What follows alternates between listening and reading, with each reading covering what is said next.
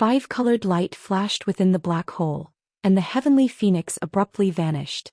With the heavenly phoenix's innate spatial abilities and Han Li's past experience with spatial rifts, he naturally wasn't going to see this mere devilish node as much of an obstacle. After all, even normal devilish lords could pass through this node. There should definitely be no issues for him. The only thing that he was wary of was that there could be some extremely powerful devilish beings situated on the other side of the node, in which case he would be landing himself in a lot of hot water.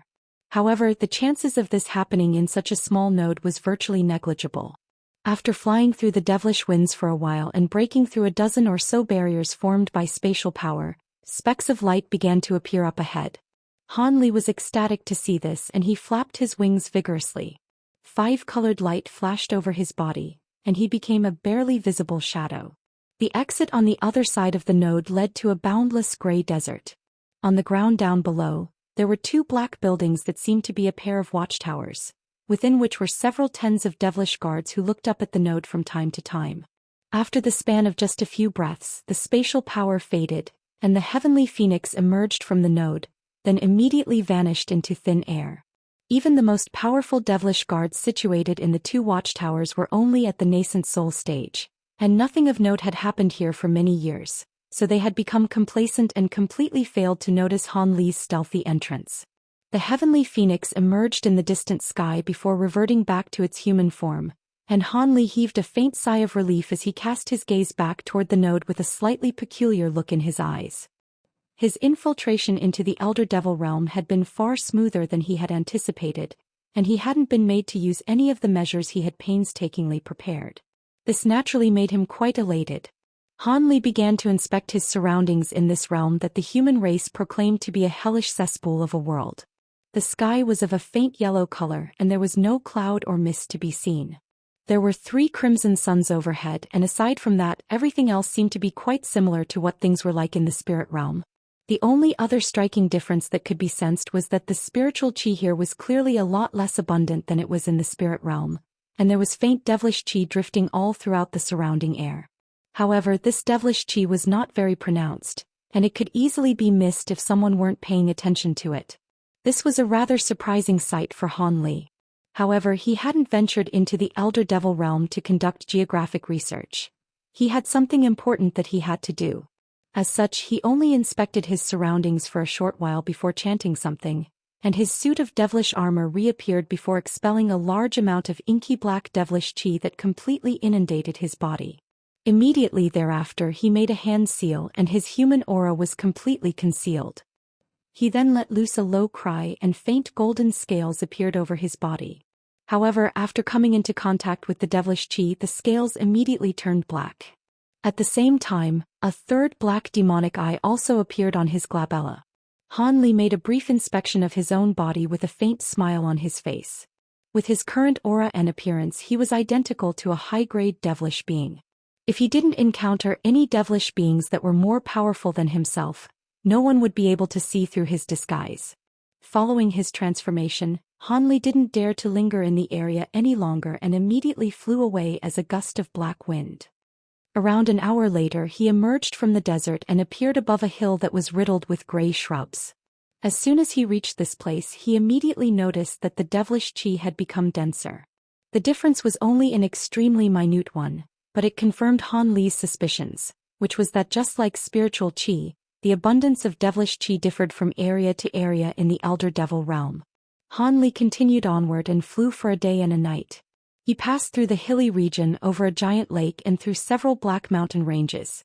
Perhaps it was because the Elder Devil realm was very bleak and barren to begin with, or he was traveling in the wrong direction. But aside from a few low-grade devilish beasts, he didn't encounter any other devilish beings. This made Han Li feel slightly more relaxed but also a bit more wary. On the 4th day, Han Li finally encountered several mid-grade devilish beings with human bodies and horse heads battling at the foot of a small mountain. These devilish beings wielded wooden clubs with beast-hide garments draped over their bodies. They were extremely ferocious and seemed to possess a certain level of intelligence. There was a black devilish beast that resembled a saber-toothed tiger lying completely still nearby, and it was quite clear that these devilish beings were fighting over this prized prey. Han Li was ecstatic to see this, and he descended from above before releasing a few arcs of golden lightning to knock out these devilish beings. He then made a grabbing motion to draw one of them into his grasp before pressing a hand firmly onto the top of the devilish being's head. His eyes narrowed slightly and black light flashed from his fingertips as he unleashed a soul search technique. Just as he had expected, the devilish being possessed only a very elementary level of intelligence, and there really wasn't much for him to sift through in its spiritual sense. Thankfully, he wasn't searching for any complex information, and through his soul search technique, he discovered a suitable place that wasn't far away. Golden lightning sprang forth from his hand again to instantly incinerate this devilish being into dust, and he did the same for the other devilish beings as well as that devilish beast carcass. After that, he flew toward a different direction compared to his original one. Several hours later, a boundless canyon appeared up ahead. The black winds faded, and Han Li appeared in the air above the canyon before casting his gaze downward. The canyon down below was several thousand feet wide and unfathomably deep. Howling winds were blowing incessantly through it, and there was a vast expanse of murky yellow mist within it. Han Li descended into the canyon without any hesitation as gray light flashed over his body, and the fierce winds faded as soon as it came into contact with this gray light. As he descended further and further, the air temperature plummeted drastically, and a layer of frost could be seen on the faces of the canyon. These temperatures naturally weren't low enough to be of concern to Han Li, and after descending for over 10,000 feet he finally reached the bottom of the canyon where a blue glacier was situated. Theoretically speaking, the temperatures here should have frozen this river completely solid, but it showed no signs of freezing over at all. However, there were thick layers of blue ice on either side of the river, and fierce winds were howling in the air over 100 feet above the glacier. Han Li hovered in the air several tens of feet above the glacier, and he swept his gaze downward, upon which a hint of surprise appeared on his face. This river is indeed rather peculiar. It's so calm and still on the surface, but it's as violent as a waterfall deeper down. It most likely leads straight to an underground river. On top of that, the glacial power here is also rather peculiar, Han Li murmured to himself. Right at this moment, a burst of hissing rang out from the fierce winds up above, and two extraordinarily fast streaks of blue light shot forth, reaching Han Li in a flash. This was a pair of translucent blue flying snakes with triangular heads and black crowns that resembled those of roosters. Just from their appearance alone, it was quite clear that they possessed lethal poison. Han Li's expression darkened upon seeing this, and his hands shot forth in a blur to catch the two flying snakes before crushing them without any hesitation. The two snakes didn't even have a chance to utter one final sound before they were instantly killed. Han Li tossed the bodies of the flying snakes into the water down below. They were instantly frozen solid before slowly sinking into the river, vanishing into its depths in the blink of an eye. Han Li closed his eyes before releasing his spiritual sense to track the progress of the two snake carcasses, following which a content look soon appeared on his face. As expected, they were swept away. I don't know where this glacier will lead to, but I'm sure something that's tossed into it will have a very low likelihood of being discovered. Han Li murmured to himself as he flipped his hand over to produce a pristine white wooden box. He took a rather forlorn glance at the wooden box, but gritted his teeth and tossed it downward in the end. A layer of blue ice instantly appeared over the surface of the wooden box, and it also sank into the glacier. Han Li stared down into the depths of the glacier in silence, and after close to an hour had passed, he heaved a faint sigh as the expression on his face eased slightly. At this point, the wooden box had already disappeared into the underground river. He was quite reluctant to part with the treasure, but it contained two sacred ancestors, so it was naturally best to get rid of it as early as possible. He didn't know whether those two devils would be able to escape from the confinement of the devil sealing lock someday, but from this day forth, they no longer had anything to do with him. The Elder Devil realm naturally wasn't a place to linger in for an extended period of time, so Han Li didn't hesitate any longer as he flew out of the canyon before embarking on a journey back to the spirit realm. Meanwhile, within the space inside the wooden box that was drifting along the underground river, Che Qigong was meditating in a cave-like secret chamber with black and white light flashing over his body, seemingly cultivating something. Within a mysterious stone hall elsewhere in the same space, Wuxia was doing the same thing while seated atop a futon. Both of them were completely oblivious to what was going on outside the wooden box, And if they were aware, they would most likely be cursing Han Li with all of the derogatory terms in their vocabulary. After all, Han Li had just unintentionally foiled their plan to secure the other half of the chaotic yin-yang qi through his cautious actions. The return journey proved to be a very smooth one for Han Li. Flying at full speed, he returned to the Yellow Desert in just a day, and the devilish node soon appeared up ahead. Everything was the same as when he had left the node, and Han Li wasn't all that surprised to see this. The black qi around his body faded, and he transformed into a heavenly phoenix again before flying toward the node as a faint streak of light. After just a few flashes, he flew into the node, escaping the detection of the devilish guards down below once again, and this journey through the node was also a smooth and uneventful one. A short while later, the heavenly phoenix emerged in the spirit realm as a ball of 5-colored light, but in the instant before he exited the node, he swept his spiritual sense through the surrounding area. As he had expected, devilish beings had surrounded the node, and a cold smile appeared on his face after detecting this. Bright light erupted from the heavenly phoenix's body, and it disappeared from the spatial passageway in a flash. In the next instant, spatial fluctuations appeared outside the node, and an azure figure emerged out of thin air. As soon as Han Li appeared, a loud cry of attack rang out nearby. Immediately thereafter, countless streaks of black light hurtled toward him from all sides, and fierce winds were swept up overhead as a dozen or so two-headed devilish birds swooped down from above. Down below, 2 azure battle arcs that were each several hundred feet in length emerged, and they blasted forth 2 pillars of black light that reached Han Li in a flash. Several hundred devilish guards had gathered near the exit of the node, and as soon as Han Li had returned, they immediately unleashed a torrential barrage of attacks.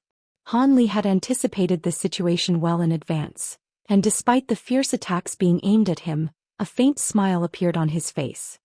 He abruptly swept a sleeve forward, and a burst of gray light swept forth before forming a translucent light barrier that completely shielded his body within. He then flicked his fingers casually up toward the giant devilish birds, paying no heed to the oncoming streaks of black light around him. Around a dozen streaks of azure sword qi shot forth in a flash from his fingertips, and before they even knew what had happened, each of the devilish birds had been sliced into 2. Their carcasses crashed down from above amid a rain of blood, and the high-grade devilish beings appraising the proceedings from afar were extremely alarmed to see this. Those 2-headed devilish birds possessed bodies that were more resolute than iron and steel. Even the average treasure wouldn't be able to harm them in the slightest, yet they had just been sliced apart by Han Li with ease. However, whatever was even more astonishing to them was that all of the streaks of black light and that pillar of light had vanished as soon as they had struck the gray light barrier around Han Li's body. It was as if they had all been devoured by the light barrier. That's a body integration stage human cultivator. Retreat at once. One of the high-grade devilish beings hurriedly commanded. Those high-grade devilish beings were none other than the 4 deity transformation stage devilish beings and that brocade-robed late spatial tempering stage devil. After they had dealt the Wood Tribe resistance force a heavy defeat, they discovered that the devilish beings guarding the node had disappeared, and this had naturally been quite an alarming discovery for them. They had no idea what had happened, but if some kind of mishap were to befall the devilish node, then they would all be held accountable. Thus, following some discussion, they contacted the other devilish strongholds nearest to them and gathered a group of elite devilish warriors to surround the node. In reality, they were doing this just for show, and they didn't actually think that they would catch anyone, but much to their surprise, Han Li had returned after staying for only a few days in the Elder Devil realm. As soon as he returned, he immediately fell into their trap, and initially they had been ecstatic to see this, but their elation soon gave way to horror when the brocade-robed devilish being ascertained Han Li's cultivation base. The high-grade devilish beings exchanged a few horrified glances before immediately flying away as streaks of black light. In order to not alert Han Li to their escape, they didn't even notify their subordinates of what they were doing. However, with Han Li's immense spiritual sense, he had naturally already spotted these high-grade devilish beings.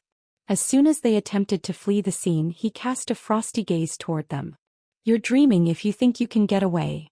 As soon as his voice trailed off, Han Li made a grabbing motion with his pristine white hand, and spatial fluctuations erupted in the air above the high-grade devilish beings, following which a giant 5-colored hand that was over 100 feet in size abruptly appeared before swooping downward.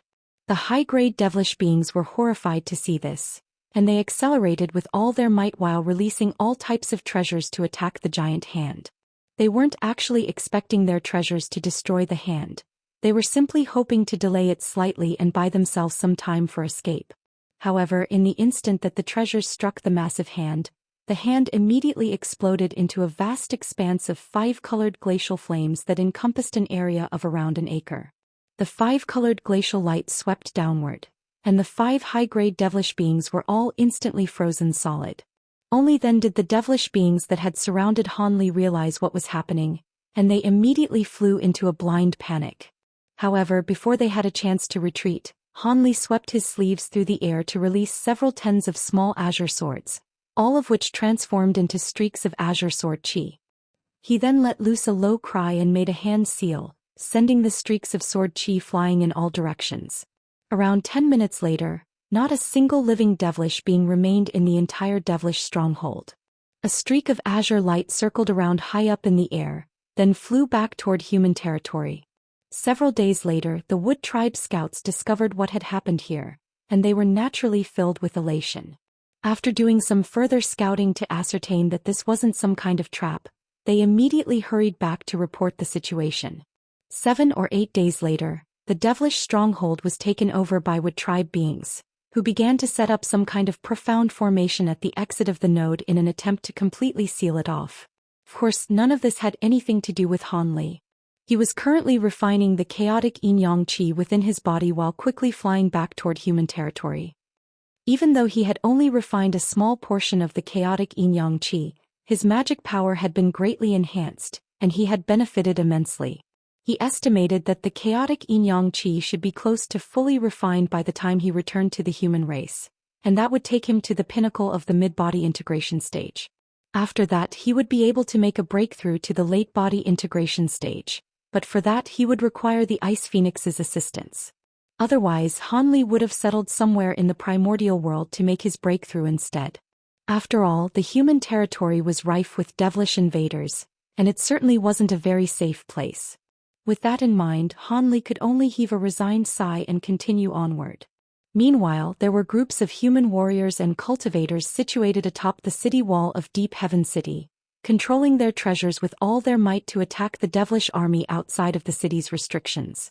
An extremely fierce battle was taking place, and similar scenes were unfolding all throughout the human and demon territories. During the recent period of time, the devilish army had suddenly become a lot more ferocious and began to launch wave after wave of fierce assaults without any regard for the casualties they suffered. Countless low-grade and mid-grade human and demonic beings had perished during these intense battles, and the number of casualties among high-grade cultivators at or above the deity transformation stage was also spiking drastically. This made both races extremely nervous and apprehensive. During past devilish tribulations, these cities should be fine after withstanding a few years of attacks from the devilish army. As such, all of the cities were using everything at their disposal to ward off the attacks, eagerly hoping for the arrival of the day when the devilish army would run out of steam. Unbeknownst to everyone, there were currently around a dozen human and demonic body integration stage beings gathered on a mysterious island situated on the border of the human and demon territories. At present, all of them were discussing a secretive matter in a hall that was surrounded by layer upon layer of restrictions. So the Elder Devil race is planning to conquer our territory, then settle permanently in the spirit realm, an elderly man with snowy white hair mused with furrowed brows. That's not the extent of it. The scouts that we sent into the Elder Devil race have discovered that a huge group of low-grade Elder Devils have been mobilized, and they're about to force their way into the spirit realm soon, a red-haired middle-aged man said with a dark expression. Low-grade Elder Devils? Approximately how many have been mobilized? Someone sighed before asking. We don't have an accurate figure, but it's going to be at least 1 billion, the red-haired man replied after a brief pause. 1 billion. Everyone gathered in the hall was astonished to hear this. Is this figure really reliable? There aren't that many pure Elder Devils in the entire Elder Devil realm. 1 billion will comprise of close to 10% of all of the Elder Devils in the Elder Devil realm. How are the sacred ancestors willing to take such a huge risk? A white-robed elderly woman asked. The information we've received is definitely reliable. Many of the cities inhabited by the elder devils have already been completely vacated. 1 billion is already only a conservative estimate, the red-haired man replied in a confident manner. It looks like those devilish beings are preparing for an all-or-nothing invasion. It's a pity that we were unable to ascertain the reason behind their act of desperation even after we sent so many scouts into the elder devil realm to investigate. Otherwise, we'll be able to target them much more effectively, the white-haired elderly man sighed. It seems that only the sacred ancestors are aware of the reason behind this desperate devilish invasion. Even the average devilish lord has been kept completely in the dark. We've taken huge risks in the past to capture devilish lords alive, but we've been unable to glean any relevant information even after using soul search techniques on them, the white-robed woman said in a resigned manner. Regardless of why the elder devil race is doing this, we definitely can't allow them to do as they please. The backup measures we've prepared have all been implemented, and 2 of them are mostly complete.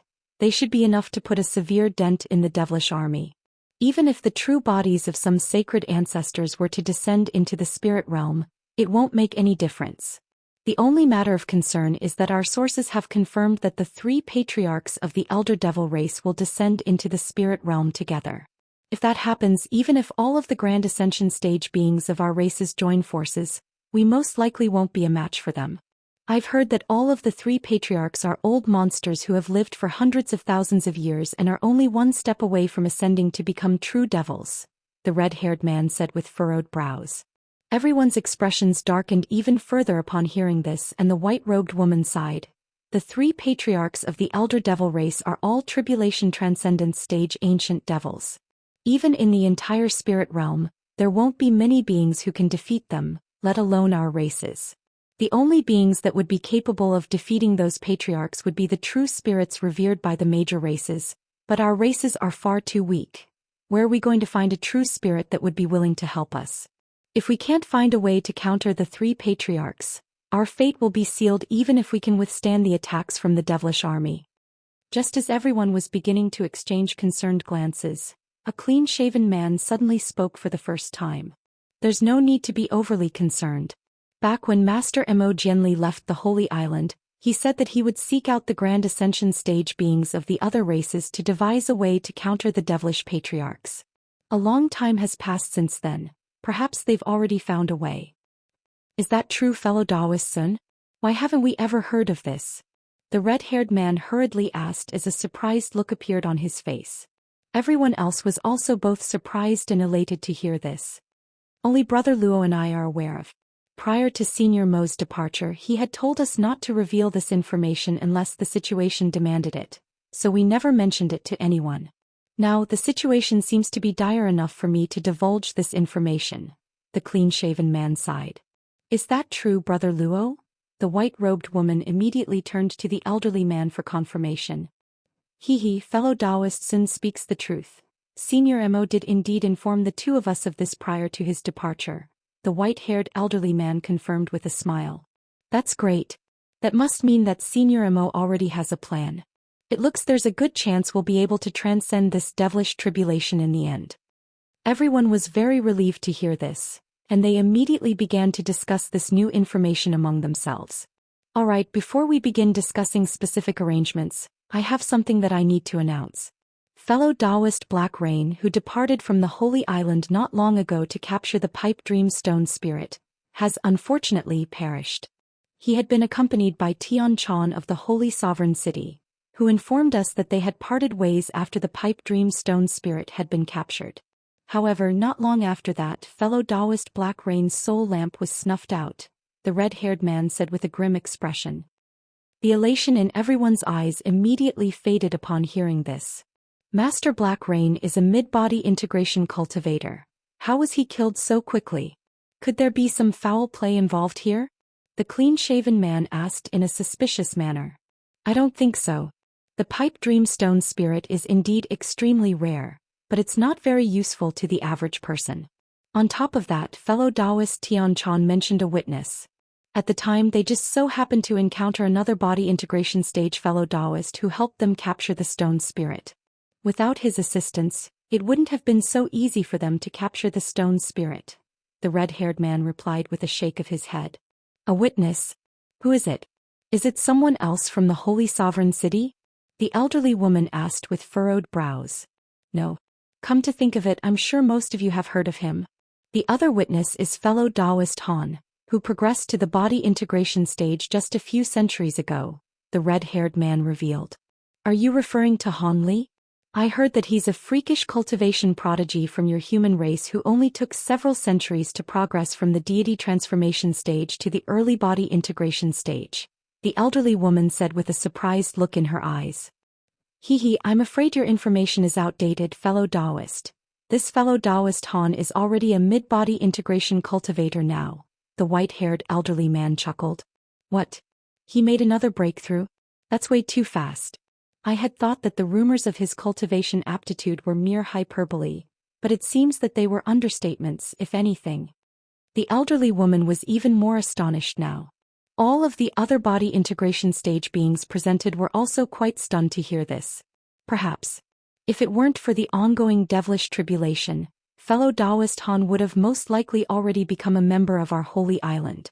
Setting that aside for now, have you tracked down fellow Taoist Han to ascertain the details of what happened to fellow Taoist Black Rain?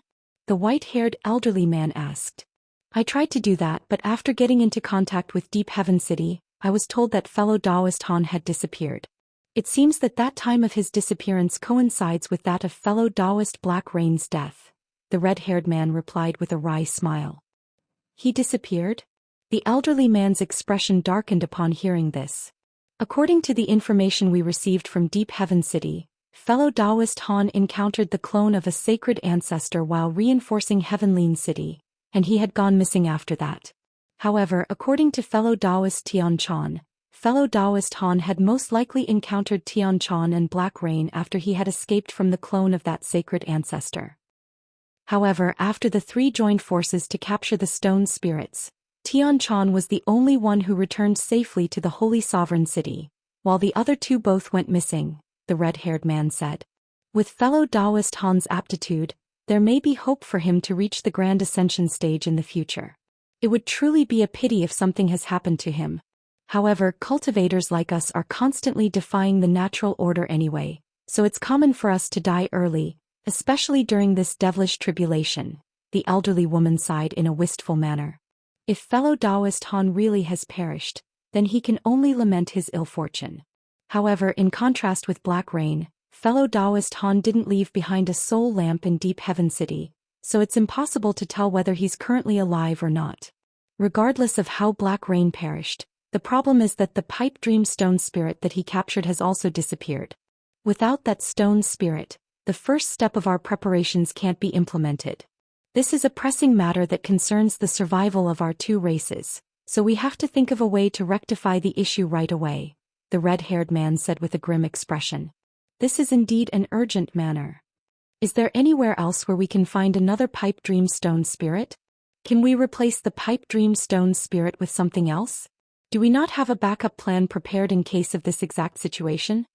Everyone quickly began to offer their opinions and insights. A pipe dream stone spirit is far from easy to find. The one that we sent fellow Taoist Black Rain to capture was one that was discovered tens of thousands of years ago. As for substitutes, we did indeed prepare a few, but resorting to those substitutes will hamper our preparations, and it's hard to say whether we'll be able to achieve the intended effect in the end, the red-haired man said. Everyone fell silent upon hearing this, and a tense silence descended over the entire hall. Leave the pipe dream stone spirit to me. I have more important matters that I'll require your assistance with, fellow Taoists. A faint male voice suddenly echoed throughout the hall, and everyone was rather bewildered to hear it. An ecstatic look immediately appeared on the red-haired man's face, and he sprang up from his chair as he exclaimed, "Senior Ao Shao, is that you?" Almost at the exact same moment, the gate of the hall was opened from the outside, and two people strode into the hall one after another. The first person was a man who appeared to be in his 30s with a faint smile on his face. He wore a set of silver robes and had a head of long black hair that trailed down to his waist. Behind him was a stunning silver-haired beauty with skin as fair as snow, and shimmering silver locks that looked as if they had been forged from pure silver. We pay our respects to Senior Ao Shao and welcome Senior Ao Shao to the Holy Island. All of the people in the hall were ecstatic to see the silver-robed man, and they hurriedly rose to their feet before extending respectful bows. This man was the only grand ascension stage being of the demon race, the vastly renowned patriarch Ao Shao. No need for formalities. I can see that there's a mix of familiar faces and ones that I'm only now seeing for the first time here, the silver-robed man said with a smile. Please take a seat, Senior Ao Shao, the white-haired elderly man said as he hurriedly vacated the main seat in the hall. Patriarch Ao Shao nodded before taking a step forward, and everyone felt their vision blur before he somehow appeared in front of the chair, then calmly took a seat. The silver-haired woman also strode into the hall and stood behind Patriarch Ao Shao, completely ignoring everyone's bewildered eyes. The white-haired elderly swept his spiritual sense toward the woman to find that she was a late spatial tempering stage demonic cultivator, and he couldn't help but ask, "May I ask who this is?" "This is my granddaughter Ling Long. You may not have met her before, but I'm sure you've heard of her," Patriarch Ao Shao replied. A hint of surprise flashed through the elderly man's eyes upon hearing this, and he said in a polite manner, "Oh, it's Fairy Ling Long. Please forgive me for my rudeness." Indeed, this woman was none other than Silver Moon, who had parted ways with Han Li in the human world over 1,000 years ago. Of course, this Silver Moon was different from the Silver Moon of the past. She had fused the split soul and possessed the complete soul of Silver Moon. Everyone else was also rather surprised to hear who this woman was. The Holy Island held a very special status among both the human and demon races, so the beings on the island naturally paid close attention to the 7 demon monarchs that ruled over the demon race. Fairy Ling Long was Wolf Monarch Tian Kuei's concubine, and she had once been sealed in the human world for many years. All of the elders of the Holy Island had heard about how her relationship with Wolf Monarch Tian Kuei had become rather strained following her return to the spirit realm, even though this was only the first time that they had met her. Silver Moon paid no heed to this and merely stood in silence behind Patriarch Ao Shao with her head slightly lowered. "Senior Ao Shao, to what do we owe this pleasure? Have you recovered from your last tribulation transcendence?" the red-haired man asked in a respectful manner. "My last tribulation transcendence was indeed a bit of an ordeal, but after resting for so many years, I've already completely recovered. Otherwise I wouldn't have appeared here. As for why I came to the Holy Island, I was naturally invited here by fellow Taoist Mo," Patriarch Ao Shao said with a faint smile. "Does this mean you've already met Senior Mo? That's fantastic news. He also fell completely into obscurity after leaving the Holy Island all those years ago, and we've been very concerned about him," the clean-shaven man said as an ecstatic look appeared in his eyes. He's not even as old as I am. There's no need to be concerned for him. Alright, I won't waste any further time with my rambling. On this occasion I was asked to come here by fellow Taoist Mo to deliver a message for him, and also to remain on the island for a while," Patriarch Ao Shao said. The clean-shaven man's heart stirred upon hearing this, and he asked in a respectful manner, "What message does Senior Mo have for us?" Fellow Taoist Mo recently received news that the location of the Holy Island seems to have been leaked to the Elder Devil race. The devilish army currently doesn't possess the power to pose a threat to the Holy Island yet, but we still have to take some precautions just in case. The Holy Island holds an extremely important status in our 2 races. If something were to happen to this place, morale would plummet to an unsalvageable degree, Patriarch Ao Shao said as a grim look appeared on his face. "The location of the Holy Island has been leaked again? But that's impossible. The Holy Island only just teleported to a new location. It won't be able to teleport again in the near future," one of the body integration stage beings present exclaimed. "There's no need to panic. I'll be here to hold down the fort." The fact that the location of the Holy Island was leaked again in such a short time indicates that a devilish spy has most likely infiltrated the island. However, the spy shouldn't be very troublesome to track down. We just have to investigate all of the people who have entered the island since the commencement of the devilish tribulation to find the culprit, Patriarch Ao Shao said in a cold voice. The white-haired elderly man's heart jolted upon hearing this, and he hurriedly cupped his fist in a salute as he said, "I'll organize some people to conduct an investigation right away." Patriarch Ao Shao nodded in response, and after a brief pause he said something that came as quite a surprise to everyone. The other message that fellow Taoist Mo wanted me to relay is that we need to adjust the countermeasures we've originally prepared against the devilish army. Why is that? Those countermeasures are all powerful trump cards that took us and Senior Mo over 100 years to devise. Surely there won't be any issues with them, the elderly woman asked. This is most likely a decision that fellow Taoist Mo made after meeting the Grand Ascension stage fellow Taoists of the other races. I presume he must have identified some fallacies in the original countermeasures that had been prepared through his communication with those fellow Taoists. Rest assured, this doesn't require everything to be torn down and redone anew. Only 2 or 3 of the countermeasures will need to be adjusted. I'll disclose the specific details to all of you later. Coincidentally, one of the adjustments that need to be made makes the pipe dream stone spirit redundant, as fellow Taoist Mo has already decided to substitute it with something else. This substitute will only produce a better effect than what it originally would have been, and I've brought the substitute along with me.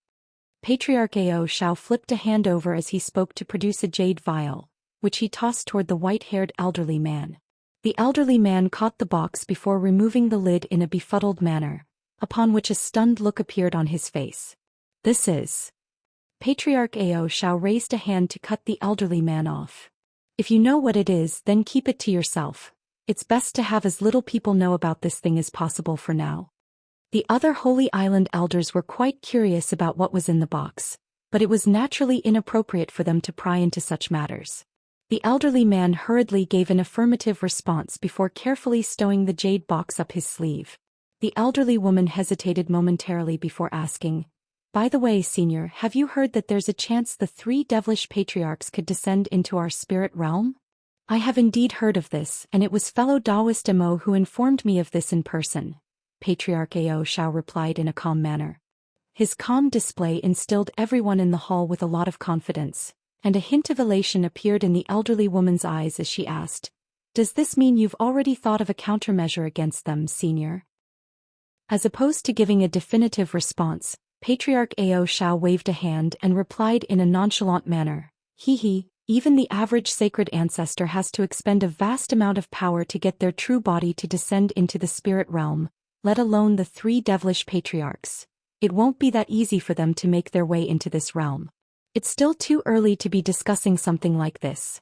We can consider it after we deal with the current threat posed by the devilish army."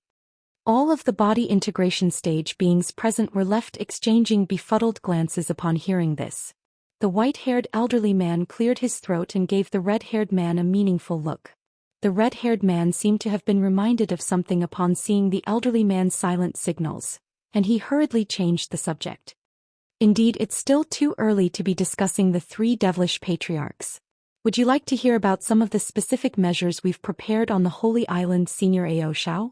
There are some issues that we're unable to resolve and will require a verdict from you." A hint of a smile appeared on Patriarch Ao Xiao's face as he nodded in response. "Sure, go ahead. Firstly, in order to deal with those low-grade devilish beasts, we've been nurturing an army of spirit beasts, and that army is basically complete. We've also begun breeding some ferocious insects with shorter lifespans, and they should just about reach maturity once our final battle against the devilish army commences. Also, in order to refine those profound heavenly holy artifacts, we've moved all of the tool refinement masters of our human race onto the island, and they should be able to begin refining the treasures in about half a year. The only matter of concern is that there are several types of materials that are still yet to be delivered to the island, and they'll only be able to get to us after passing through several areas currently controlled by the devilish beings. Hence, we have to decide on someone to send out to receive the materials. I suggest..." The red-haired man seemed to be responsible for taking care of all general matters on the island, and Patriarch Ao Xiao listened in silence to his report. His expression remained completely unchanged, but the contemplative look in his eyes suggested that he was considering all of the matters that were being raised. After the red-haired man finished, some of the other people in the hall also stepped forward to report some other matters. Only after 2 hours had passed did everyone finish delivering their reports. After hearing what everyone had to say, Patriarch Ao Xiao didn't make a single decision. Instead, he suddenly rose to his feet with a smile and said, "It sounds like you've all done quite well. These are all matters that you can take care of on your own. There's no need for an old geezer like me to go around barking orders. I'm rather weary from my journey to get here, so I'll be going to rest now. Everyone else exchanged a few wide-eyed glances upon hearing this.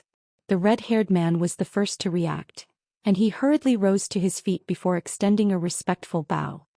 In that case, please allow me to organize a place for you to stay, Senior. Patriarch Zhou Xian nodded before making his way out of the hall in an unhurried manner, followed closely by Silvermoon. Only then did everyone else in the hall react to the situation, and they all stood up to bid Patriarch Zhou Xian farewell. Just as Patriarch Zhou Xian had made it to the entrance of the hall, a thought seemed to suddenly occur to him, and he turned back before pointing at two of the people in the hall as he said, "By the way, you two come and see me later. I have something to discuss with you." The people that he had pointed to were the white-haired elderly man and a tall and thin man who had barely spoken at all.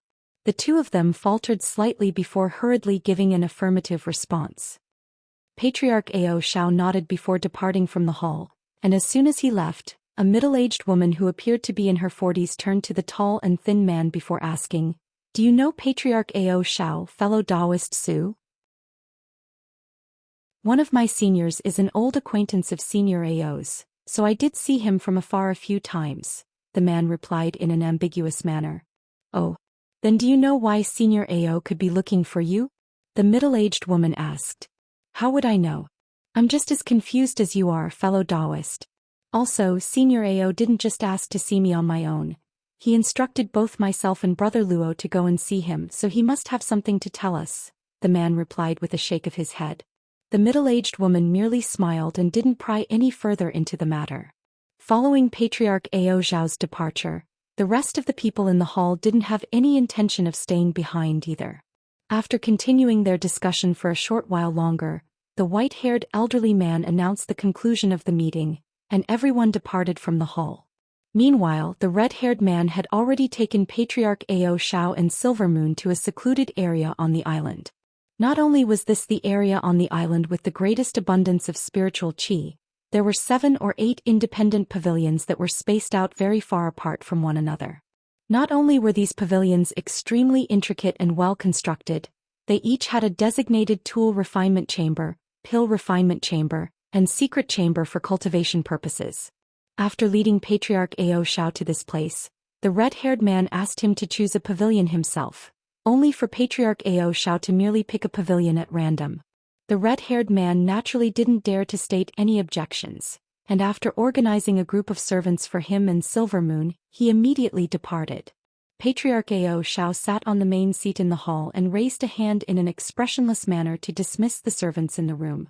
Thus he and Silvermoon were the only people left in the hall. He sat on his chair in silence and narrowed his eyes slightly, seemingly contemplating something. All the while Silvermoon stood peacefully beside him, content to remain silent as well. "At your current cultivation base, there's no reason why you shouldn't have made a breakthrough to the body integration stage with all of the pills I've given to you.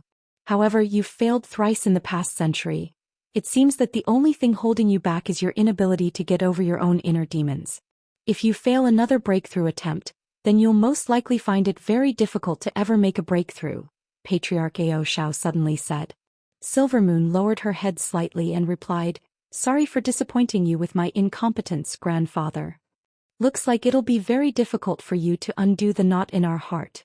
Ever since you returned from that lower realm, you've given Tian Kuei the cold shoulder and even moved in to live with me.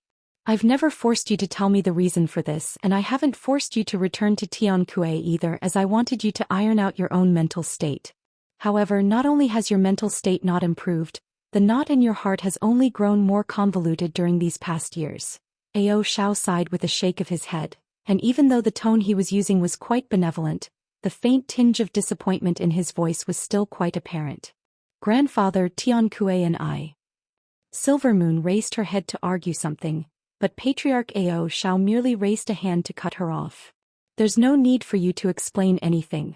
I know what you want to say. Tian Kuei took advantage of my time in seclusion to break his promise to me, planning to harvest your origin physique even before you had reached the body integration stage. He failed to do that, so he employed other underhanded methods to split your soul into two, causing you to suffer through the agony of a split soul for over 1,000 years. After that, you descended into that lower realm and then he tampered with the star-defying plate so that you couldn't return to the spirit realm in time.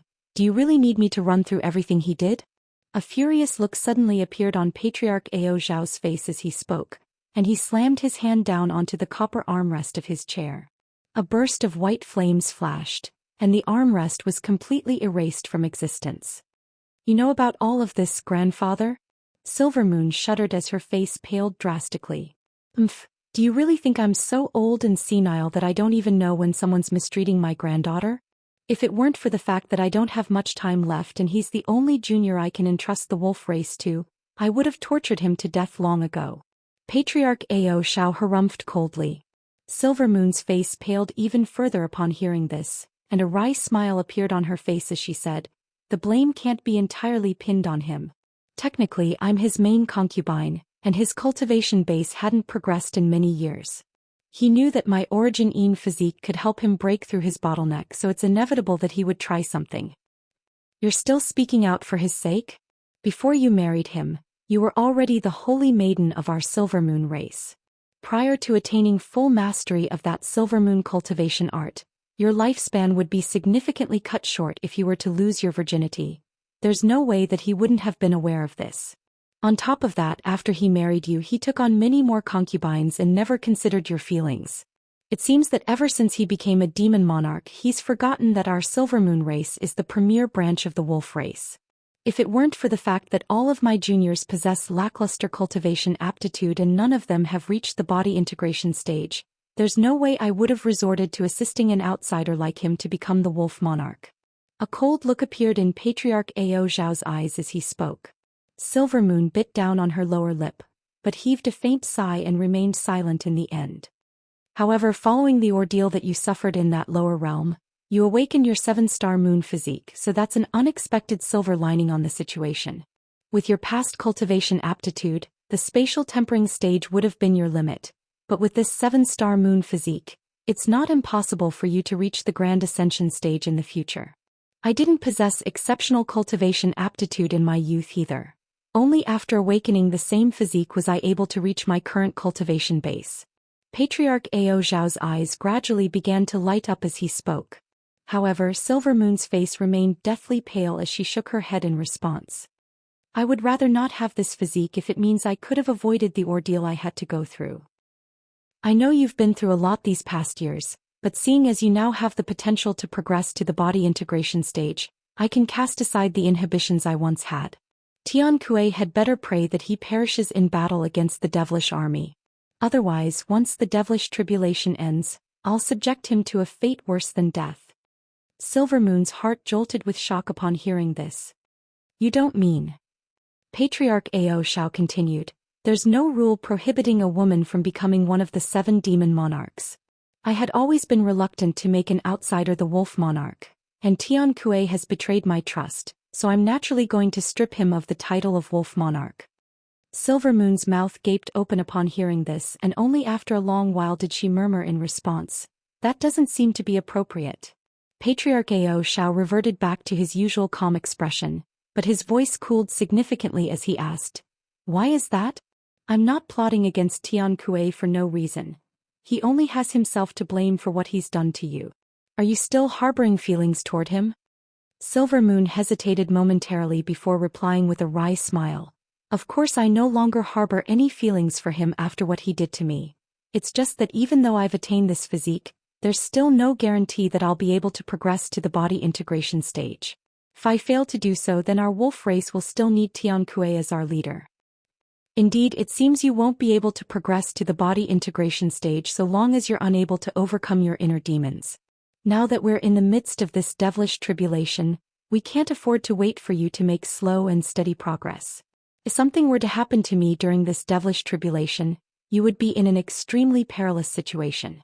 So be it, I'll have to make an exception and do something drastic. Take a look at what's in this jade slip.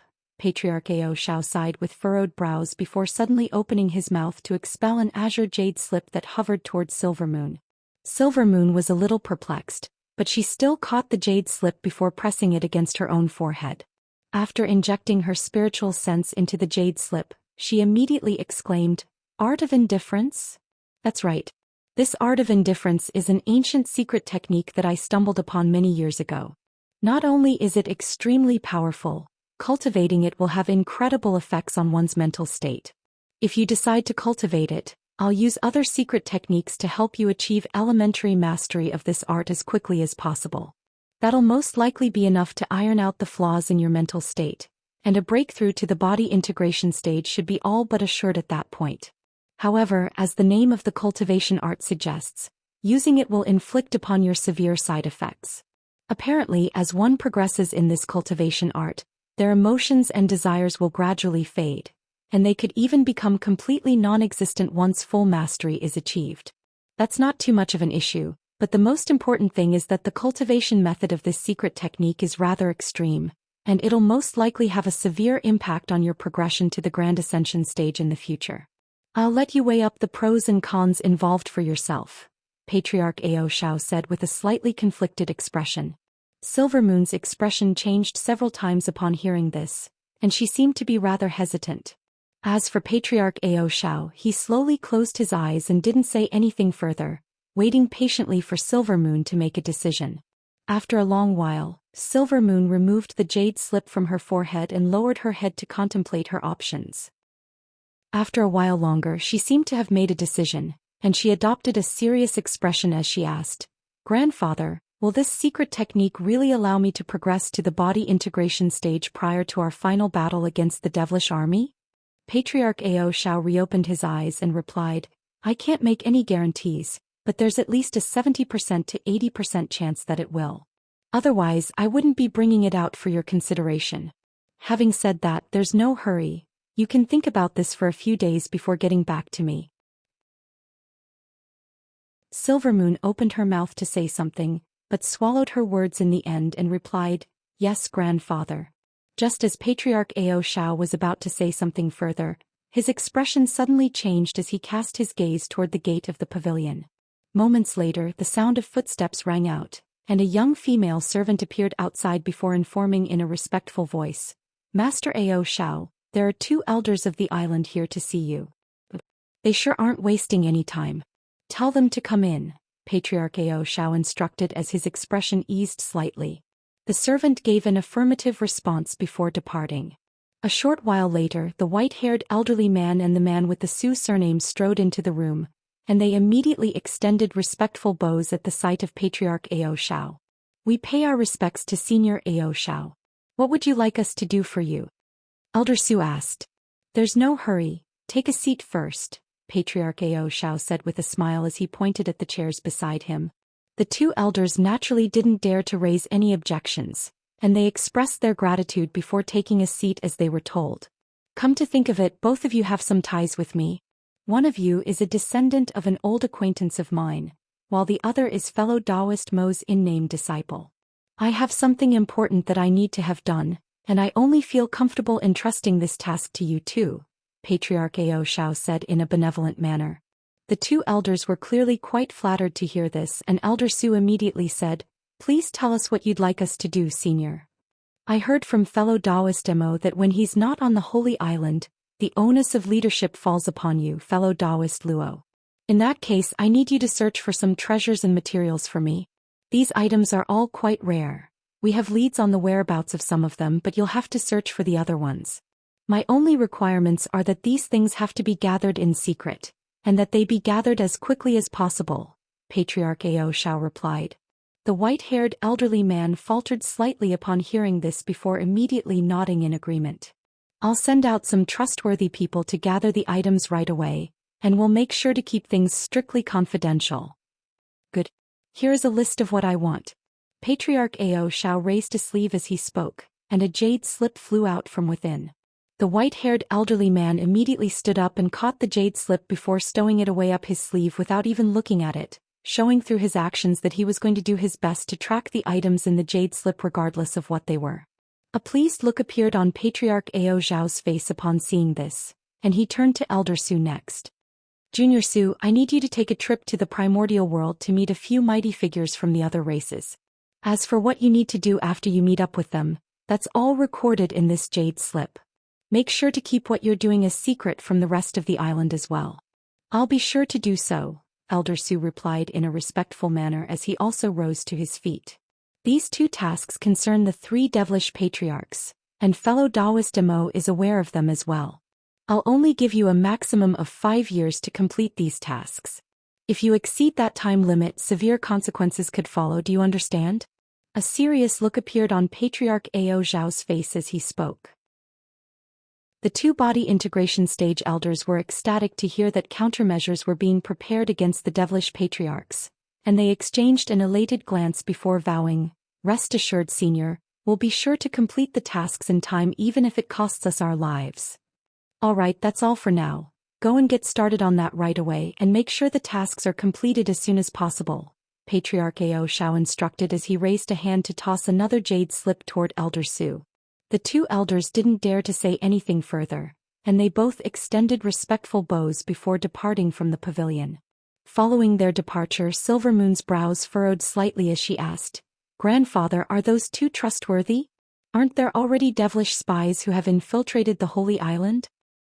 If even these 2 are untrustworthy, then no one is trustworthy. They were recommended to be by Mo Jianli as neither of them have left the Holy Island in the past 1,000 years. Besides, if they really were devilish spies, do you think I would have failed to identify them? At the very least, there shouldn't be any major issues with the Holy Island elders that we saw earlier, and that's already very good news, Patriarch Ao Zhao replied with a faint smile. Silvermoon's expression eased slightly upon hearing this, and she extended a curtsy toward Patriarch Ao Zhao as she said, "In that case, it seems I was overthinking things. I'll be going to rest now." Patriarch Ao Zhao nodded with a tender look in his eyes. "Go on. We've been traveling for several months, so you're indeed in need of some rest." "You have some rest too, grandfather.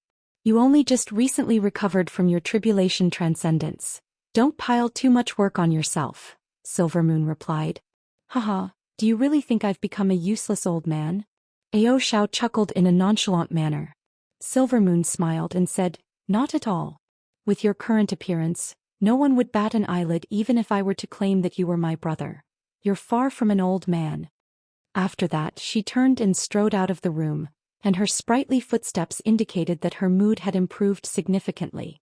Following Silvermoon's departure, Patriarch Ao Zhao's smile faded, and he sighed to himself, "I really hope she doesn't decide to cultivate that art of indifference."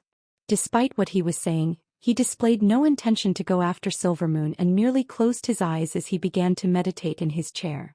After a while, he opened his eyes and suddenly said, "Show yourself." "I pay my respects to Master Ao Zhao." A female voice rang out nearby and spatial fluctuations erupted, following which a semi-transparent figure appeared several tens of feet away from Patriarch Ao Zhao. The figure then gradually became clearer and revealed itself to be a slender woman in a tight-fitting black robe. She wore a copper wolf head mask, and her hands were also sheathed in a pair of black gloves, so she wasn't revealing even a single sliver of skin. "Welcome back, Liao Ying. Even after so many years, this getup of yours still hasn't changed at all," Patriarch Ao Zhao said as a hint of amusement appeared in his eyes. The woman extended a respectful curtsy as she replied, "You also look like you haven't aged a single day, Master. I had been concerned for a long time after I heard that you had been injured during your tribulation transcendence. It's quite a relief to see that you're safe and well." A mere heavenly tribulation isn't enough to kill me. Alright, setting aside the pleasantries for now, I ordered to stay on the Holy Island in secret as a safety precaution. Now, I need you to give me a specific rundown of the situation on the Holy Island. I'm going to be staying here for some time, so I have to familiarize myself with the true situation on the island, Patriarch Ao Zhao said as a serious look appeared on his face. The woman immediately did as she was told and commenced her report. The current situation on the Holy Island is not very optimistic, and that's mainly due to the devilish. Patriarch Ao Zhao listened intently to her report and asked questions for further elaboration whenever there was something that he didn't quite understand. The woman would give an answer if she had one, or merely shake her head in response to the questions that she didn't know the answer to. At the conclusion of her report, the woman abruptly fell silent, while Patriarch Ao Zhao sat in his chair with a contemplative expression. Finally, Patriarch Ao Zhao nodded with a pleased expression before continuing, "You've done very well, Liao Ying. The years you spent on the Holy Island certainly haven't gone to waste. Is there any update on the person that I asked you to look into last time? The woman's brows furrowed slightly and she was silent for a moment before replying in a truthful manner. I've done my best to gather information on that man, but he hasn't ever set foot on the Holy Island, and there are many rumors about him, but very little detailed information that I could find.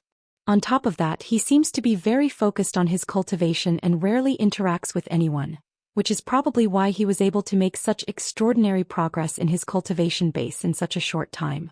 I've already organized all of the information that I have on him. Would you like me give it all to you now?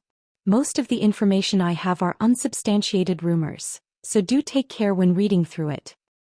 Regardless of whether the information is real or not, I have to take a look at it. It's only been less than 2,000 years since he ascended to the spirit realm, and he's already forged such a resounding reputation for himself. Most importantly, he's the main factor behind the flaws in Ling Long's mental state. Let me see exactly what makes him so special. Patriarch Ao Xiao said as a cold look appeared in his eyes. The black-robed woman gave an affirmative response before raising a hand to release a ball of azure light. Patriarch Ao Xiao made a grabbing motion and to draw the ball of azure light into his hand, then injected his spiritual sense into it. After a short while, he finished examining the information, but seemed to be rather displeased by what he had seen. Why is there so little information? And most of this stuff is downright absurd. You're telling me that he was able to match a late body integration cultivator in battle at just the early body integration stage? Do you even believe this yourself? I've merely gathered all of the information on him that I could find.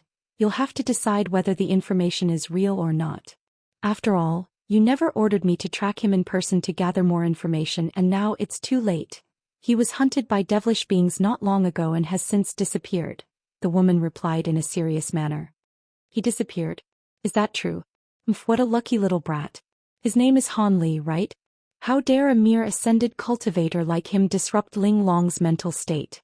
Because of him, she's been unable to make a breakthrough that should have come easily to her. He deserves to be killed thousands of times for what he's done. Patriarch Ao Xiao said as a hint of killing intent flashed through his eyes.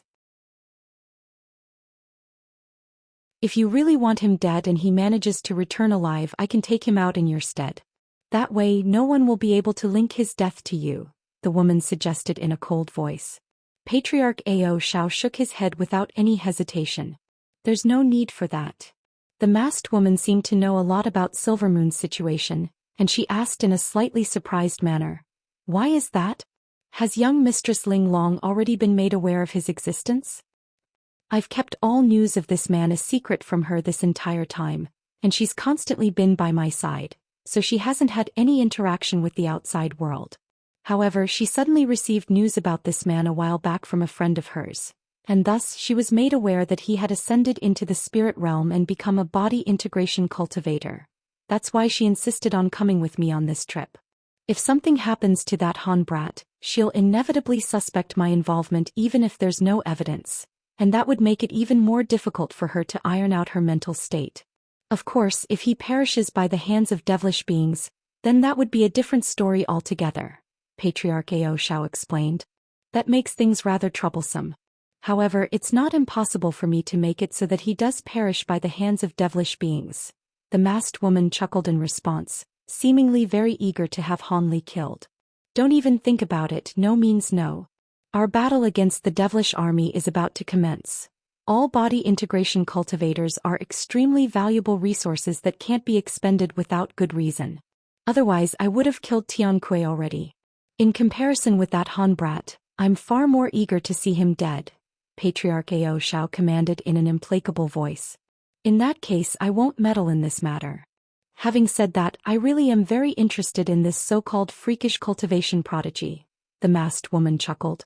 Liao Ying, how many years have you been a shadow guard of mine? Patriarch Ao Xiao suddenly asked. The masked woman faltered slightly upon hearing this before asking in a surprised manner. Around 50,000 to 60,000 years now. Why do you ask, Master? Back when I saved you from that spatial storm, you vowed to serve me for 100,000 years and signed a 100,000-year soul contract with me. I intend to transfer the remaining on the contract to Ling Long. What do you think? Patriarch Ao Xiao asked in a serious voice. Master Ao Shao, I signed that soul contract as I was grateful to you for saving my life. But the main factor contributing to my decision was the fact that you're a Grand Ascension cultivator. Otherwise, I would have repaid you through an alternate method. The woman's brows furrowed slightly with displeasure upon hearing this. So the only reason you're against this is because Ling Long's cultivation base is lacking? Patriarch Ao Shao asked in a calm voice. Indeed. I've watched Ling Long grow up from a little girl and I've become quite attached to her.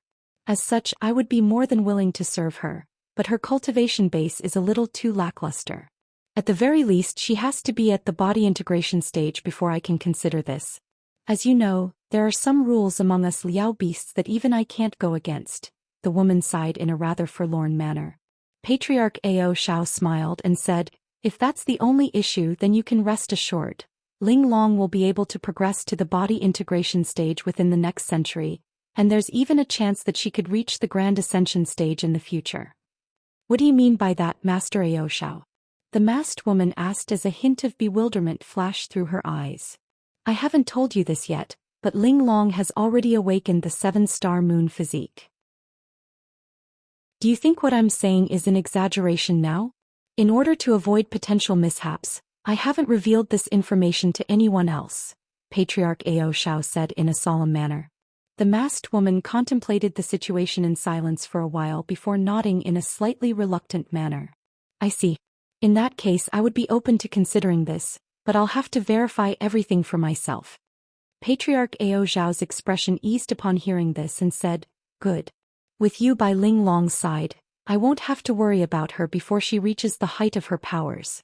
Let's not drag this out for too long. I'll prove to you that Ling Long has awakened the 7-star moon physique and transfer the soul contract over to her within the next few days. The masked woman nodded before asking, I'm naturally willing to cooperate, but may I ask why you're in such a hurry, Master Ao Shao? Could it be that you're preparing backup options for young Mistress Ling Long as you're not confident in the upcoming battle? If I didn't have any confidence, then I wouldn't have made this trip in person. I don't know what the Elder Devil race is planning, but with the Grand Ascension stage beings of the other races on our side, we have a good chance of securing victory. I can't disclose any further details than that, but it's necessary for me to take some precautionary measures. Even without this devilish tribulation, I won't be able to withstand my next heavenly tribulation anyway, so I have to start thinking for the future when I'm gone, Patriarch Ao Shao said with a nonchalant smile. The masked woman's heart stirred upon hearing this, but she didn't say anything further. After a while, Patriarch Ao Shao continued, there's nothing else I need you to take care of for now, so you can go. We're going to begin investigations to weed out the devilish spies on the island soon. Make sure you don't get discovered. Otherwise, the ensuing misunderstanding could lead to a lot of trouble. At the very least, you'll no longer be able to use your current false identity. Yes, Master. I'll be taking my leave now. The masked woman nodded before her body gradually turned transparent again, and she vanished amid a burst of faint spatial fluctuations. Following her departure, Patriarch Ao Shao sat in silence by himself for a while longer before heaving a faint sigh and closing his eyes again. Meanwhile, in a small mountain range close to 100,000 kilometers away from Deep Heaven City, there was a group of red-robed human cultivators hiding on a mountain summit while appraising an extremely secluded small canyon in the distance. The group of cultivators was comprised of men and women of all ages, and there were a few elderly men and women among them who possessed immense magic power. However, all of them were looking rather worse for wear and seemed to have only arrived here after a long journey. An elderly man with 2 long swords strapped to his back withdrew his gaze before turning to an elderly man beside him with a scar on his face. Junior Marshal Brother Lee, are you sure that there's a teleportation formation in that canyon that'll take us directly to Deep Heaven City? Rest assured, Senior Marshal Brother, this teleportation formation is designated for elders of Deep Heaven City, so extremely few people know about it. I only heard about it as one of my old acquaintances is a heavenly guard looking after the formation, and he unintentionally revealed its existence to me during a drunken rant. The scarred elderly man immediately replied. I wouldn't be so confident. It's been quite a long time since those devils took over this area. Even the most secluded of teleportation formations could have been tracked down by now, the elderly man said with a concerned shake of his head. The problem is that Deep Heaven City has been sealed off by the devilish beings now, and it would be nothing short of suicide to try and reach it directly. Junior Marshal Brother Li's suggestion is our only hope, a hideous elderly woman interjected. The sword-bearing elderly man gritted his teeth and said, "Indeed, Junior Marshal sister, we have no alternatives. If we keep hiding out in the open like this, then our holy sect will inevitably be hunted down eventually. Only by making it into Deep Heaven City will we be able to ensure that the heritage of our sect gets passed on. We have no choice but to take a risk." The scarred elderly man was ecstatic to hear this. "You've definitely made the right decision, Senior Marshal Brother. In the past, even the 3 sovereign cities have been conquered during previous devilish tribulations. Only Deep Heaven City has a spotless track record. If we can get into the city, then we'll be saved for sure. I'll send some disciples to scout the area right away." "There's no need for that. If the devilish beings have set up traps around the area, then normal disciples most likely won't be able to discover them. It would be best if we made a trip there ourselves. Even if we do end up falling into a trap, ordinary devilish beings won't be able to stop us anyway," the sword-bearing elderly man countered. "All right, we'll do as you say then, Senior Marshal Brother. Junior Marshal Brother Li and I will come along with you," the elderly woman agreed after a brief moment of contemplation. "No, you stay behind, Junior Marshal sister. Your powers are second only to mine in our sect, so we have to keep you here as a backup option. If something happens, don't wait for us. Get away from here with the disciples right away. Junior Marshal Brother Li, Junior Marshal Brother Yang, you two can come with me. One of you has information about the teleportation formation, and the other is adept in the art of formations, so both of you possess useful skill sets," the sword-bearing elderly man instructed.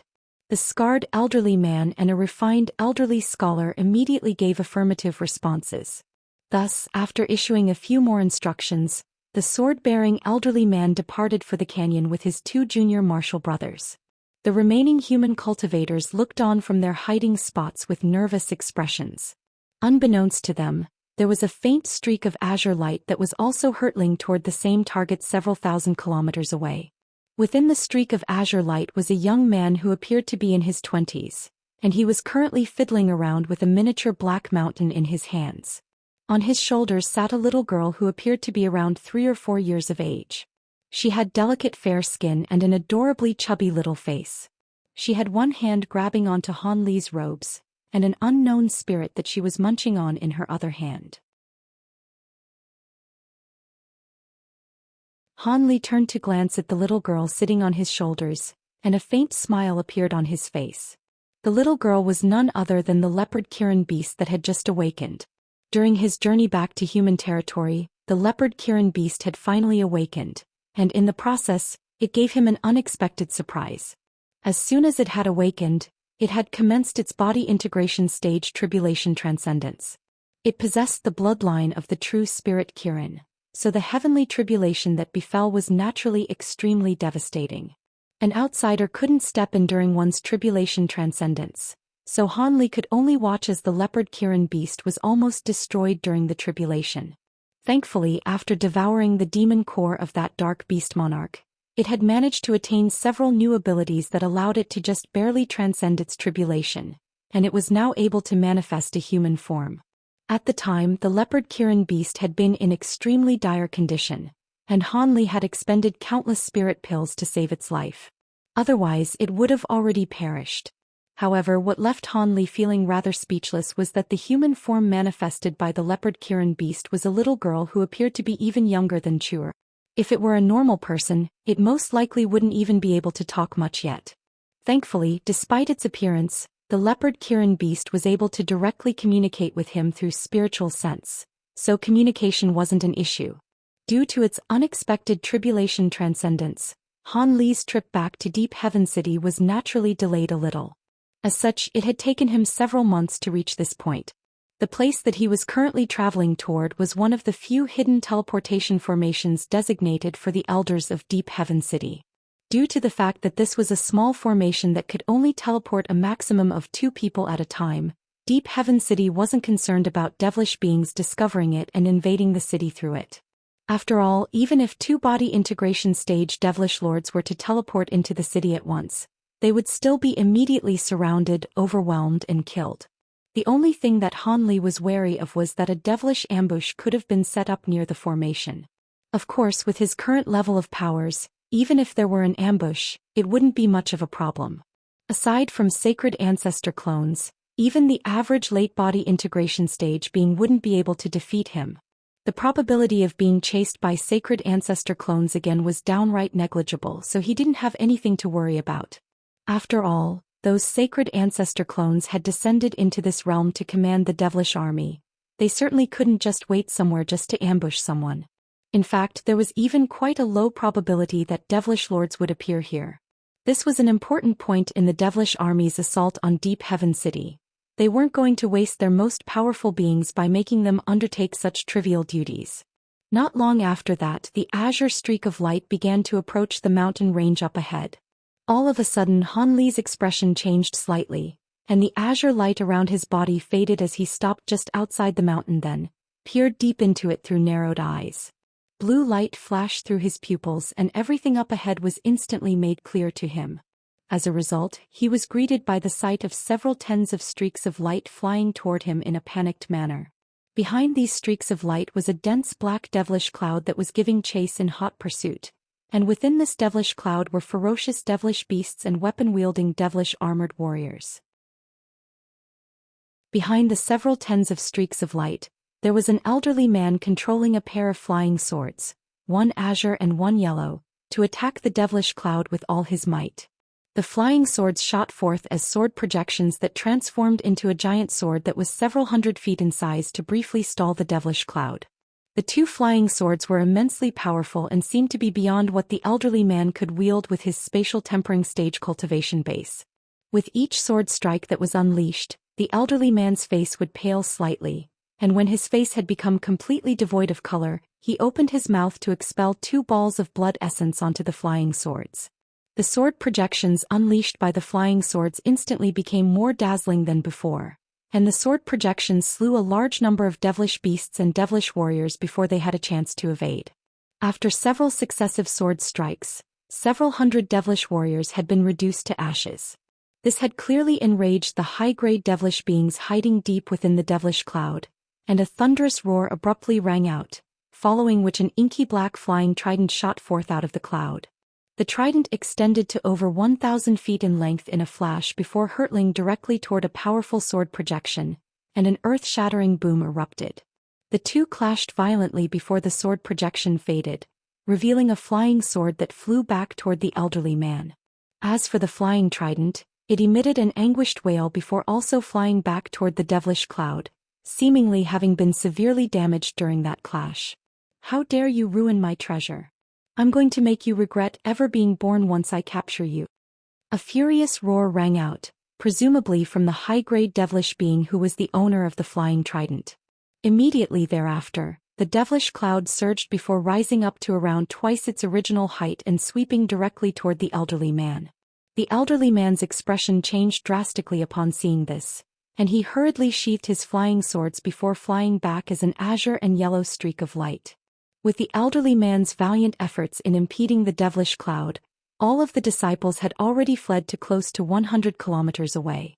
However, the devilish beings within the cloud naturally weren't willing to give up. Fierce winds were swept up and they continued to give chase. The elderly man pulled out several pills as he flew through the air, and he didn't even bother to look at them before stuffing all of them into his own mouth as he appraised the devilish cloud with a grim expression.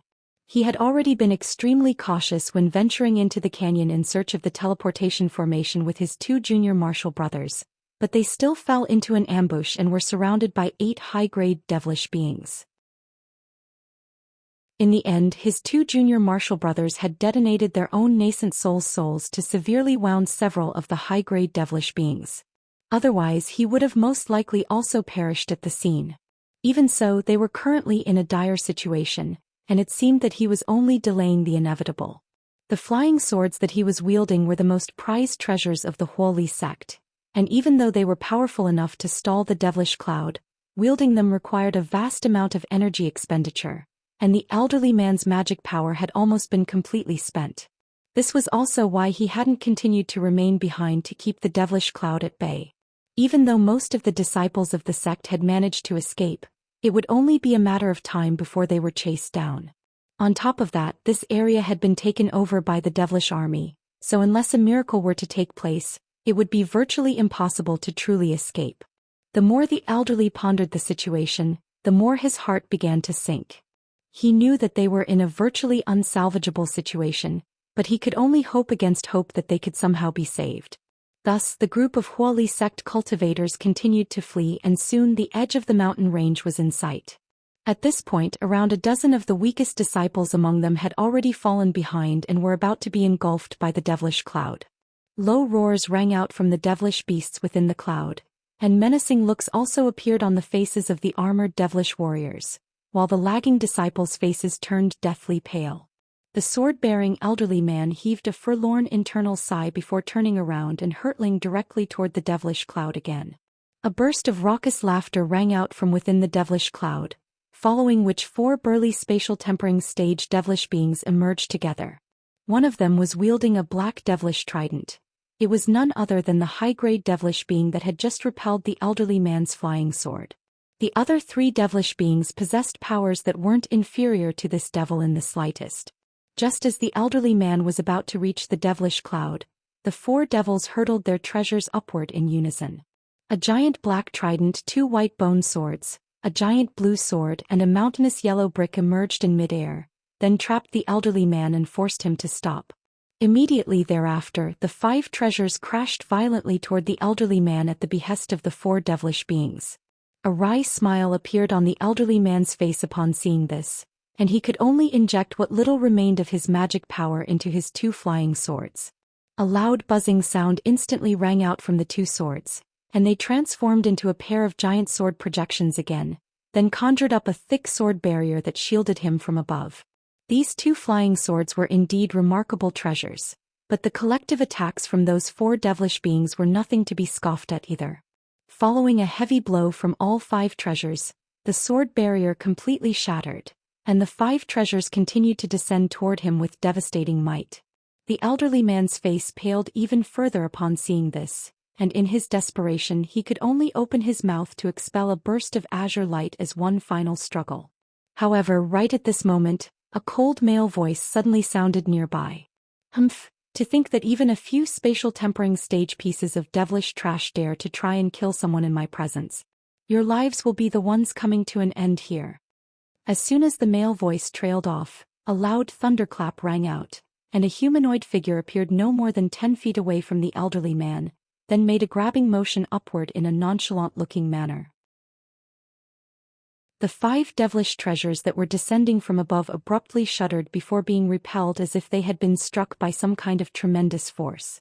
At the same time, the 4 high-grade devilish beings instantly lost control over their treasures, and this was naturally quite an alarming turn of events for them. Only then did they catch a clear glimpse of the humanoid figure beside the elderly man, and they discovered it to be a young man who appeared to be in his 20s. It was none other than Han Li.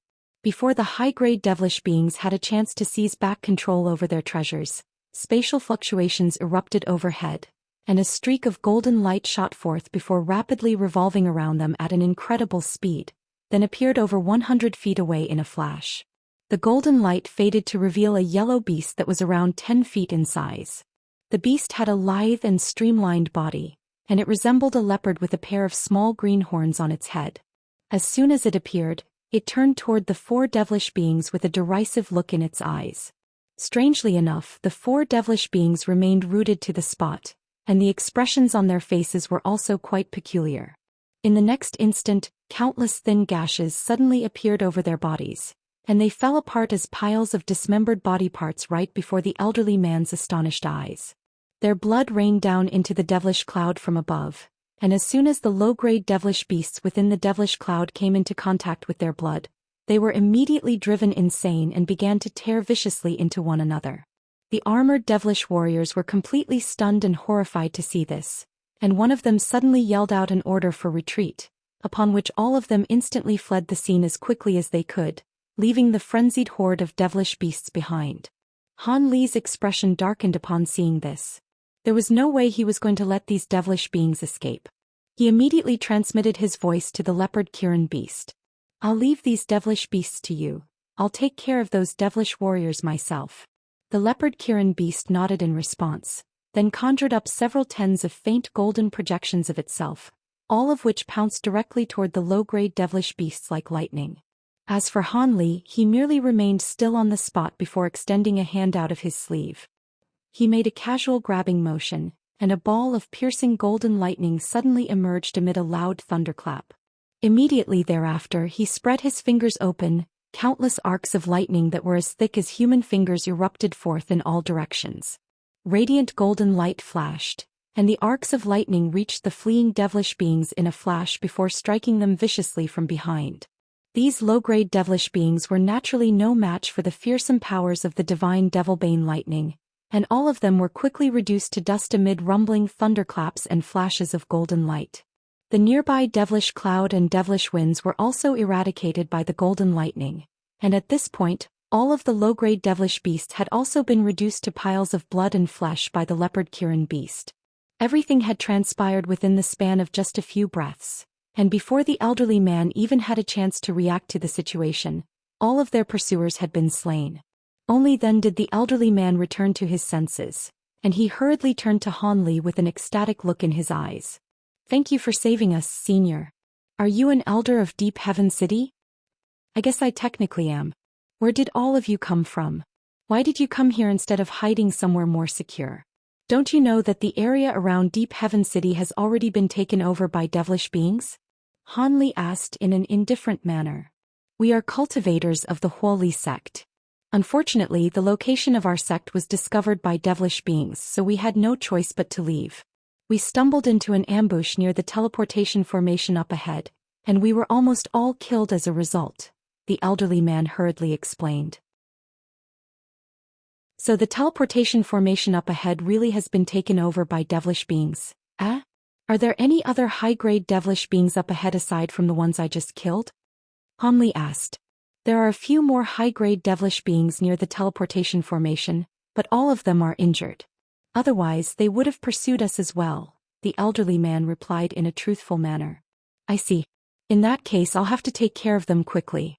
Otherwise, if they receive news of what happened here, they could destroy the teleportation formation to prevent us from using it," Han Li murmured to himself with furrowed brows. The elderly man's expression also changed slightly upon hearing this. At this moment the remaining Huoli sect disciples were led toward the elderly man by the hideous elderly woman, and they were all appraising Han Li with awe and veneration in their eyes. Before they had a chance to say anything, Han Li waved a hand toward the leopard Kirin beast, and azure light flashed from his body as he hurtled directly toward the canyon up ahead. The leopard Kirin beast also quickly followed along as a streak of golden light.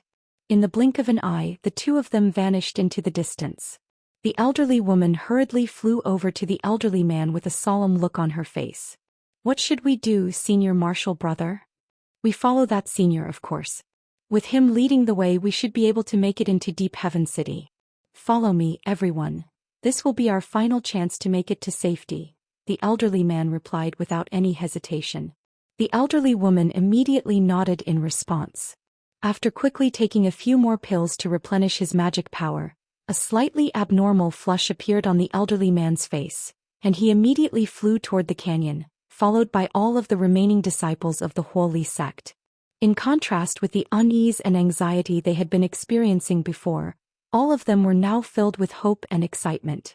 A distance of less than 1,000 kilometers naturally didn't take very long to cover for cultivators like them, and a short while later they arrived near the canyon, but before they had a chance to descend toward it, they were greeted by an earth-shattering boom. Several streaks of azure sword chi erupted into the heavens from within the canyon, then vanished in a flash. Immediately thereafter an anguished howl rang out, and a gust of black devilish winds swept out of the canyon, within which was a horned devilish shadow that was fleeing in a horrified manner. The elderly man and elderly woman exchanged a glance upon seeing this, and both of them could see their own elation mirrored in one another's eyes. It seemed that the senior they had just encountered had made short work of the high-grade devilish beings in the canyon as well. The elderly man immediately drew his flying swords while the woman opened her mouth to expel a remarkably thin silver flying blade. The two of them naturally intended to stop the devilish being's nascent soul from escaping. However, before they had a chance to do anything, a cold harumph rang out from within the valley, and a streak of sword chi that was over 100 feet shot forth before sweeping through the nascent soul. A cold light flashed, and the nascent soul was reduced to nothingness before it could even utter a single sound. The azure sword chi then faded into an azure flying sword that was only around a foot in length before flying back into the canyon. Han Li's indifferent voice then rang out from deep within the canyon. If you want to enter Deep Heaven City as well, then hurry up. The devilish reinforcements could get here at any moment. The elderly man was ecstatic to hear this, and he immediately yelled, "Everyone full speed ahead." All of the cultivators immediately hurtled through the air as if their lives depended on it, descending straight into the canyon as streaks of spiritual light. Inside Deep Heaven City, two nascent soul stage guards were chatting idly as they stood at the entrance of a teleportation hall, which had been surrounded by many powerful restrictions. All of a sudden, one of the dozen or so teleportation formations in the hall began to radiate dazzling white light and emit bursts of loud buzzing sounds. Someone's teleporting into the city. Activate all of the restrictions right away and inform our superiors of this. One of the nascent soul stage guards immediately yelled in an alarmed manner. The other guard immediately flipped a hand over to produce a palm-sized blue formation plate, then slammed his other hand onto it. A burst of five-colored light erupted from the formation plate amid a dull thump, and all types of fluctuations instantly appeared around the entire hall. At the same time, light barriers and golden and silver runes emerged to seal off the entire hall. In a pavilion near the hall, over 100 meditating guards abruptly rose to their feet without any warning, then flew out of the pavilion as streaks of spiritual light. Spatial fluctuations suddenly emanated from the buzzing teleportation formation, following which an azure humanoid figure emerged. As soon as Han Li opened his eyes, he was greeted by the sight of around a dozen guards appraising him with wary expressions as if they were anticipating a battle, and he smiled as he said, "I've only been away for a few years. Have you all forgotten about me already?" The leader of the guards identified Han Li right away, and an ecstatic look appeared on his face as he said in a respectful manner, "Ah, it's Senior Han. This is fantastic news. I'll inform the elders right away. Many of the elders have left us with instructions to report back to them as soon as we receive any news about you. I see I'll be paying a visit to the elders in person. By the way, there will be some more people arriving through this teleportation formation," Han Li said in a nonchalant manner. The guard was rather surprised to hear this, but he still immediately bowed in response. "There are others. That's no problem, we'll be sure to take good care of them." Thus Han Li emerged from the teleportation formation and strode out of the hall. Not long thereafter, white light flashed again, and another two humanoid figures emerged within the teleportation formation. They were none other than the sword-bearing elderly man and the hideous elderly woman. Han Li paid no heed to this and rose up into the air before flying back toward his own abode. During his flight, he released his spiritual sense throughout the surrounding area, and he discovered that compared to when he had first left, Deep Heaven City was currently a lot more peaceful. Aside from the patrolling guards on the streets, there were very few vagrant cultivators around. The number of patrolling guards had also increased by several-fold, and all passing cultivators had to undergo stern examinations before being granted passage. There was a tense atmosphere throughout the entire city. With the enormous spiritual pressure that Han Li was giving off, there were naturally no patrolling guards who dared to get in his way. Thus, the stone pagoda that he had been residing in quickly appeared in the distance, and he flew directly into the hall on the highest level. After looking around, a faint smile appeared on his face. Everything was identical to how he had left it, but the floor was spotlessly clean, clearly indicating that the room had been regularly cleaned and looked after. It seemed that his disciples hadn't slacked off during his absence. Han Li sat down onto the chair at the center of the hall, then swept a sleeve through the air. Two talismans immediately shot forth before vanishing into thin air as two balls of fire, following which Han Li closed his eyes and waited in silence. Moments later, two humanoid figures appeared outside the hall amid flashes of spiritual light. One of them was a handsome blue-robed young man, while the other was a young Taoist priest with a wide grin on his face. They were none other than Han Li's disciples Hai Yuetian and Qi Lingzi. Elated looks immediately appeared on their faces at the sight of Han Li, and they immediately rushed forward before extending respectful bows. "We're so glad you've made a safe return, Master. Did you too think that something had happened to me?" Han Li asked with a hint of a smile on his face.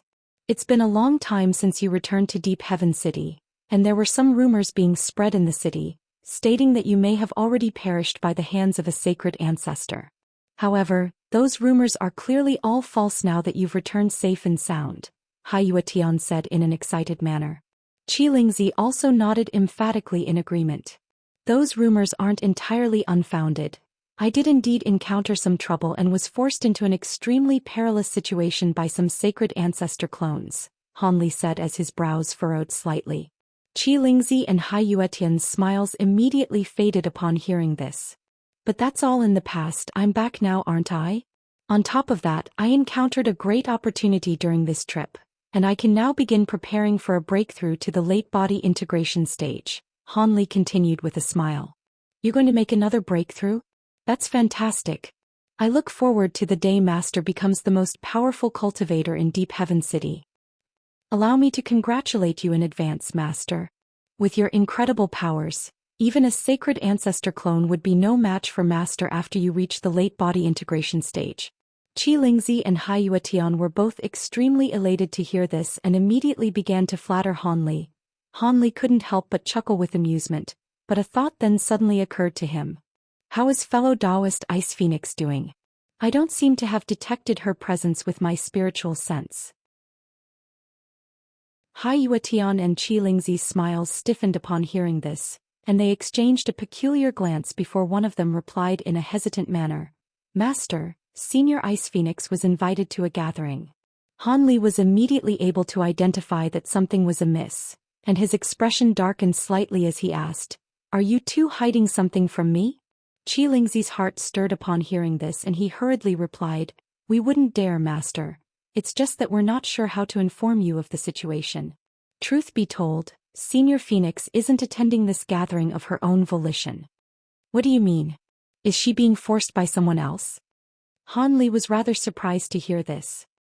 "It seems that someone became aware of Senior Phoenix's true form, and they've constantly been nagging Senior Phoenix during the time you've been away. Due to your absence, there was no way for Senior Phoenix to avoid his harassment," Huatian said as a resentful look appeared in his eyes. Han Li's eyes narrowed slightly upon hearing this and after a short while he asked in a cold voice, "Fellow Taoist Ice Phoenix is a spatial tempering cultivator. Who would dare to harass her? Our human and demon races have forged an alliance during this devilish tribulation, so her identity as a demon shouldn't be an issue here. I know all of the elders of the city. Even during my absence I'm sure they wouldn't do something like this. Could it be that this is an outsider who only recently joined Deep Heaven City? Your wisdom is truly unmatched, Master. I heard from Senior Phoenix that this man is a Grand Elder of Heavenly City who only recently joined Deep Heaven City. You took such huge risk to reinforce their city, yet he's repaying your kindness by doing something like this. What an ungrateful piece of scum." Qilingzi grumbled in an enraged manner. "Heavenly City? That's rather interesting. I've met both of the body integration stage Grand Elders of the city. Which one of the two is behind this?" Han Li asked as he stroked his own chin. "It's Master Azure Dragon of the 9-Star Sect." Huatian replied without any hesitation. Han Li raised an eyebrow as he said in a cold voice, "I see. What reason does he have for harassing fellow Taoist Ice Phoenix? There must be some enormous benefit to be reaped for him if he dares to do something like this despite knowing the relationship between fellow Taoist Ice Phoenix and myself. Senior Ice Phoenix never mentioned this to us, but we heard through other avenues that this Azure Dragon seems to wish to engage in dual cultivation with Senior Ice Phoenix, and is willing to make her one of his concubines," Huatian replied after a brief pause. Everything immediately became clear to Han Li upon hearing this and he chuckled coldly. "Dual cultivation, eh? Hee, what a sly old bastard." He didn't know how Master Azure Dragon had managed to identify the Ice Phoenix's true form, but it seemed that he was aware of the benefits of Ice Phoenix origin in Qi, and that was why he was trying to court the Ice Phoenix at all costs. As for why he still hadn't achieved his objective, this was partially due to the Ice Phoenix's unwillingness to oblige. and also due to the fact that he couldn't force himself upon her as he had to maintain his reputation in the eyes of the other body integration cultivators in the city. Of course, the reason why he dared to be so reckless in the first place had to be because he had thought that Han Li had already perished. Han Li contemplated the situation for a moment before asking, "What is fellow Taoist Ice Phoenix's stance on this? Is she against this?" Of course she's against this. In the beginning she constantly hid in the pagoda to avoid this Master Azure Dragon, but after that he somehow forced her to meet him a few times outside the pagoda. Senior Ice Phoenix was very careful and made sure to meet him only in places where there were many people around. But I heard that this Master Azure Dragon is becoming quite impatient and has threatened on multiple occasions to use force if Senior Ice Phoenix continues to resist. We've always been very concerned about this, but we know that the elder of the city won't step in unless that Master Azure Dragon actually does something out of line. I'm assuming this is also why Master Azure Dragon had refrained from taking drastic measures up to this point. Qilingzi was clearly smarter than Huatian and offered his own analysis. Han Li nodded in response as a hint of killing intent flashing through his eyes. Perhaps so. Do you know where this gathering is being held? I heard that it's going to be a small exchange convention held at the Origin Pocket Pavilion. However, only cultivators at or above the spatial tempering stage can attend the convention, so we were unable to accompany Senior Ice Phoenix. Huatian replied in a resigned manner. You two wouldn't be able to make any difference even if you had accompanied her. So be it, I'll make a trip there myself and bring her back, Han Li said with a dark expression before rising to his feet. He then flew directly out of the stone pavilion, and Qilingzi and Huatian were both quite startled by Han Li's abrupt departure as they hurriedly extended respectful parting salutes. When the two of them raised their heads again, Han Li was already nowhere to be seen. The two of them couldn't help but exchange a glance upon seeing this. Master normally doesn't interact much with Senior Ice Phoenix. I didn't think he cared that much about her. Do you think Master has feelings for her? Perhaps we'll have to start referring to Senior Ice Phoenix as Mistress soon. Huatian said as a suggestive smile appeared on his face. Hee, it's best for us not to discuss our seniors like this, but it's certainly a possibility. Qilingzi was giving quite a straight-laced response, but the look on his face clearly indicated that he was very curious as well. Huatian naturally rolled his eyes at him upon seeing this. At this point Han Li was already several tens of kilometers away. He had stayed in Deep Heaven City for quite some time, and during that time he had visited the renowned Origin Pocket Pavilion on 2 or 3 occasions. The pavilion was rather far away from his stone pagoda, and he couldn't fly at full speed in the city, so it would take him some time to get there. As he was flying through the air, there was a contemplative look in his eyes, indicating that he seemed to be pondering something. The Origin Pocket Pavilion was a place for high-grade cultivators to meet up and hold discussions.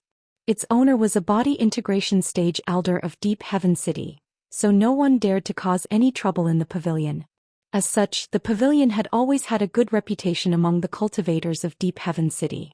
Many cultivators would rent out a certain level of the pavilion if they were holding a small exchange convention or discussing some secretive matters, and the reputation of the pavilion placed everyone's hearts at ease.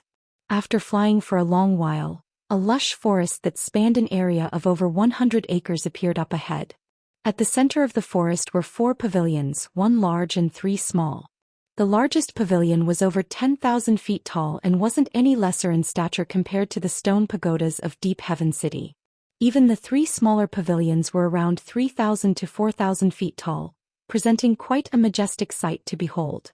Han Li's expression remained unchanged at the sight of these pavilions, but he sped up by about 2-fold. At this moment, there were several yellow-robed nascent soul cultivators standing guard at the entrance of the first level of the tallest pavilion, chatting idly among themselves.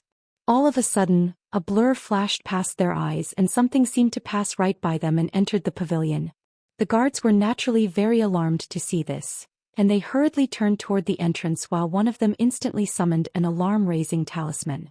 Right at this moment, a cold harumph rang out from the entrance, and a powerful burst of spiritual pressure swept forth from within. The air around the guards instantly tightened and they were completely immobilized. Only then did they catch a glimpse of an azure-robed figure who had appeared in the hall on the first floor of the pavilion.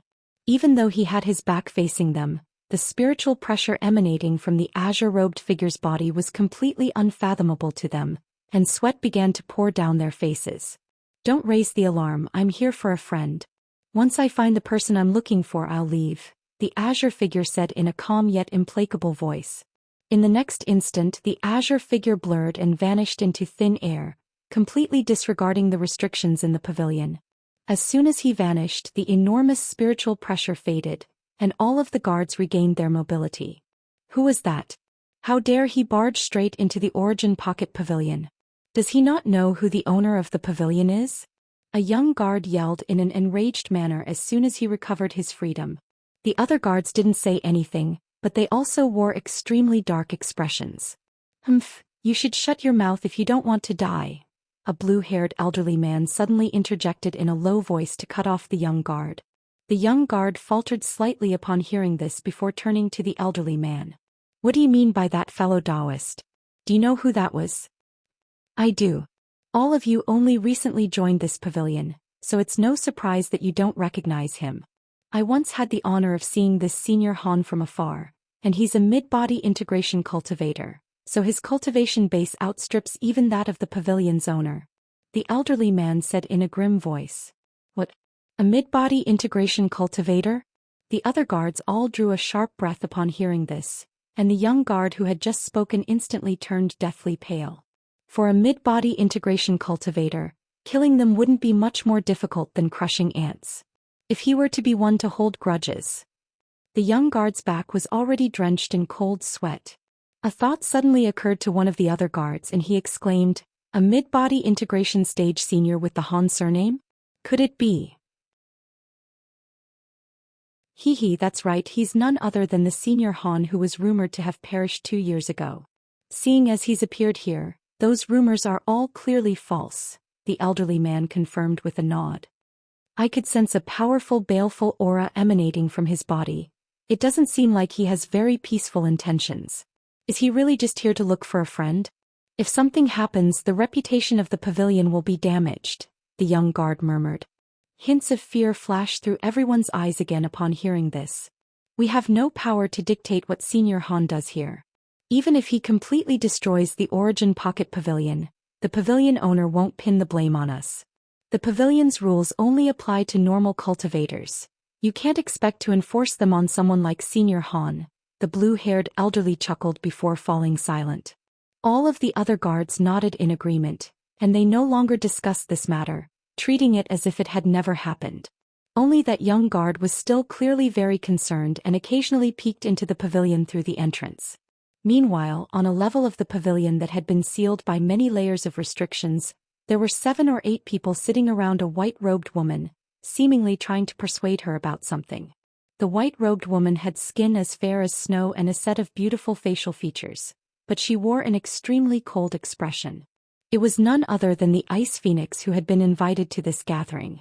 Upon arriving here, she discovered that there wasn't any exchange convention taking place.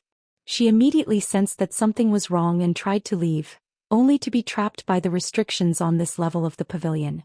Immediately thereafter, the people attending the gathering took turns to try and persuade and coerce her. They had clearly all been bribed by Azure Dragon to do so. "Come to think of it, you're an Ice Phoenix, so you have some connection with our Black Phoenix race.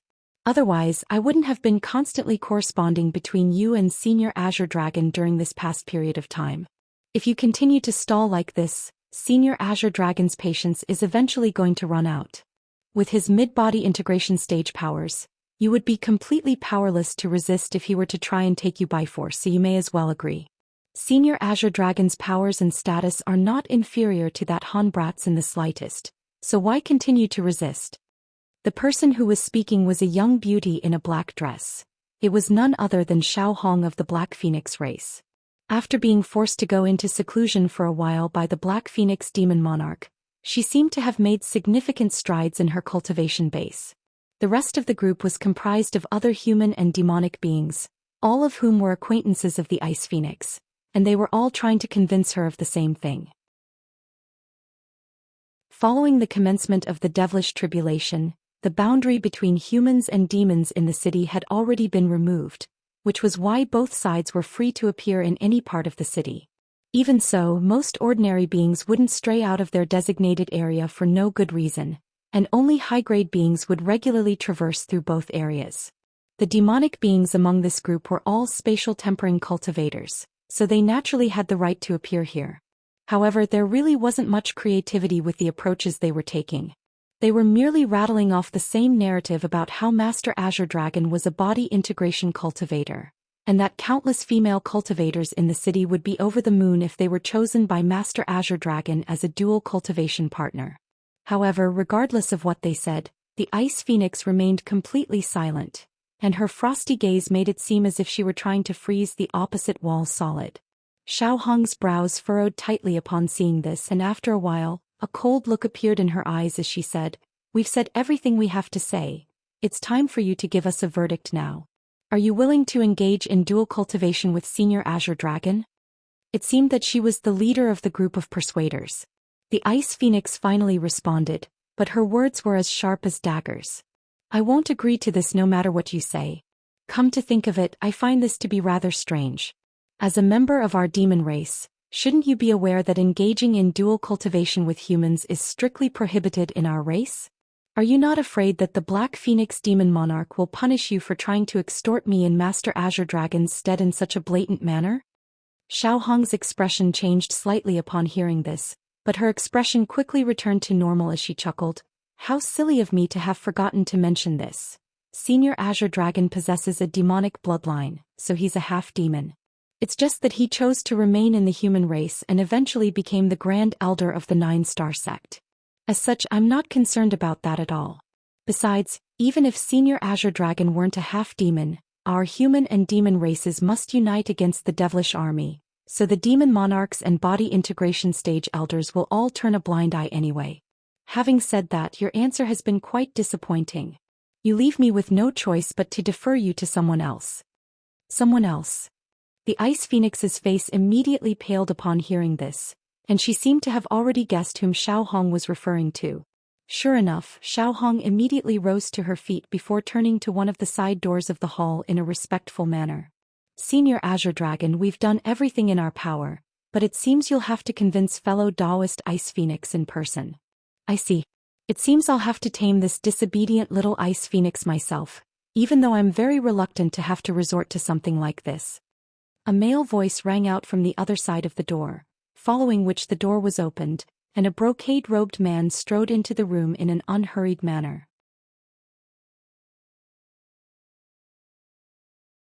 The man appeared to be around 40 years of age and had a very authoritative appearance. He was holding a thick white book in his hand, and it was none other than Master Azure Dragon. "You should be aware that you won't be able to get what you want if you force me to comply against my will. Besides, aren't you worried about what the other seniors in the city will think?" the Ice Phoenix asked in a cold voice.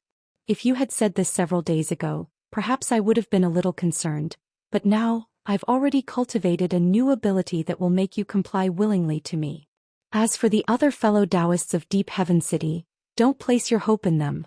I've already officially joined Deep Heaven City and became an elder yesterday. Do you think the panel of elders will turn against me in preference for someone who's already dead?" Master Azure Dragon replied in a cold voice, completely doing away with all semblance of geniality. The Ice Phoenix's expression changed slightly upon hearing this, and she heaved a faint sigh before suddenly raising a jade bowl in her hand, then waving it through the air like lightning. A white spatial rift instantly appeared and she immediately disappeared into the rift. Everything had happened far too quickly for Xiaohong and her group to react in time, and when they tried to stop her it was already too late. However, Master Azure Dragon's expression remained unchanged as he gently brandished his white book. Silver light flashed and an ancient silver rune emerged from the book, then swelled to the size of a human head before drifting over to where the spatial rift had just vanished. A loud boom rang out and the silver rune exploded, following which the space there shattered like a sheet of glass. A muffled groan rang out as the Ice Phoenix stumbled out of midair, and only after taking a few steps backward did she manage to just barely right herself. She then looked up at Master Azure Dragon, and even though her expression remained as cold as ever, a hint of despair had crept into her eyes. If you could get away right under my nose, then I'll spell my name backward from now on." Now then, are you going to allow these fellow Taoists to seal off your magic power, or are you going to make me do it? Master Azure Dragon asked with a haughty look on his face. Xiao Hong and the others instantly surrounded her from all sides, and the Ice Phoenix's heart sank even further. Just as Xiao Hong was about to spring into action, a cold male voice suddenly sounded within the hall. Oh, what's your name going to sound like when spelled backward? Would you be able to give me a verbal demonstration, fellow Taoist Azure Dragon? At the same time, a resounding boom rang out and the door, which had been sealed tightly shut by multiple restrictions, suddenly exploded inward. Immediately thereafter, a violent burst of power surged into the room, and the two spatial tempering cultivators situated in front of the door were hurled up into the air like a pair of sandbags, then smashed heavily into the opposite wall. Unfortunately for them, the wall had also been reinforced by restrictions, and they weren't simultaneous cultivators as Hanli was, so they were instantly knocked out cold with blood. It seemed that even their nascent souls had been knocked unconscious by the impact. Everyone else was naturally very alarmed by this, and they immediately rushed away from the door. Master Azure Dragon's expression also changed drastically upon hearing this voice, whereas the Ice Phoenix immediately turned toward the entrance with elation in her eyes. The terrifying aura that had surged into the room receded, and an azure-robed young man walked in. It was none other than Han Li. "Brother Han, you're finally back," the Ice Phoenix said as an excited flush appeared on her face. Han Li nodded in response as he turned to the Ice Phoenix with a faint smile on his face. "I encountered some trouble along the way, but thankfully I was able to make a safe return." Following a brief moment of panic, Master Azure Dragon immediately returned to his senses before forcing a smile onto his own face as he said, "It's truly fantastic news that you were able to escape from that sacred ancestor, Brother Han. We have to organize a feast to celebrate your return." However, Han Li didn't even take a single glance at him. Instead, he turned toward Xiao Hong's in a completely emotionless manner, and his eyes were like a pair of sharp daggers. Aside from the two cultivators who were lying unconscious on the ground, all of the other spatial tempering cultivators immediately turned deathly pale. Even the ones among them who hadn't ever met Han Li in the past had naturally realized who he was, and their hearts were filled with horror. The main reason why they had agreed to help Master Azure Dragon was that he had guaranteed them that Han Li was already dead. Otherwise, they would have never dared to meddle in something like this. As it turned out, not only was Han Li not dead, he had caught them red-handed, and the evidence of their involvement was downright irrefutable. "Welcome back to the city, Senior Han, my master." A burly man with a rather crude appearance cupped his fist in a salute as he approached Han Li, but Han Li merely swept a sleeve toward him, and he was immediately sent flying before also crashing into the opposite wall. He then thumped down onto the ground and threw up a mouthful of blood, unable to get up again. Everyone hurriedly turned their attention toward him to find a large hole had been torn into the front of his robes, revealing a suit of smooth silver armor. The armor appeared to have remained completely unscathed, but in the next instant, a crisp crack rang out, and the suit of armor shattered into pieces that fell onto the ground around him. Han Li's nonchalant-looking attack had not only severely wounded the man, it had even destroyed the armor treasure that he was wearing. This made the spatial tempering cultivators' hearts sink even further, and they felt as if they had been plunged into a glacial pit. Master Azure Dragon's eyelids twitched slightly upon seeing this, but thinking back to how Han Li had once faced several body integration stage beings on his own, he was unable to muster up the courage to directly confront Han Li. "Brother Han, you've just attacked a prized disciple of Elder Gu from the panel of elders. I'm afraid you'll have to give Elder Gu an explanation for this," he said after clearing his throat in an awkward manner. "Why do I need to explain things to him? If Elder Gu has a problem, he can come to see me." "Speaking of explanations, I believe you owe me one," Han Li chuckled coldly without displaying any intention of letting this matter slide. Rather than make any attempt to argue his case, Master Azure Dragon admitted, "I didn't intend for things to be like this. I had thought that you had already passed away, so I wanted to take fellow Taoist Ice Phoenix for myself. Seeing as you're alive and well, I'll be sure to pay you a visit at a later date to deliver a formal apology." "You think an apology will suffice?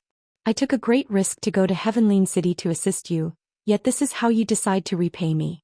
If I don't make an example out of you, how can I expect anyone else in the city to respect me?" Han Li asked in a frosty voice. Master Azure Dragon was beginning to lose his temper upon hearing this, and he also adopted a more aggressive stance. What do you want from me then? Do you want to fight me? Sure, I'd be happy to oblige with that request. You dared to try and walk all over my authority, so you must be quite confident in your own abilities. Let me see if you have what it takes to back up your actions. Han Li chuckled coldly without any hesitation. Master Azure Dragon's expression darkened even further upon hearing this. Han Li didn't have any intention of wasting time with words.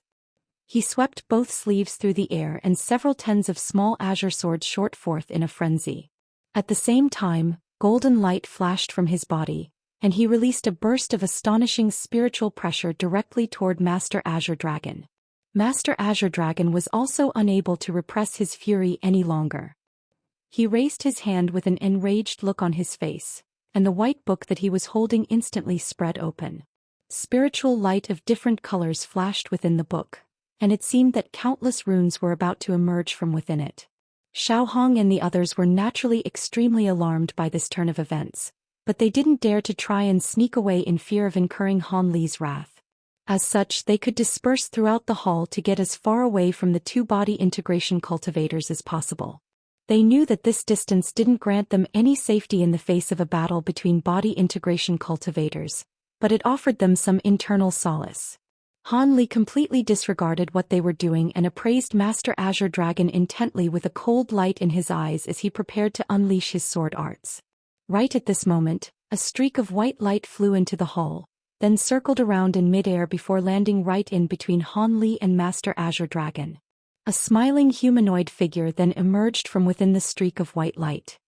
Are you two really planning to demolish this pavilion of Elder Goose by battling here? Please do me a favor and allow me to mediate for the two of you. This was a benevolent elderly man wearing a golden kasaya.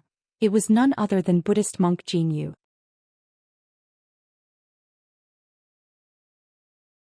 Long time no see, fellow Taoist Jin Yu, have you been well? Han Li fully intended to continue in his assault, but he could only forcibly repress his fury for now. After all, he was on relatively good terms with Buddhist monk Jin Yu, so he couldn't just afford him no consideration at all. Master Azure Dragon was naturally very relieved to see the arrival of Buddhist monk Jin Yu. He was well aware of just how fearsome Han Li was, so he naturally wanted to avoid a battle. It was just that Han Li was insulting him in front of these juniors, so he had to protect his own pride and reputation. He immediately cupped his fist a polite salute toward the monk and said, "Forgive me for not coming out to greet you, fellow Taoist Jin Yu. I received news that fellow Taoist Han had returned to the city, so I immediately set off to come here. Thankfully, I managed to get here in time before the situation escalated any further. I notified two of the fellow Taoists who just so happened to be nearby on my way here, so they should arrive soon as well. Please allow the three of us to mediate this conflict. After all, we are in the midst of a devilish tribulation, and both of you are top-grade powerful beings of the city, so any conflict between the two of you could affect the internal stability of the city. Isn't that right, fellow Taoist Gu?" Buddhist monk Jin Yu suddenly turned toward the entrance of the hall with a meaningful expression as he spoke. "I really must thank you, fellow Taoist Jin Yu. If you hadn't stepped in, perhaps my origin pocket pavilion would cease to exist from this day forth."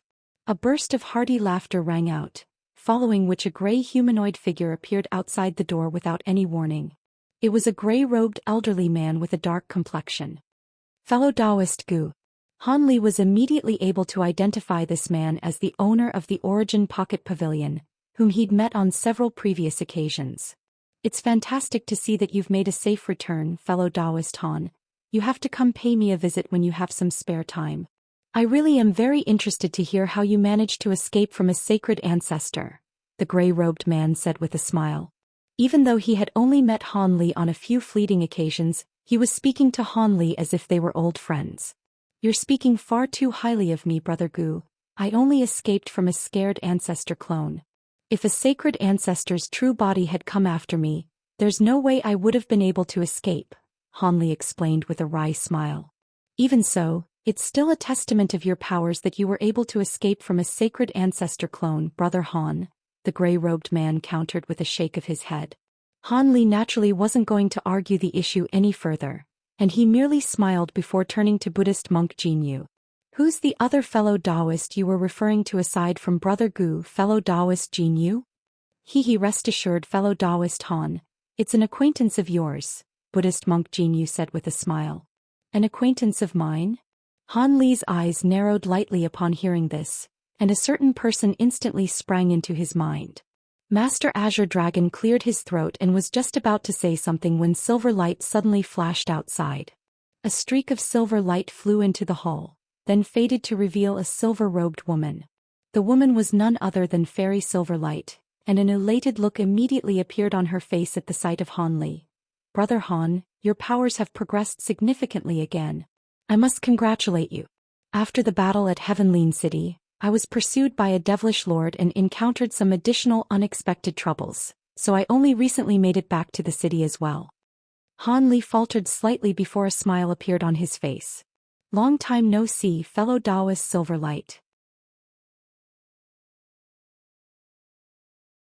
I only recently returned to the city, but I've heard some things about this, and I also think that fellow Taoist Azure Dragon has gone too far.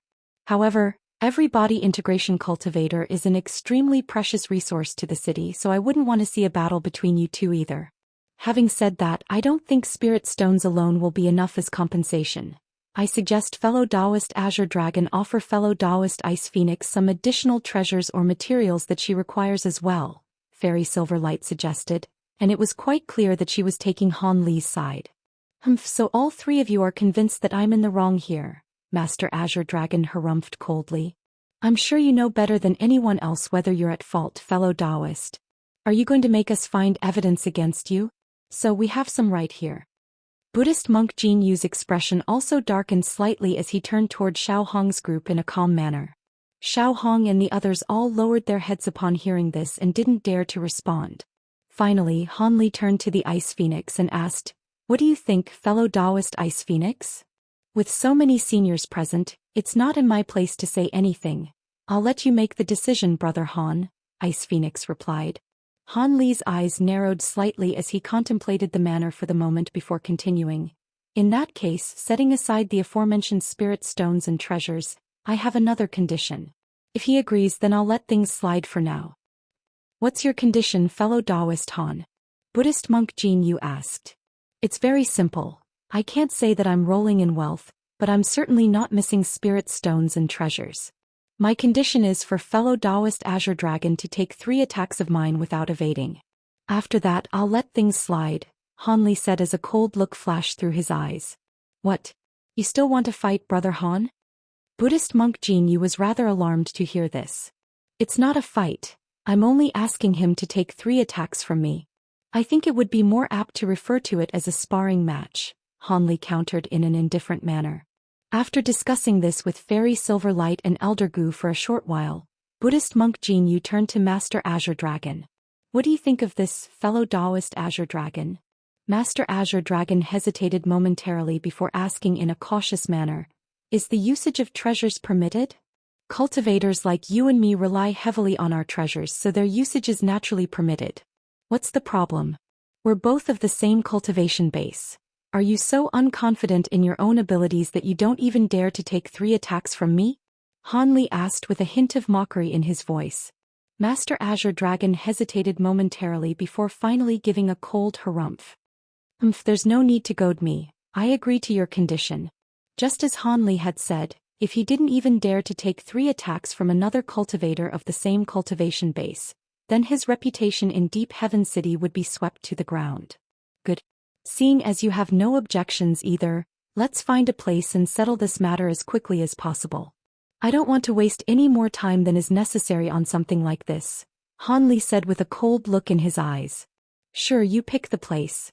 Master Azure Dragon replied without any hesitation.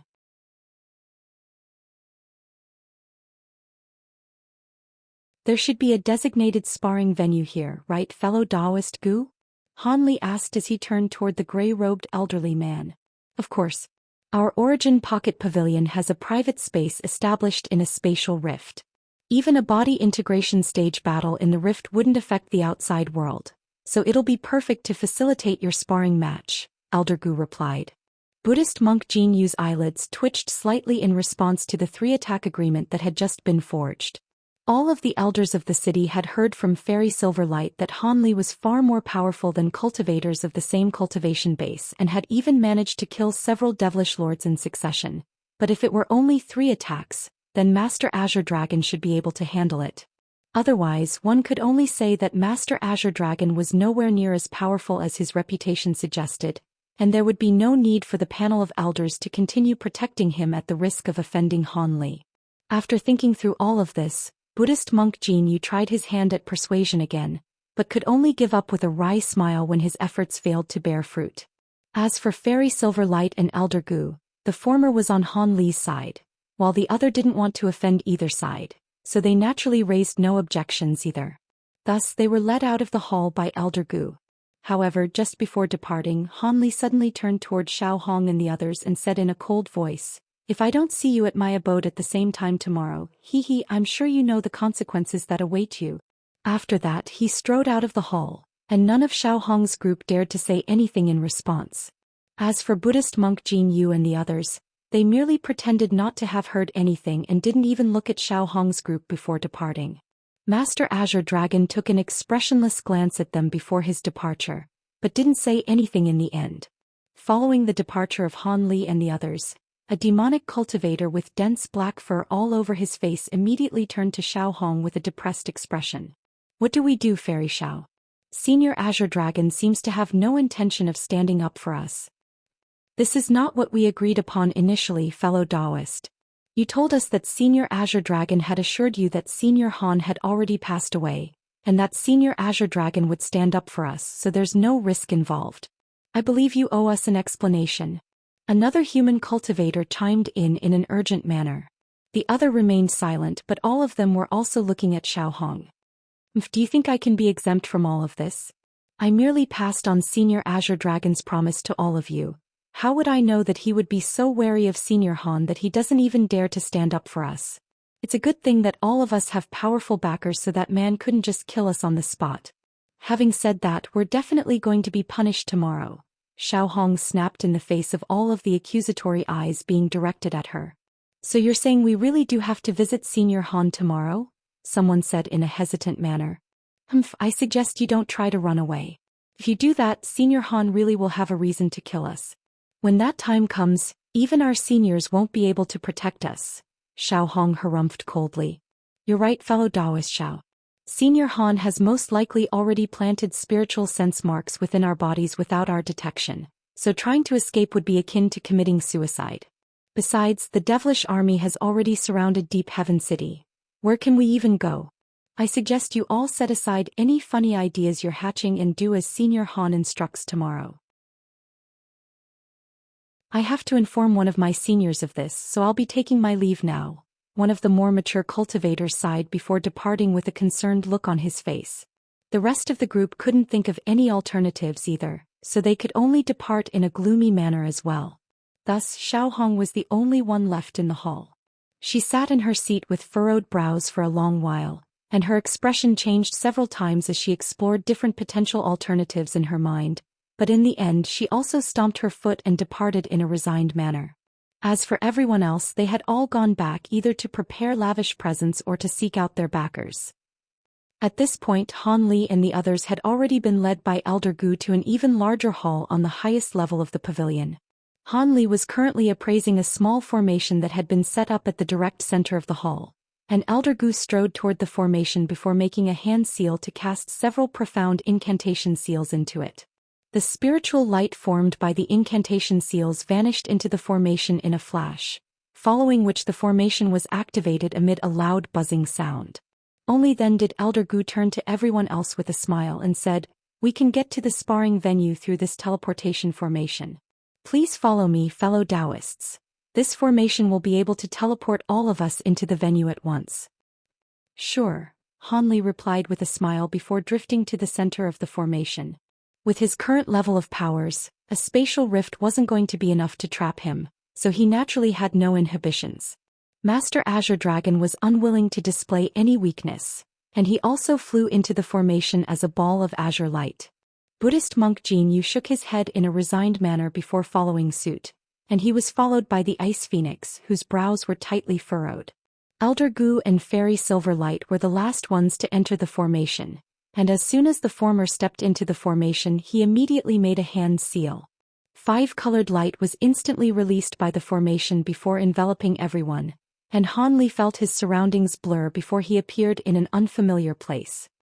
He swept his gaze through the surrounding area to find that this was quite a large space that spanned several thousand acres in area. As was the case with all spatial rifts, the area was surrounded by murky gray spatial walls. There was a tall platform that had a diameter of over 1,000 feet at the center of the space, and there was faint spiritual light shimmering from the platform, clearly indicating that it had been fortified through the use of restrictions. There were also a dozen or so stone pillars standing around the platform, each of which was over 100 feet tall. There were extremely intricate patterns engraved on the surfaces of these pillars, and there were also top-grade spirit stones embedded into them as well, creating quite a lavish sight to behold. Fairy Silverlight was immediately able to identify the formation and she exclaimed, "This is the heavenly bipolar formation. You sure made a heavy investment into this place, Brother Gu. With this formation in place, it'll indeed be very difficult for a body integration stage battle to affect the outside world." A hint of surprise also appeared on Buddhist monk Jin Yu's face. "Hehe, you're far too kind, fellow Taoist Silverlight. I have to test out some abilities and cultivation arts from time to time, so I decided to make this investment." Elder Gu was speaking in a modest manner, but there was a hint of smugness in his eyes. Han Li appraised this setup through narrowed eyes for a moment before flying onto the platform as a streak of azure light. The azure light faded in mid-air, and Han Li was revealed again before turning toward Master Azure Dragon with a cold expression. "Do I need to invite you onto this platform, fellow Taoist Azure Dragon?" Master Azure Dragon's expression darkened as he harumphed coldly, and he abruptly stepped forward, upon which his body was hoisted up into the air by a burst of azure chi. He drifted lightly over to the platform, then descended upon it across from Han Li. Elder Gu immediately flipped a hand over to produce a silver jade plate upon seeing this, then tossed it toward the platform.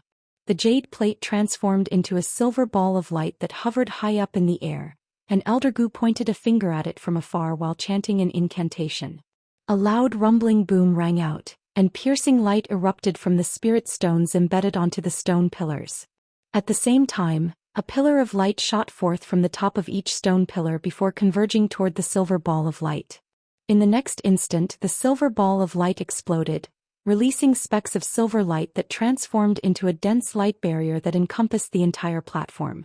Not only was the light barrier shimmering with silver light, there were countless white runes surging out of it, basking the entire stone platform in a mysterious white glow. "All right, the restriction is ready. We won't be affected no matter how fierce their battle becomes now," Elder Gu said as he turned to Buddhist monk Jin Yu with a smile. "Thank you, fellow Taoist Gu. Hopefully this is going to be nothing more than a casual sparring match," Buddhist monk Jin Yu said in a concerned manner. "Rest assured, fellow Taoist, if it's only 3 attacks, then fellow Taoist Azure Dragon will definitely be able to endure it. I'm sure both of them will be displaying their true power during this sparring match. I'm very much looking forward to this. In particular, I heard that fellow Taoist Han has killed several devilish lords.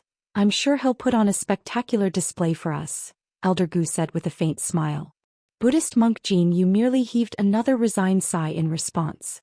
As for the Ice Phoenix, she was appraising Han Li with a concerned look on her face. "Are you ready? Here I come," Han Li said in a cold voice as a hint of baleful aura began to emanate from his body. Almost at the exact same moment he clenched his fists and a loud thunderclap rang out. Golden lightning erupted from his arms, then converged to form a pair of menacing golden lightning pythons that sprang up into the air.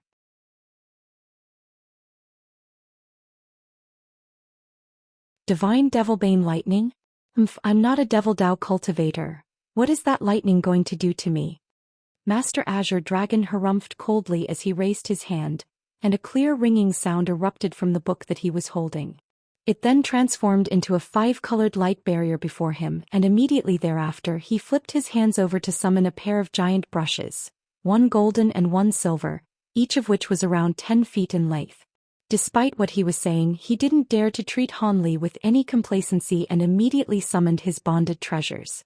Han Li remained completely expressionless as he swept both sleeves through the air to release 72 small azure swords, which then combined as one at his behest to form a giant azure sword that was over 100 feet in length. He then pointed toward the 2 golden lightning pythons from afar, and a rumbling thunderclap rang out as the 2 pythons abruptly pounced toward the giant sword before vanishing into it in a flash. The giant azure sword instantly swelled to over 1,000 feet in size, and countless arcs of golden lightning erupted from within it in a frenzy. However, that wasn't all. Han Li looked up at the huge sword before opening his mouth to expel a ball of silver flames, and as soon as it emerged, the silver fireball transformed into a silver fire raven. The fire raven flapped its wings and swelled drastically to around 10 feet in size before also flying toward the massive sword like a speeding arrow. In the next instant, a layer of silver flames appeared over the surface of the entire giant sword, following which Han Li uttered the word, slash. As soon as his voice trailed off, the massive sword immediately came crashing down toward Master Azure Dragon. It wasn't descending very quickly, but it was radiating a scorching aura that instantly turned the space down below red hot, as if it had been set alight. Master Azure Dragon's expression changed drastically upon seeing this, and bright light erupted from the tips of his 2 brushes, following which countless ancient runes surged forth in a frenzy. All of the runes were shimmering with spiritual light, and they combined as one before sweeping upward as a burst of golden and silver light. A loud thunderclap rang out as the giant sword clashed with the golden and silver light, and virtually the entire platform was inundated by golden lightning and silver flames. The explosion of scintillating light forced the onlookers to look away as bursts of shockwaves erupted forth in all directions. The stone platform tremored violently, and ripples ran along the surface of the silver light barrier overhead, as if it were about to crack at any moment. All of the spectating cultivators drew a sharp breath upon seeing this.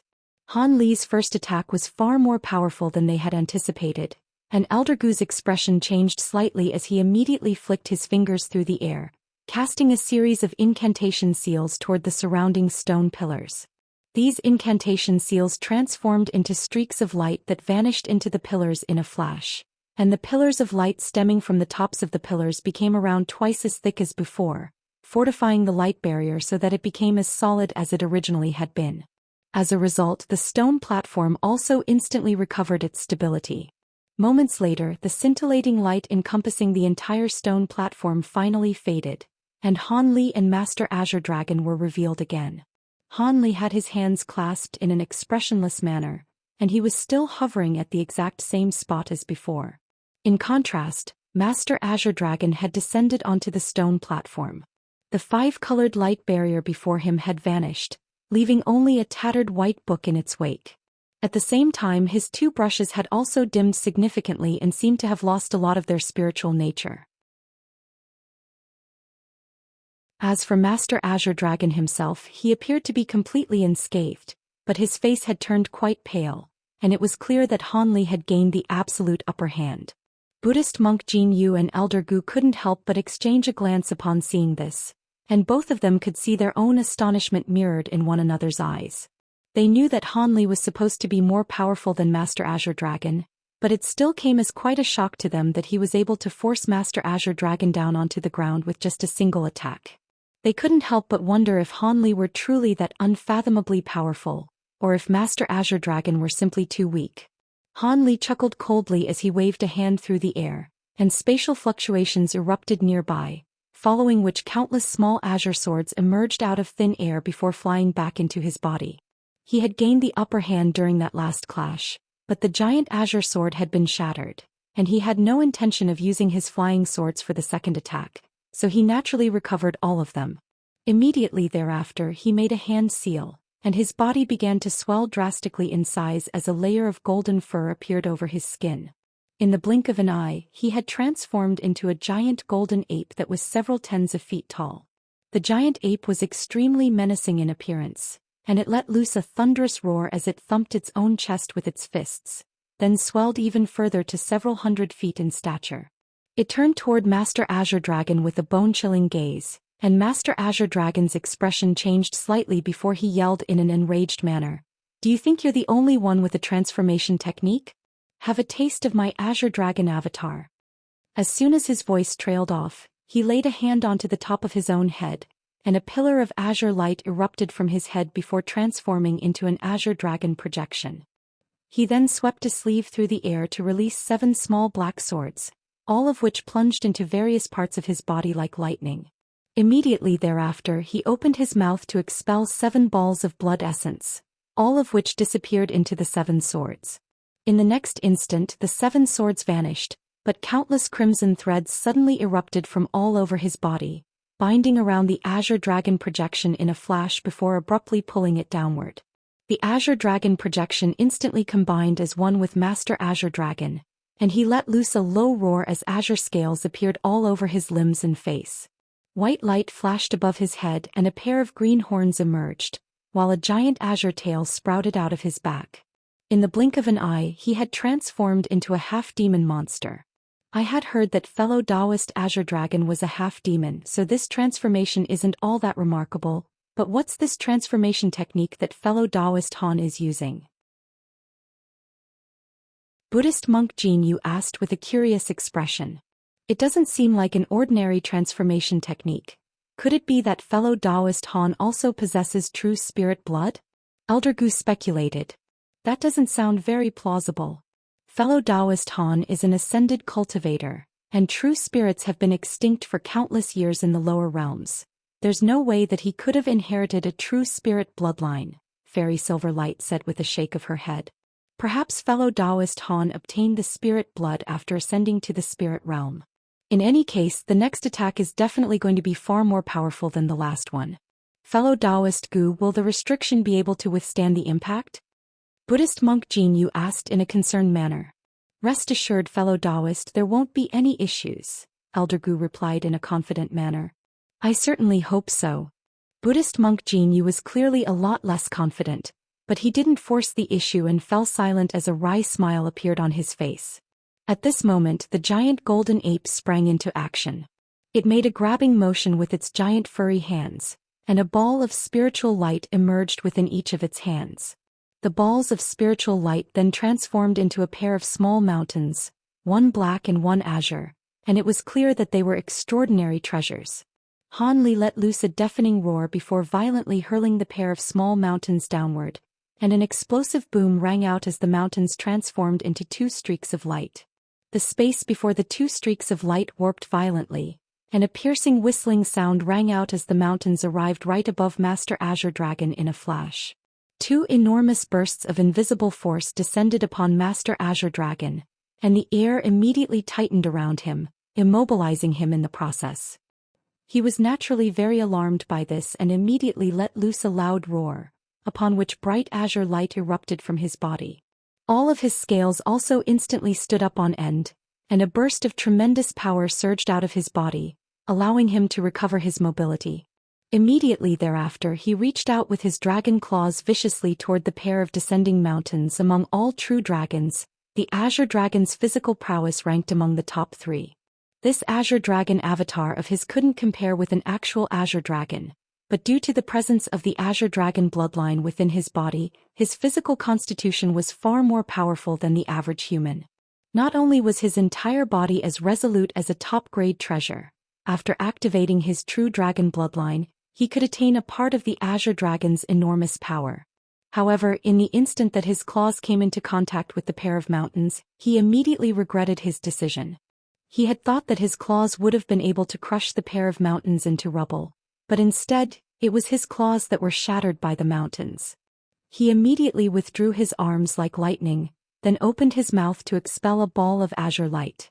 The ball of light struck one of the mountains while he swept his tail toward the other mountain like a giant whip.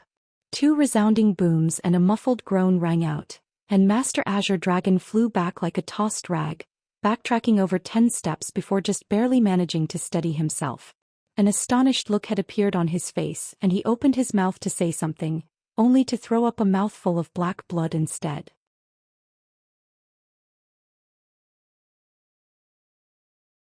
With the recent improvement in Han Li's power, his giant mountain ape transformation was now far more fearsome than back in the Battle of Heavenly City. Even if his strength couldn't compare with that of an actual giant mountain ape, he still possesses around 30% to 40% of its strength, and that, in conjunction with the two extreme mountains, was far too much for Master Azure Dragon to handle. Thus he was immediately sent flying by the pair of mountains. If it weren't for the fact that he had instinctively withdrawn his hands in time and summoned a treasure to save himself, not only would his fingers have been shattered, his arms would have been snapped as well. Even so, excruciating pain was spearing through all of his meridians, and he was unable to muster up most of his magic power. Right at this moment, a ferocious light flashed through Han Li's eyes, and he abruptly stepped, covering a distance of over 1,000 feet in a single step, thereby taking him to only several tens of feet away from Master Azure Dragon. Third attack. Han Li's cold voice rang out, and his giant furry fist was thrust violently through the air. Master Azure Dragon's expression changed drastically upon seeing this, and he immediately tried to unleash some type of cultivation art to take evasive measures, only for a bone-chilling harumph to suddenly ring out in his heart. Master Azure Dragon felt as if a thunderclap had erupted right within his ears, and a sharp pain stabbed into his mind. He gave a muffled groan and was rendered completely unable to muster up any magic power. Meanwhile, an astonishing baleful aura erupted from Han Li's body as his giant golden fist hurtled directly toward Master Azure Dragon's head. Even before the fist had struck its target, Master Azure Dragon was struck by a sense of asphyxiation from the enormous pressure it was giving off. With Han Li's incredible strength in his giant ape form, Master Azure Dragon's head would definitely be pulverized by this punch, even in his half-demon form. Master Azure Dragon was still reeling from Han Li's spirit-stun thorn, so he was completely unable to evade or defend himself, and a horrified look appeared on his face. However, as a body integration cultivator, he naturally had a few life-saving trump cards up his sleeve. White light flashed, and a translucent shield flew out of his body before positioning itself in front of him. At the same time, all of his scales instantly shrank to form a suit of azure armor that encased his entire body. These two layers of defenses were more than enough against the average body integration cultivator's attacks, but they were destroyed with ease by the giant ape's golden fist. Golden light flashed as the translucent shield was shattered amid a resounding boom, following which the golden fist struck the suit of azure armor. All of a sudden, an azure dragon projection erupted forth and pounced directly toward the golden fist, but right at this moment, the giant fist transformed into a golden vortex that was around 10 feet in size. The vortex released a burst of incredible tearing force, and the azure dragon projection was instantly torn to shreds. In the instant that the projection was vanquished, the suit of azure armor also crumbled away. The golden vortex then reverted back into a giant golden fist that hurtled directly toward Master Azure Dragon's head, and the killing intent imbued within it was detectable even to the cultivators outside the light barrier. Master Azure Dragon's face had become deathly pale under the illumination of the golden light being released by the fist. "Fellow Taoist Han, no. Sup, brother Han?" All of the cultivators outside the light barrier immediately cried out in a horrified manner. In the next instant, the giant golden fist glanced past Master Azure Dragon's ear before striking the stone platform behind him. What everyone had failed to notice was that a hair-thin object had shot forth out of the golden fist and instantly vanished into Master Azure Dragon's ear just as it was passing by his face. The entire stone platform tremored violently, and a giant crater that was around 10 feet deep appeared while the surface of the restriction flashed violently with spiritual light. Master Azure Dragon's face was completely devoid of color, and he could only stare in silence as the giant ape slowly withdrew its fist. Everyone outside the light barrier heaved a collective sigh of relief upon seeing this. Han Li reverted back to his human form amid a flash of golden light, then turned to Master Azure Dragon with undisguised killing intent in his eyes. "I don't care how you came to Deep Heaven City and how you became an elder. I don't want to see you here 3 days from now.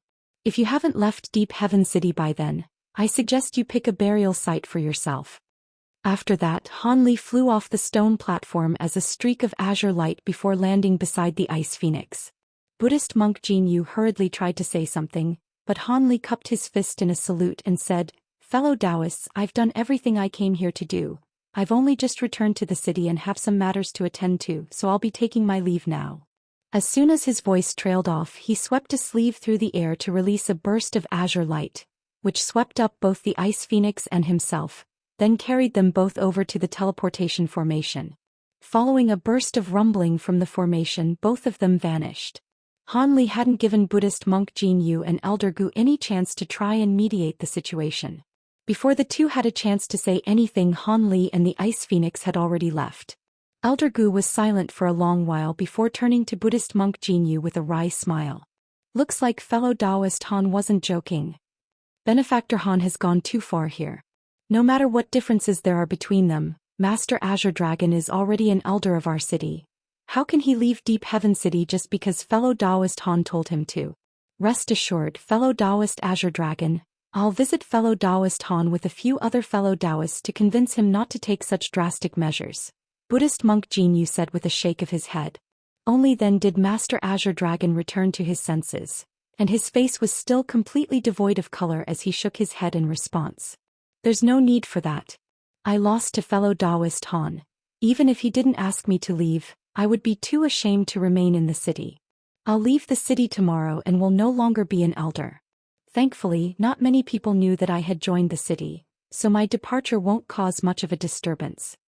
After that, he vanished from the stone platform as a ball of azure light, then also teleported out of this space using the teleportation formation. Buddhist monk Jin Yu and Elder Gu exchanged a glance, and both of them were temporarily rendered speechless. Looks like fellow Taoist Azure Dragon has been dealt a heavy blow, Elder Gu sighed. His reaction makes sense. Conflict has already arisen between him and fellow Taoist Han, and he's clearly no match for fellow Taoist Han's powers. If I were in his place, I would also leave the city, Buddhist monk Jin Yu said in a resigned manner. Are we really just going to allow a mid-body integration cultivator to leave our Deep Heaven City? That will be a massive loss to the panel of elders. Fellow Taoist Han may be far more powerful than fellow Taoist Azure Dragon, but he has no intention of joining the panel of elders, Elder Gu said in a hesitant voice. Let's visit the other fellow Taoists and see if we can come up with a way to keep him. Having said that, with the devilish army piling so much pressure on the city, fellow Taoist Han is more important to our city at the moment. Besides, Azure Dragon has already developed a sense of fear and wariness toward fellow Taoist Han. I think it's going to be very difficult to change his mind, Buddhist monk Jin Yu sighed. In any case, we still have to give it a try. I'll contact the other fellow Taoists and invite them here right away, Elder Gu said as he flipped a hand over to summon a stack of voice transmissions talismans. Buddhist monk Jin Yu merely nodded in agreement as a contemplative look appeared on his face. Meanwhile, Han Li was taking the Ice Phoenix back to his abode. Han Li flew on ahead with his hands clasped behind his back, looking into the distance in silence. The Ice Phoenix was situated behind him with a complex expression, and she didn't say anything either. Several hours later, the streak of azure light returned to the top floor of the stone pagoda. Qi Lingzi and Hai Yuetian were beginning to grow rather impatient from waiting, and they immediately extended ecstatic bows toward Han Li upon witnessing his return with the Ice Phoenix. Master Senior Ice Phoenix, welcome back. Did you have a smooth trip, Master? Hai Yuetian asked in an excited manner. I did. You two can go and rest now. I have some things that I'd like to discuss with fellow Taoist Ice Phoenix in private, Han Li instructed. Yes, Master. Qi Lingzi and Hai Yuetian immediately gave an affirmative response before departing after extending another respectful bow. Thus, Han Li and the Ice Phoenix were only ones left in the hall. Please take a seat, fellow Taoist Ice Phoenix.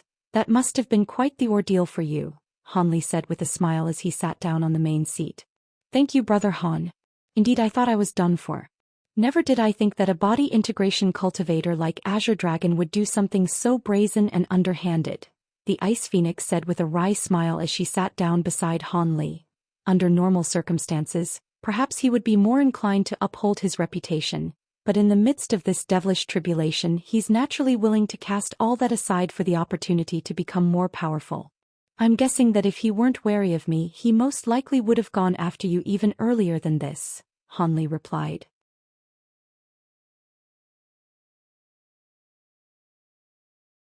Is Azure Dragon really going to leave Deep Heaven City? Even if he were willing, surely the panel of elders wouldn't be willing to let him go. After all, a mid-body integration cultivator is currently an extremely prized asset to Deep Heaven City. the Ice Phoenix said in a concerned manner. A prized asset? He couldn't even take 3 attacks from me. Do you think the panel of elders will actually hold him in high regard? Under normal circumstances, the panel of elders will perhaps exert pressure on me to prevent this from happening to maintain their authority. But now that the devilish army has surrounded the city, I'm sure they know who's more important to the city between Azure Dragon and myself. I'm guessing that they'll send some people to try and persuade Azure Dragon to stay as a mere formality, then let him go when he insists on leaving, Han Li said with a nonchalant smile. You're right, the panel of elders wouldn't dare to do anything to antagonize you at a time like this. However, that Azure Dragon is undoubtedly going to be extremely resentful toward you. You'll have to be wary of him in the future. Of course, you won't have anything to fear, but he could target your disciples, the Ice Phoenix cautioned. It's all right, Azure Dragon won't trouble anyone ever again, Han Li replied with a mysterious smile. What? You don't mean? With the Ice Phoenix's intelligence, she was naturally immediately able to read between the lines, and her heart jolted with shock. He's a very petty man. I'm not going to allow such a toxic enemy to live on in this world. Otherwise, who knows what troubles could arise in the future. Han Li said in a cold voice. I'm sure you're more than powerful enough to put an end to Azure Dragon's life, but surely the panel of elders won't allow you to do something like this. Besides, no matter how discreetly you do this, the panel of elders will still suspect you for foul play, the Ice Phoenix said in a hesitant manner. I won't do this in the city, and I'll have someone else take him out in my stead, Han Li replied with a faint smile. A hint of surprise appeared on the Ice Phoenix's face before she hurriedly cautioned, You have an ally who's capable of doing this? Please do exercise caution, Brother Han. That Azure Dragon may be no match for you, but he's still a mid-body integration cultivator. It'll most likely be very difficult for other people to kill him. Rest assured, fellow Taoist Ice Phoenix. I'll make sure that the job gets done, Han Li replied in a confident manner, then swept a sleeve through the air to release a ball of yellow light, which then transformed into a little girl who appeared to be around 2 or 3 years of age. The little girl had fair skin and a pair of large black eyes that were extremely adorable to behold. Go and keep an eye on Azure Dragon. If I'm not mistaken, he'll most likely leave the city before the 3-day time limit runs out. Follow him out of the city, then put an end to him in a secluded location, Han Li instructed. The little girl's lips didn't move, but a tender female voice suddenly rang out in the hall. You make it sound so simple. I can keep an eye on him with no issues. With my current powers, I can conceal myself even from the average late-body integration cultivator. However, I don't think I have the power to put an end to his life. I only just went through metamorphosis, so my powers won't outstrip his by much. Master Azure Dragon has already been wounded by me. Even if he immediately takes pills to try and recover, he won't be able to make a full recovery anytime soon. On top of that, I planted something in his body, so he'll only be able to unleash around 30% of his powers at most. In his current state, you'll be more than enough to put an end to him, Han Li said with a hint of a smile on his face. Oh, in that case, I don't have any further issues. The little girl gave an adorable smile before vanishing on the spot amid a flash of golden light. Brother Han, who was that? Ice Phoenix couldn't help but ask. That was a spirit beast of mine. It only underwent metamorphosis recently, Han Li replied. Your spirit beast? From the sounds of it, it also seems to be at the body integration stage, the Ice Phoenix said with a stunned expression. It is indeed at the early body integration stage, but it's inherited some of the bloodline of the true spirit Kirin, so even the average mid-body integration cultivator won't be a match for it, Han Li replied in a truthful manner. A wry smile appeared on the Ice Phoenix's face upon hearing this. I finally understand why you're not concerned about repercussions from the panel of elders now. With that spirit beast to assist you, you're most likely the undisputed #1 cultivator of Deep Heaven City. I wouldn't dare to claim such a title. Deep Heaven City has protected the human and demon races for hundreds of thousands of years. Surely you don't think that the city is only as powerful as it appears on the surface, fellow Taoist Ice Phoenix. Who knows how many powerful cultivators there are lurking beneath the surface? Han Li replied with a solemn shake of his head. Have you heard some rumors, Brother Han? The Ice Phoenix asked in a surprised manner. No, I'm merely speculating. All right, let's not dwell on this topic any longer. Everything will be made clear once the devilish army officially commences their attack on the city, but prior to that I'm going to require your assistance, fellow Taoist Ice Phoenix, Han Li said with a serious expression. The Ice Phoenix faltered slightly upon hearing this before a thought immediately occurred to her, and a faint blush appeared on her face. Are you referring to? That's right. I encountered some peril during my trip, but also some opportunities as well, and I can begin attempting a breakthrough to the late body integration stage, so I'll have to borrow your heavenly phoenix origin Yin Qi, Han Li confirmed. The blush of the Ice Phoenix's face quickly faded and she said in a solemn manner, if you hadn't stepped in to save me, I would have been reduced to a mere spirit beast, and there's certainly no way I could have reached the spatial tempering stage so quickly, so it's only right for me to repay you for your kindness. When do you plan to go into seclusion, Brother Han? If I had full confidence in my ability to break through this bottleneck, I wouldn't have asked this of you. If I can succeed in my breakthrough, you'll definitely be the most significant contributor. As for when I'm going into seclusion, that answer to that would naturally be as soon as possible.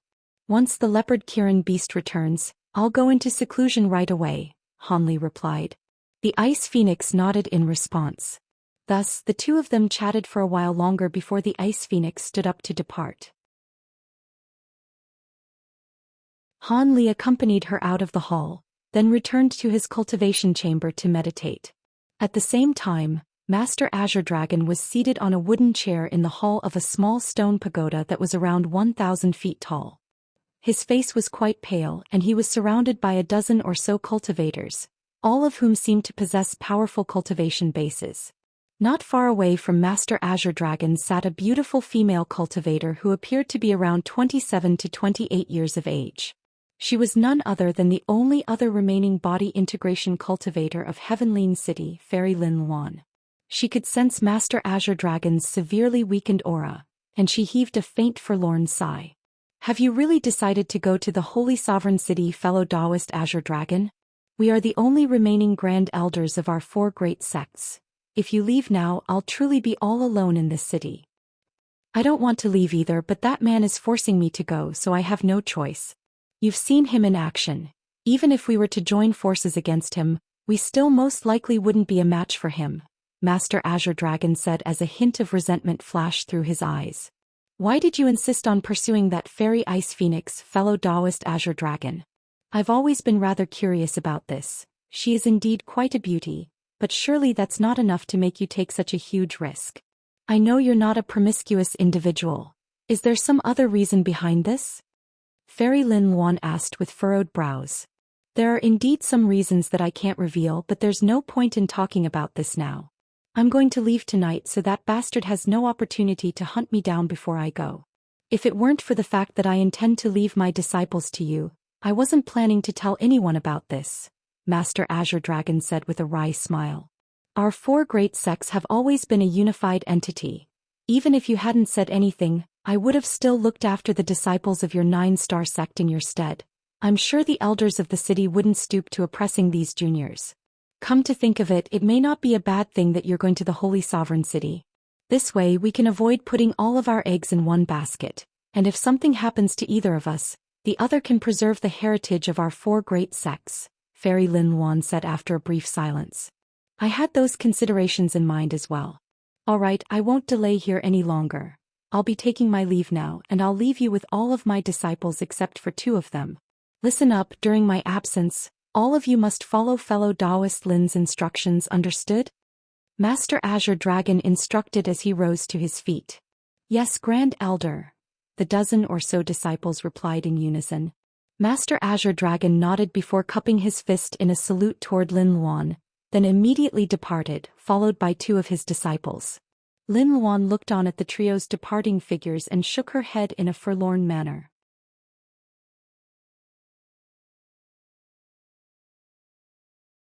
Several hours later, Master Azure Dragon and his 2 disciples arrived at the teleportation hall of Deep Heaven City, and the guards immediately rushed out to greet him.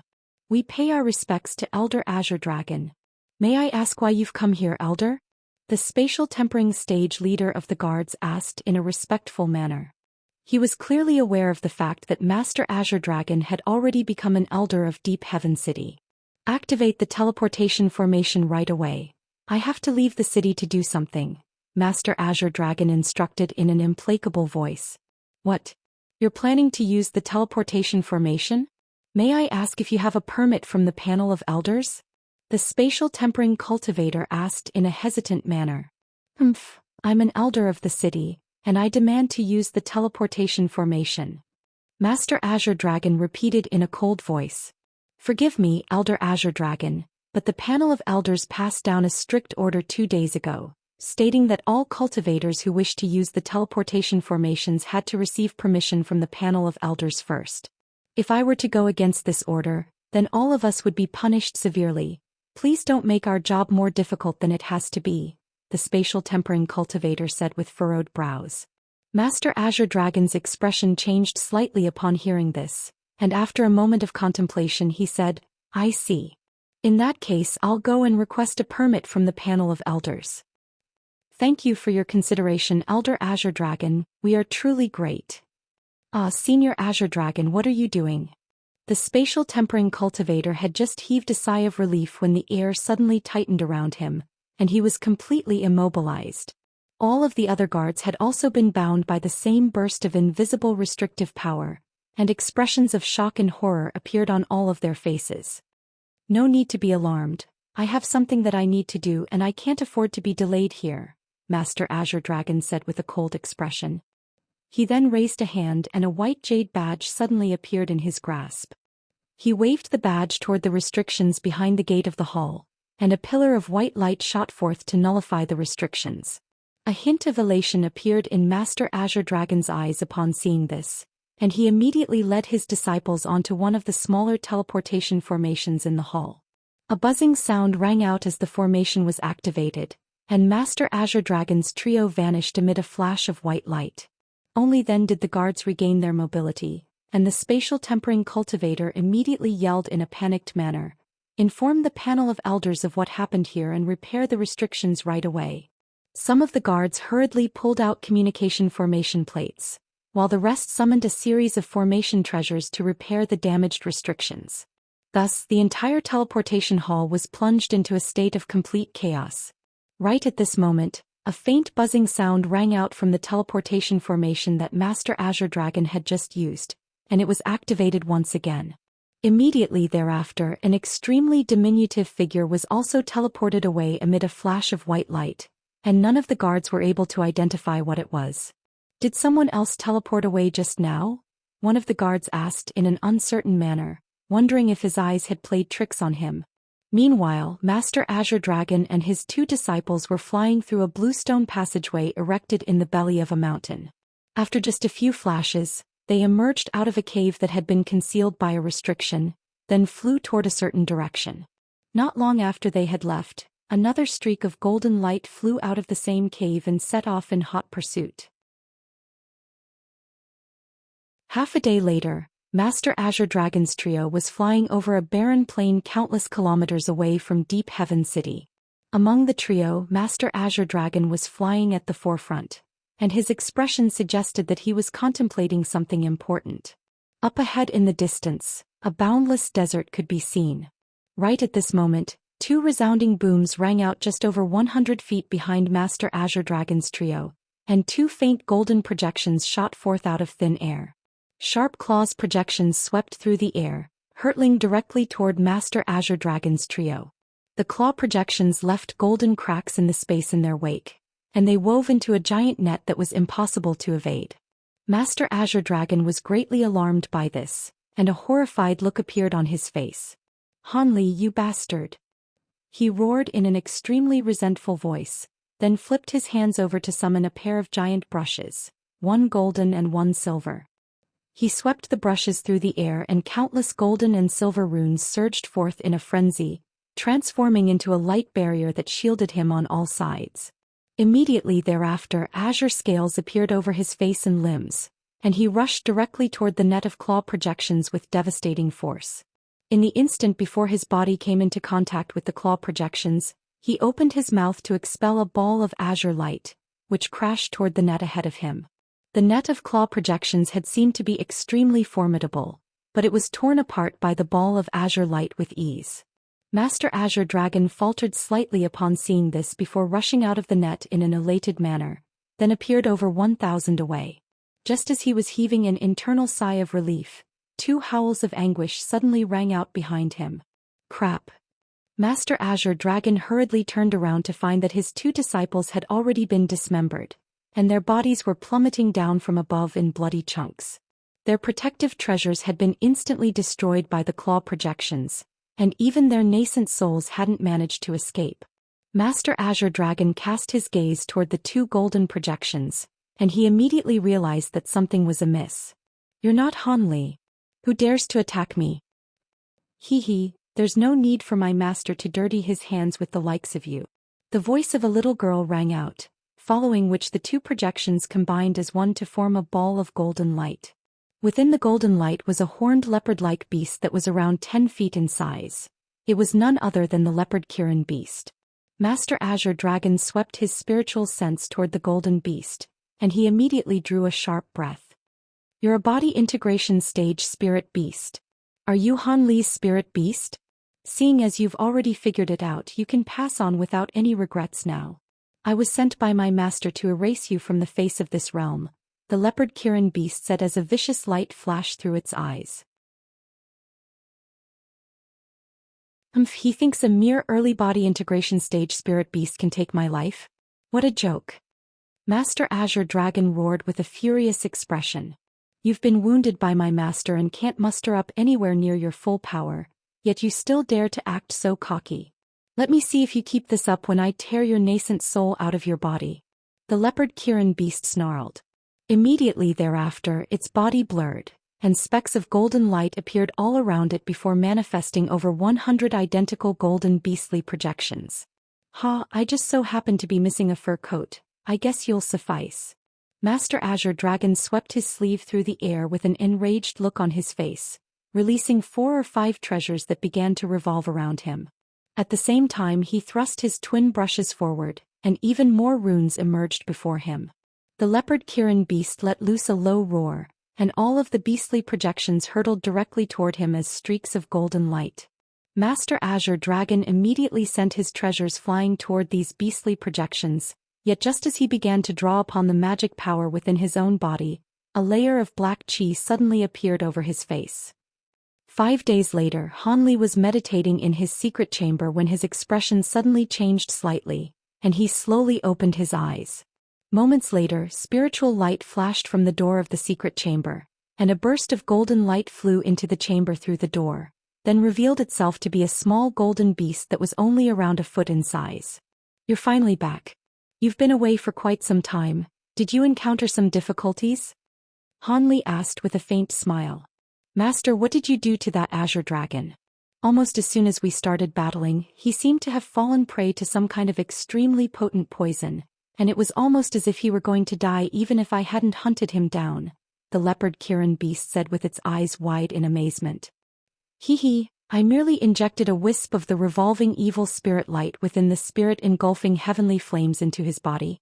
He would have been fine had he not used too much magic power, but as soon as he tries to do so, the revolving evil spirit light would immediately take effect. With its vicious poison, even a body integration cultivator would have to meditate for a long time to refine it or temporarily repress its effects with their magic power. However, he clearly wouldn't have been able to do any of that while battling you, so his only possible fate was death, Han Li replied in a nonchalant manner. "Your powers have become truly unfathomable, Master. It's incredible that you were able to tamper with another body integration cultivator like this without their detection," the leopard Kirin beast said in an amazed voice. It's not all that remarkable. This is just a little trick that I recently developed, and it wouldn't have worked if Master Azure Dragon had spent some time to carefully examine his own body. I take it that he's no longer around, right?" Han Li asked as his eyes narrowed slightly.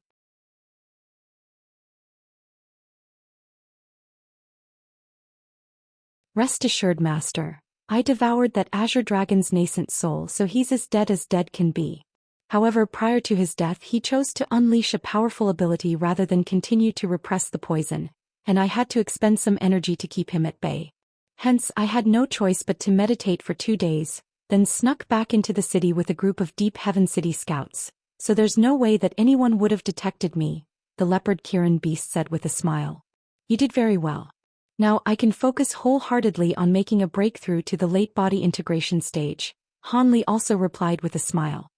Hehe, with your cultivation aptitude and all of the trump cards you've prepared, I'm sure you'll be able to make this breakthrough with ease, Master. I'll be congratulating you in advance.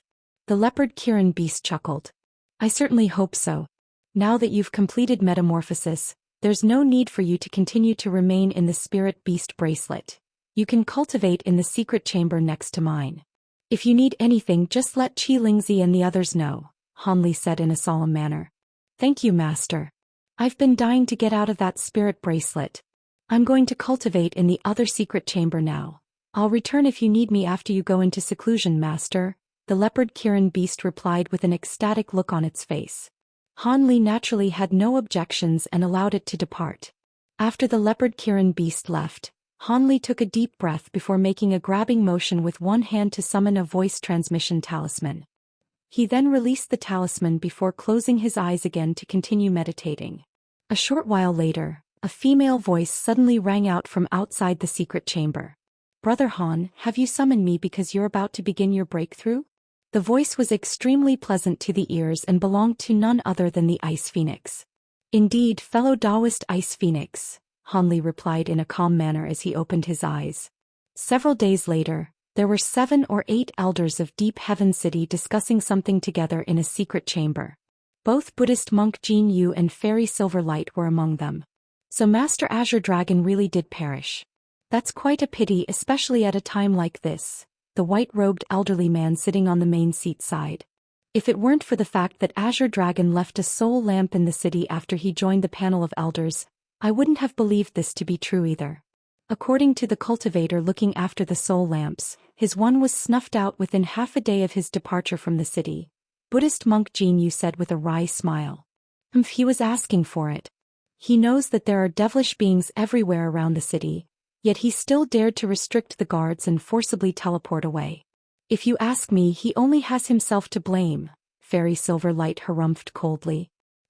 Azure Dragon may not have been killed by devilish beings. Perhaps he died by the hands of someone else. Didn't the guards at the teleportation hall say that someone used the same teleportation formation as Azure Dragon right after he left? Perhaps that was the perpetrator, a burly black-robed man said. Are you suspecting fellow Taoist Han? Fairy Silverlight's expression darkened slightly upon hearing this. Please don't jump to conclusions, Fairy Silverlight. I never said that. All I said is that maybe Azure Dragon didn't perish by the hands of devilish beings. The man immediately denied. It was quite clear that he was quite wary of Han Li. Fairy Silverlight merely smiled and remained silent.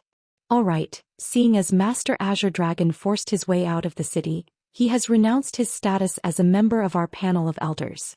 As such, there's no need for us to investigate this matter. Our top priority now should be the devilish army that has surrounded the city, the white-robed elderly man said with furrowed brows. But Master Azure Dragon is a mid-body integration cultivator. Don't we have to at least provide all of the cultivators in the city an explanation of how he died? Also, will this affect Fairy Lin Luan's attitude toward our city? The owner of the Origin Pocket Pavilion, Elder Gu, said in a contemplative manner. There's no need for that.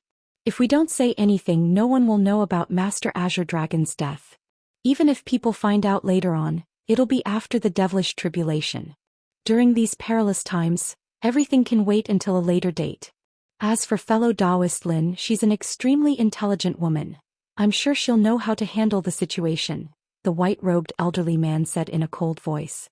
Everyone else exchanged a few glances upon hearing this before nodding in agreement in the end. All right, seeing as no one has any objections, let's discuss fellow Taoist Han next. Buddhist monk Jin Yu, I heard that you sent someone to invite fellow Taoist Han to a gathering 2 days ago, but he had already gone into seclusion. Is that true? The white-robed elderly man asked. It is.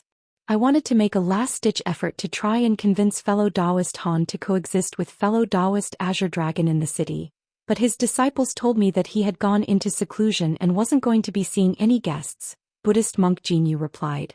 It seems that he predicted that you would try to seek him out, so he's intentionally avoiding you, the white-robed elderly man said in a contemplative manner. Perhaps so. A few days ago I saw the juniors who had been bribed by Azure Dragon, and all of them were as pale as ghosts. I heard that fellow Taoist Han is extorting them for a huge sum of spirit stones and materials. I wonder if they'll be able to gather everything that fellow Taoist Han demanded of them, Buddhist monk Jin Yu said with a peculiar expression. Hee, those little brats deserve to be taught a lesson for sticking their noses into something like this. If you ask me, fellow Taoist Han has already let them off the hook quite easily. If he weren't wary of the backers behind those juniors, I'm sure he would have punished them even more severely. The white-robed elderly man chuckled coldly. That's true. Having said that, the way that fellow Taoist Han has addressed this matter has truly been a relief to me.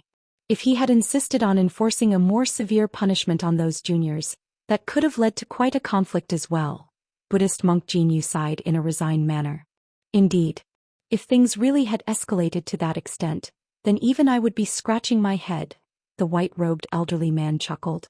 By the way, I heard that Azure Dragon was defeated by fellow Taoist Han in just 3 attacks. Surely that's an exaggeration, right?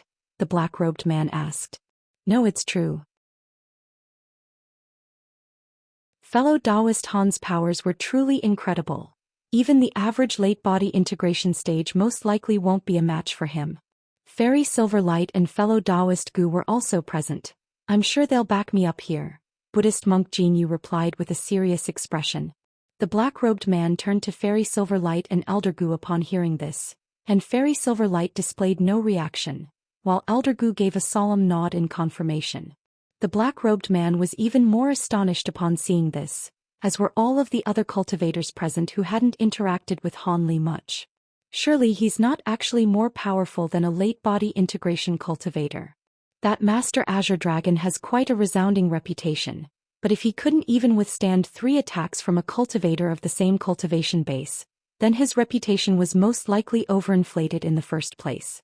Just because fellow Taoist Han was able to defeat him doesn't mean he's actually that freakish of a talent. The black-robed man was really grasping at straws now. I'm afraid you're mistaken, fellow Taoist. That Master Azure Dragon was a half-demon who can adopt a half-dragon form, and that, in conjunction with his Buddhist cultivation arts, presented a very formidable package. However, he had made the mistake of picking the wrong opponent.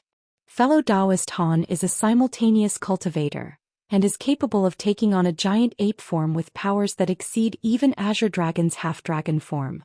He severely wounded Azure Dragon with his first 2 attacks alone, and could have even killed Azure Dragon with his 3rd attack had he intended to do so. Thinking back, if I were to face fellow Taoist Han in battle, there would be no alternative for me other than to flee with all my might, Buddhist monk Jin Yu said in a serious manner.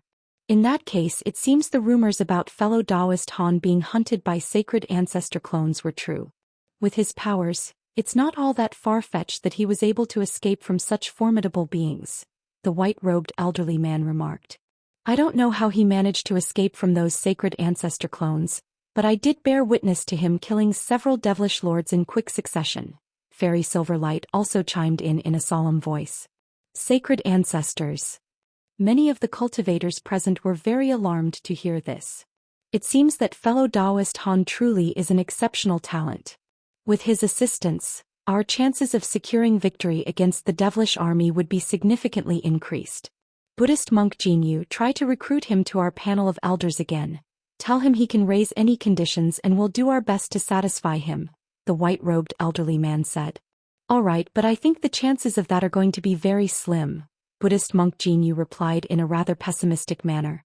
I'm aware of that. Otherwise, he would have joined the panel of elders the first time we invited him. In any case, it can't hurt to try. All right, setting this matter aside for now, we received a report from our scouts stating that the devilish army is very likely going to launch an all-out assault on our city in several months to a year, the white-robed elderly man said as a grim look appeared on his face, and all of the other elders' hearts jolted upon hearing this.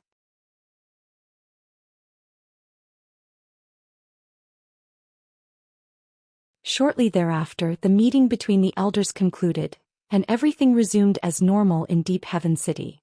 Just as the white-robed elderly man had said, without anyone leaking the news, none of the ordinary beings in the city were aware that a mid-body integration stage human cultivator had already passed away. Of course, this news wasn't kept a secret from Fairy Lin Luan. Upon hearing this news, she was initially quite shocked and horrified, but she quickly calmed down and never mentioned Master Azure Dragon again, as if she had never even known him.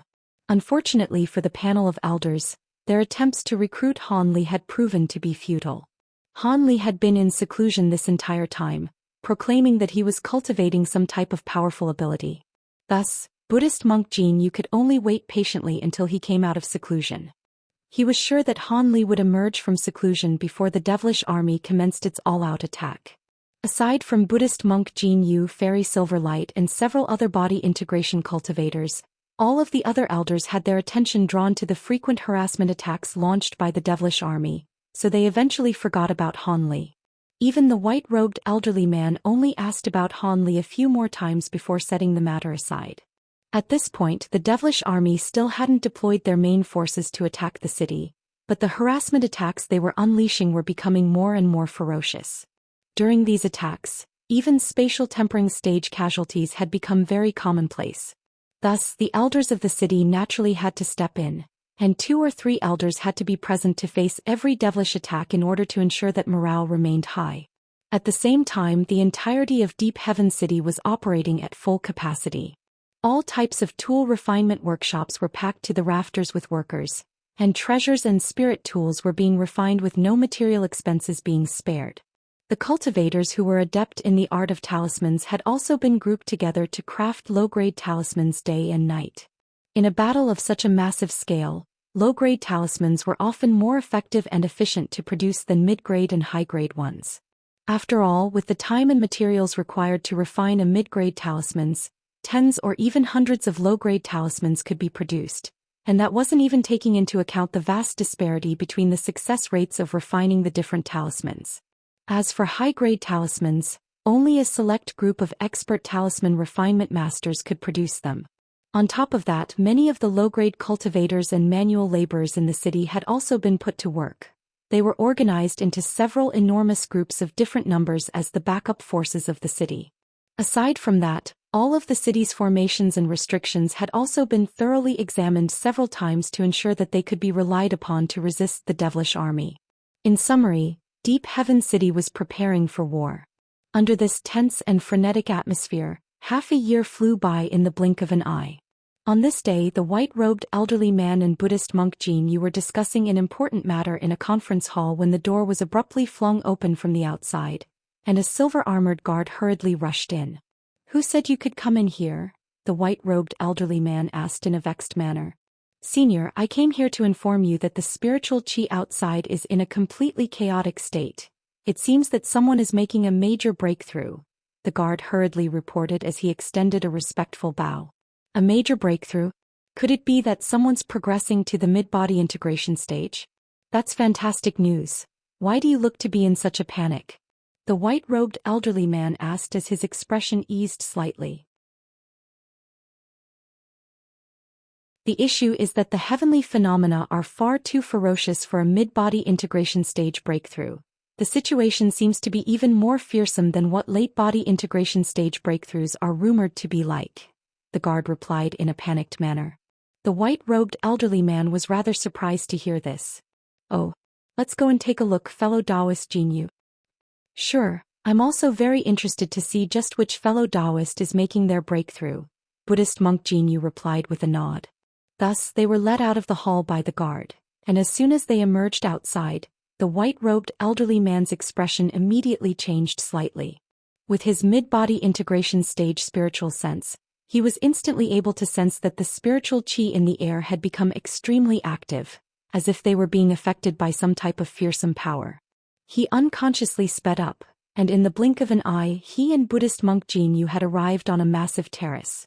There were around a dozen guards gathered on the terrace, all of whom were looking into the distance with flabbergasted expressions. The white-robed elderly man's brows furrowed slightly upon seeing this, and he cleared his throat to make his presence known. Only then did the guards notice him and Buddhist monk Jin Yu, and they immediately extended respectful bows. Just as the white-robed elderly man was about to scold these subordinates of his, Buddhist monk Jin Yu suddenly let loose a faint cry of surprise. The white-robed elderly man immediately cast his gaze toward the same direction as Buddhist monk Jinyu, upon which an astonished look appeared on his face. There in the distance, the sky had turned bright red and crimson fiery clouds were revolving in mid-air like a giant fireball. Beneath the fiery clouds, countless wisps of colorful light were rapidly converging to form a series of rainbow bridges. Close to half of the entire city was encompassed beneath the fireball and crimson clouds. But compared to this stunning visual stimulus, the spiritual pressure radiating from the heavenly phenomena was even more astonishing. Due to how far away they were, they could only sense a tiny portion of this spiritual pressure, but they were still struck by a sense of asphyxiation. Furthermore, this pressure was only continuing to mount, and it seemed that something terrifying was brewing in the distance. These heavenly phenomena really are far more fearsome than what a mid-body integration stage breakthrough could bring about. Let's go and take a closer look, fellow Taoist Jin. It would be extremely fortunate for the city if someone could make a late-body integration stage breakthrough. We have to keep a lookout for them and ensure that they aren't disrupted, the white-robed elderly man said. Of course, witnessing a late-body integration stage tribulation transcendence would be a brilliant opportunity for us. If we can see it up close, I'm sure it'll benefit our future cultivation immensely. Buddhist monk Jinyu immediately agreed. Thus, the white-robed elderly man swept a sleeve through the air to release a burst of white that swept up his own body, then flew away into the distance. Buddhist monk Jinyu also followed along as a ball of golden light, and only then did the guards heave a collective sigh of relief before erupting into spirited discussion surrounding the heavenly phenomena that were taking place. At this point, all of the high-grade cultivators in the entire city had been alerted by these phenomena, and countless streaks of light were converging from all directions. The low-grade and mid-grade cultivators were also very intrigued, but they knew that this was not something that they could participate in, so they could only look on from where they were. But that certainly didn't stop them from discussing the situation with those around them. The theories they came up with came in all shapes and forms. There were some stating that a certain spirit treasure was emerging, while others were proclaiming that an almighty spirit beast was creating these phenomena. Of course, most believed that this was stemming from a certain cultivator's tribulation transcendence, and some of the more knowledgeable and experienced individuals had guessed that this had to be a body integration stage tribulation transcendence. Of course, none of them could have imagined that the body integration cultivators were just as astonished as they were once they gathered close to the heavenly phenomena. The white-robed elderly man and Buddhist monk Jinyu weren't the first ones to arrive on the scene. Over 20 spatial tempering and body integration cultivators had arrived before them, and they were appraising the phenomena from close to 100 kilometers away. Fairy Silver Light was among them as well, and she gave the white-robed elderly man and Buddhist monk Jinyu a nod from afar before casting her gaze toward the unfolding phenomena again. The white-robed elderly man and Buddhist monk Jinyu exchanged a glance before also stopping nearby. If I'm not mistaken, fellow Taoist Han is the only body integration cultivator who lives in this area, right? The white-robed elderly man suddenly asked. Indeed, and fellow Taoist Han's abode seems to be situated right at the center of this heavenly phenomena, Buddhist monk Jinyu replied. That means it must be fellow Taoist Han who's making a breakthrough. It's no wonder that he went into seclusion, the white-robed elderly man said. That does appear to be the case. This heavenly phenomena appears to have been triggered by a late body integration stage breakthrough, but it's far more fearsome than one that I was fortunate enough to have witnessed in the past, Buddhist monk Jinyu replied in a hesitant manner. There's nothing strange about that. The heavenly phenomena triggered by one's breakthrough depends on their powers. Generally speaking, the more fearsome the phenomena, the more powerful the tribulation transcender is, but at the same time, they'll also be plunged into an extremely perilous situation. With the ferocity of this set of heavenly phenomena, I think fellow Taoist Han may not be able to successfully transcend his tribulation, the white-robed elderly man mused in a contemplative manner.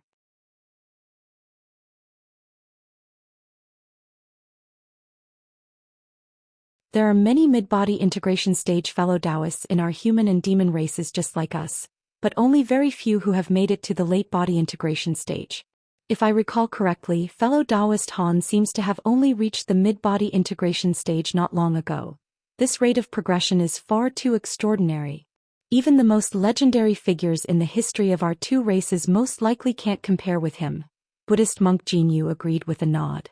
It's exactly because of fellow Taoist Han's stunning aptitude that this step will be even more difficult for him to take. After such a short time, his foundation can't be all that solid. That'll increase the difficulty of making this breakthrough, the white-robed elderly man said. Hee, we're all just speculating here. It's yet to be seen what's actually going to happen. Perhaps fellow Taoist Han will give the two of us a huge surprise. Buddhist monk Jinyu chuckled. I certainly hope so. If another late-body integration cultivator can support our city, then we'll have a much easier time against the devilish army. Fellow Taoist Han's powers as a mid-body integration cultivator were already comparable to those of a late-body integration cultivator. If he were to succeed in this breakthrough, he would most likely even be able to face a sacred ancestor clone in battle, the white-robed elderly man mused. Indeed. Prior to the descent of the true bodies of the sacred ancestors into this realm, their clones will be the most powerful beings in the devilish army. If there's a way for fellow Taoist Han to hold them off, then we can abandon our original plan and focus our efforts on dealing with those devilish lords, Buddhist monk Jinyu said as a cold light flashed through his eyes. The white-robed elderly man nodded in response before turning toward the phenomena taking place in the distance again. At this point, the fiery clouds up above had already transformed into a crimson sea that had encompassed virtually the entire sky, and beneath the fiery clouds, a series of giant runes of different colors were taking shape. These runes were radiating dazzling light, and in the next instant, they abruptly surged up toward the fiery clouds as if they were about to pierce through the clouds. A loud buzzing sound rang out from the fiery clouds, and they began to churn even more violently. As soon as the giant runes came into contact with the clouds, a peculiar sizzling sound rang out, following which the runes began to crumble away. They had been completely repressed under the clouds. A cold harumph suddenly reverberated through the entire space, following which a blurry humanoid figure that was over 10,000 feet tall appeared amid a flash of azure light, then pointed upwards several times in quick succession in an expressionless manner. Invisible ripples ran through the space up above, and the rate at which the giant runes were being manifested sped up by over tenfold. Millions of runes emerged in the span of just a few breaths, then surged upward like a reverse waterfall. However, the fiery clouds remained as resolute as ever, even against the drastic increase in the influx of giant runes. Both the fiery clouds and giant runes were expanding at an alarming rate, and it was as if they were never going to stop. However, the giant humanoid projection seemed to have grown impatient, and it abruptly swept an arm toward the fiery clouds from afar. Even though it was only a projection, the attack that it unleashed triggered a resounding boom akin to a dull thunderclap. The azure humanoid projection crumbled away in a flash, but an enormous burst of invisible power surged easily into the clouds before immediately exploding. A string of explosions rang out in rapid succession, and a giant hole with a diameter of over 1,000 feet appeared within the clouds. Some of the giant runes down below instantly surged through the hole in the clouds, following which the hole was sealed in a flash. Those runes converged to form another enormous rune that was around an acre in size, and it was gradually being converted into a substantial form. However, right at this crucial juncture, dark clouds suddenly began to appear above the fiery clouds. These dark clouds then transformed into a series of giant black Ws amid a string of explosive thunderclaps. Extremely thick bolts of silver lightning began to appear over the bodies of these Ws, creating an astonishing sight to behold. There are 81 of them. That's incredible. I recall the late body integration stage tribulation that I witnessed in the past only had 36 W. Buddhist monk Jinyu exclaimed. A hint of astonishment also flashed through the white-robed elderly man's upon seeing this, but he said in a calm manner, I wonder how fellow Taoist Han is going to deal with such a fearsome late body integration stage tribulation. If any mishaps occur, he could easily end up with severe wounds and fail to make his breakthrough. It's a pity that we can't assist him during this process. Otherwise, perhaps there would still be hope for him. He seemed to have already convinced himself that Han Li definitely wouldn't be able to transcend this tribulation. There's no need to be overly concerned, Brother Gu. Fellow Taoist Han must have his reasons for attempting a breakthrough at a time like this. Let's wait and see for now, Buddhist monk Jinyu replied in a serious manner. Right at this moment, another rumbling thunderclap erupted, and several tens of bolts of golden lightning crashed down from above, each of which was as thick as a water tank. The lightning pierced directly through the massive rune and fiery clouds, then struck the giant black W's with devastating force. A resounding boom rang out, and massive holes were blown into the bodies of the black W's by the bolts of golden lightning, while the silver lightning around their bodies were all devoured by the golden lightning. If it weren't for the fact that the golden lightning had disappeared after only a brief moment, the black W's really could have been completely destroyed. However, the golden lightning seemed to have enraged these W's, and they let loose ferocious roars as cloud and mist surged toward the holes in their bodies, regenerating them in a flash. The W's then opened their mouths to expel gusts of fierce black winds which swept downward in a frenzy, and the fiery clouds down below began to burn with even greater ferocity. The wind and flames complemented one another, forming a massive sea of flames that encompassed an area of close to 100 kilometers. The sea of flames then began to descend, and the space down below was illuminated into a bright red color, as if the entire space were being set alight. Buddhist monk Jin Yu and the white-robed elderly man's expressions both changed slightly upon seeing this. If the tribulation transcender were to fail to control this sea of flames, countless normal cultivators down below would perish. The other cultivators nearby also drew a sharp breath in unison. They didn't think that the heavenly tribulation would be this formidable even in its initial stages. If they were in Han Li's place, all of them would have most likely been reduced to ashes already. At the center of the sea of flame was none other than the stone pagoda that Han Li was staying in. This pagoda was naturally protected by some restrictions, but if it were to be struck by the sea of flames, it would most definitely be destroyed. Right at this moment, a ball of silver light appeared at the top of the pagoda, following which a clear cry rang out as giant silver fire raven emerged. When it first appeared, the fire raven was only around 10 feet in size, but as it spread its wings, it swelled to over 100 times its original before hurtling directly toward the sea of flames. A dull thump rang out as the silver fire raven vanished into the sea of flames, but in the next instant, the sea of fire suddenly began to churn violently. The crimson flames converged rapidly toward the giant fire raven as if they were being drawn by an irresistible force, then quickly vanished amid flashes of light. In just a short time, over a fifth of the entire sea of flames had disappeared, and at this rate, it wouldn't be long before the whole sea of fire ceased to exist. However, before that could happen, the giant black W's up above suddenly opened their mouths to expel bursts of white qi that swept downward. The white qi appeared to be quite ordinary, but as it dispersed through the air, over 10 translucent and peerlessly sharp ice spikes that were each around 10 feet in length were created. Before the ice spikes had even begun to descend, a burst of ghastly howling rang out from within the stone pagoda down below, following which 5 wagon-wheel-sized skulls flew out, then opened their mouths to expel 5 streams of glacial flames that swept directly upward. As soon as the ice spikes came into contact with these glacial flames, they reverted back to white spiritual qi before vanishing amid the flames. Even after these 2 types of attacks had been nullified, the black W's remained completely unfazed. Their bodies twisted around and they exploded amid resounding booms. The fragments of their bodies then transformed into countless giant rocks of different sizes. The smallest of these rocks were smaller than human heads, but the largest ones were over 10,000 feet in size and resembled small mountains.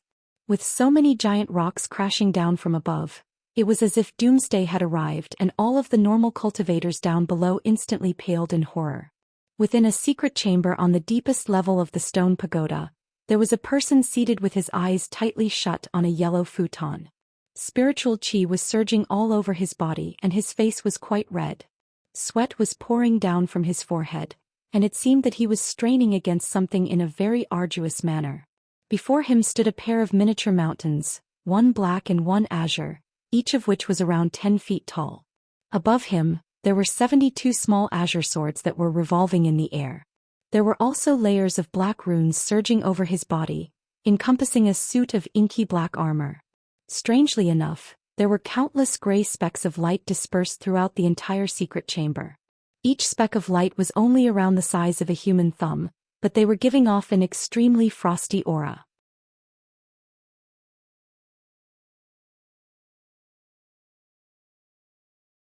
The person seated on the ground was none other than Han Li. Judging from his current expression, he didn't seem to be in a very good condition. The gray specks of light were constantly drifting around him, occasionally taking on the forms of malicious monsters, as well humanoid projections of both genders and all ages. However, regardless of what form the gray specks of light took, all of them immediately pounced viciously toward Han Li, only to be forced into retreat by the treasures hovering around him. As such, these malicious apparitions could only continue to buzz around the area encompassed by the treasures. However, as they were forced back over and over again, these beings were gradually becoming more and more violent and impatient. Han Li paid no heed to these beings at all, but the situation seemed to be becoming more and more strenuous for him. In reality, that was indeed the case. Within a certain mysterious space within his mind, an azure-robed spiritual sense clone of his was currently locked in battle with someone else. The opponent wore an inky black robe and was controlling 72 black flying swords. The black-robed figure's appearance was completely identical to Han Li, but there was crimson light shimmering within his eyes, and he had a sinister smile on his face.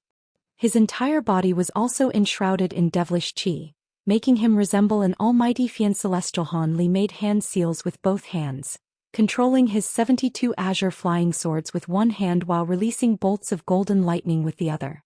However, the black-robed Han Li was able to easily counter the azure flying swords with his black flying swords, and he also released bolts of black lightning that were even thicker than the oncoming bolts of golden lightning in retaliation. Han Li's expression darkened upon seeing this, and over 100 arcs of golden lightning erupted from his body at once to eradicate the oncoming bolts of black lightning. All of a sudden, an extremely sweet and pleasant female voice rang out. "Hee, resistance's feudal brat. This inner demon is a complete replica of yourself. No, in fact, with the enhancements it's receiving from me, it's even more powerful than you. I'm sure you've also realized this after battling it for so long." This inner demon is indeed slightly more powerful than I am, but you're delusional if you think it can defeat me. You only managed to sneak into my soul during a lapse of concentration. Otherwise, this inner demon wouldn't even exist, Han Li said with a dark expression as he flipped his hand over to reveal a short silver ruler, which he swept through the air to release countless ruler projections toward the inner demon. You are indeed far more powerful than I imagined, and it would be unrealistic to expect a mere inner demon to destroy your soul. But don't forget that you're transcending your late body integration stage tribulation. I don't know how you're protecting yourself, but with most of your spiritual sense and magic power dedicated to this battle, there's no way you'll be able to successfully transcend the tribulation. If you don't want to die, then you'd better hand over that suit of devilish armor. Once you do that, I'll leave right away so you can transcend your tribulation in peace," the woman said in the voice of a temptress. The owner of the voice was none other than the heavenly devilish monarch, whose devilish intent Han Li had once encountered in Cloud City. It had somehow managed to sneak into Han Li's spiritual sense during this critical juncture in his tribulation transcendence, then created this inner demon to try and devour his soul. If it weren't for the fact that Han Li's spiritual sense was far more condensed than the average cultivator, there was a good chance that the inner demon would have succeeded. You think I would believe the words of a heavenly devilish monarch? I'm guessing that as soon as the thought of making a concession crosses my mind, the inner demon would immediately pounce on me and devour my soul. I had always heard that heavenly devilish monarchs were most adept in coercion and could often kill their targets without even needing to battle them. It seems that this is true, Han Li replied in a completely expressionless manner. You sure are alert. In that case, I'll wait for you to fall to your own demise. After your body and soul gets destroyed during the heavenly tribulation, I'll still be able to recover the suit of devilish armor. The heavenly devilish monarch's voice suddenly turned into an extremely rough and husky male voice. The inner demon swept a sleeve through the air and also released countless black ruler projections to nullify all of Han Li's attacks. Han Li's expression darkened even further upon seeing this, and right at this moment, the other minority portion of his spiritual sense transmitted a message to him, stating that the heavenly tribulation was about to reach a critical stage, and that the magic power and spiritual sense he had left behind most likely wouldn't be able to withstand it. As such, he had to kill the inner demon right away so he could focus wholeheartedly on his tribulation transcendence. With that in mind, Han Li immediately let loose a low roar, and he made a hand seal as golden light flashed from his body, following which he transformed into a mountainous golden ape. You may be able to replicate my cultivation arts and treasures, but let's see if you can replicate my transformation technique as well. Han Li roared as he swung his fists toward the inner demon. Two incredible powerful bursts of golden shockwaves surged forth, threatening to pulverize the inner demon into mincemeat. A peculiar look flashed through the inner demon's eyes, and black light flashed from its arms as a layer of black scales appeared over its skin, following which it abruptly made a grabbing motion upward. Countless black claw projections appeared above the inner demon, forming a giant net that managed to keep the golden shockwaves at bay. However, once the two giant golden fists arrived, the net was completely shattered. During this split-second delay, the inner demon had withdrawn its 72 black flying swords back into its body, then let loose a guttural snarl as black chi surged out of its body in a frenzy. A pair of thick black horns appeared on its head, and at the same time, its body swelled drastically in size. In the blink of an eye, it had transformed into a giant black-scaled devilish minotaur that was just as massive as the golden ape, and it reached directly toward the ape's fists with its bare hands. Two resounding booms rang out, and the giant golden ape was forced back several steps, while the inner demon was forced to plummet down from above, smashing a massive crater into the ground. Following that single exchange, Han Li immediately realized that the Minotaur wasn't as powerful as his giant mountain ape form, but there wasn't a large disparity between them. At this rate, even if he could secure victory, it would definitely take a very long time. Under these circumstances, he naturally couldn't afford to delay any further. A hint of urgency appeared in Han Li's eyes, and he finally gritted his teeth before making a decision. The ability that he was going to unleash next was going to expend a lot of spiritual power, which would be extremely detrimental to his tribulation transcendence, but he had no choice. Once he steadied himself, he immediately let loose a long cry, upon which a golden projection with 3 heads and 6 arms appeared behind him. The projection opened its 6 eyes before instantly flying toward the giant ape as a faint shadow. A layer of golden light swirled over Han Li's body, following which 2 more furry heads appeared on his shoulders alongside 4 additional arms. The giant golden ape had also taken on an appearance with 3 heads and 6 arms, and its body then swelled even further to several times its original size. At the same time, Han Li took a deep breath, and a ball of golden light abruptly appeared over each of his 6 palms. In the next instant, the 6 balls of golden light began to rapidly expand, and in what seemed like nothing more than the blink of an eye, they combined as one to form a gigantic ball of light that was over 1,000 feet in size. Han Li's 3 heads then began to chant in unison, and countless runes emerged from within the golden ball of light before rapidly revolving around it. An enormous golden vortex instantly took shape in midair before being hoisted higher upward by Han Li's 6 giant hands. A burst of tremendous suction force erupted out of the center of the vortex, and the devilish minotaur stumbled as it was forcibly dragged toward the vortex. It immediately let loose an enraged roar, and a horrified look appeared on its face for the first time. It was a replica of Han Li's body, but due to its inability to replicate true spirit blood, the 12 awakening transformations was the only ability it was unable to mimic. Thus, it was naturally rendered completely powerless in the face of the attack unleashed by the combined powers of Han Li's giant mountain ape form and Provenance true devil arts. In its desperation, the devilish minotaur released all types of treasures, including its 72 black flying swords, 2 extreme mountains and short black ruler to attack the giant vortex, all to no avail. As soon as the treasures reached within the general vicinity of the vortex, it would be swept up by the countless golden runes surging out of the vortex, then forcibly drawn into it before disappearing without a trace. At this point, the devilish minotaur had also been drawn to no more than 300 to 400 feet away from the vortex. All of a sudden, it summoned a crimson trident amid a flash of black light, then plunged it down into the ground, using it as an anchor to just barely arrest its own momentum. An elated look immediately appeared on the devilish minotaur's face. However, right at this moment, Han Li let loose a low cry and hurled the golden vortex downward like a giant mountain. The inner demon only had a chance to let loose a howl of anguish before it was completely inundated by golden light.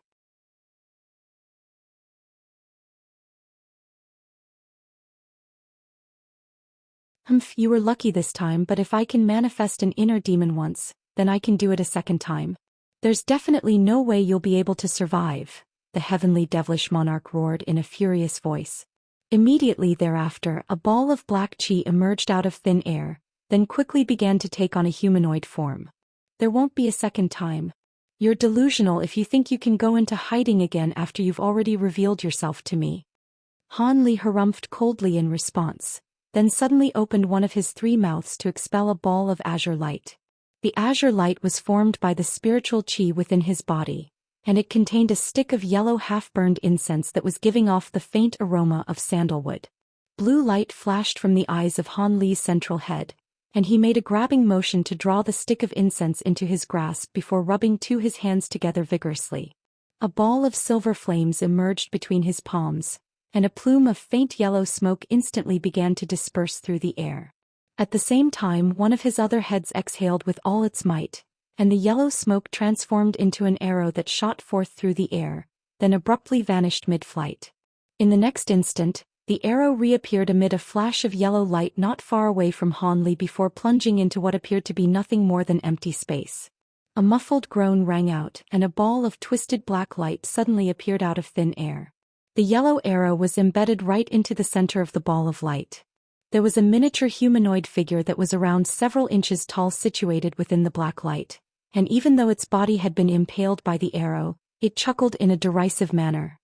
You think an ordinary treasure like this can harm me? You must be getting desperate. The miniature humanoid figure's facial features were completely indistinguishable, but just the mere sight of the pure devilish chi emanating from its body made the onlooker feel as if they had been plunged into a glacial pit. A relieved look appeared on Han Li's face upon confirming that the arrow had struck its target, and he said in a cold voice, "When did I say this is an ordinary treasure? Seeing as you're just a wisp of a heavenly devilish monarch's devilish intent, this thing will be more than enough to get rid of you." What this is? The miniature humanoid figure shuddered as it suddenly recalled what this item was from its extensive wealth of memories. However, it was already too late. In the next instant, the yellow arrow exploded, and yellow smoke that carried the faint fragrance of sandalwood instantly dispersed to encompass roughly the surrounding acre of space. The miniature black figure was unable to maintain its form within the faint yellow smoke, and before it completely vanished, it yelled in an indignant manner, "Impossible! Black infernal ice incense has already gone extinct in this realm. How could you possibly have this? Don't celebrate too early. When you make your grand ascension stage breakthrough, I'll be sure to descend into this realm in person and make sure to put an end to your life."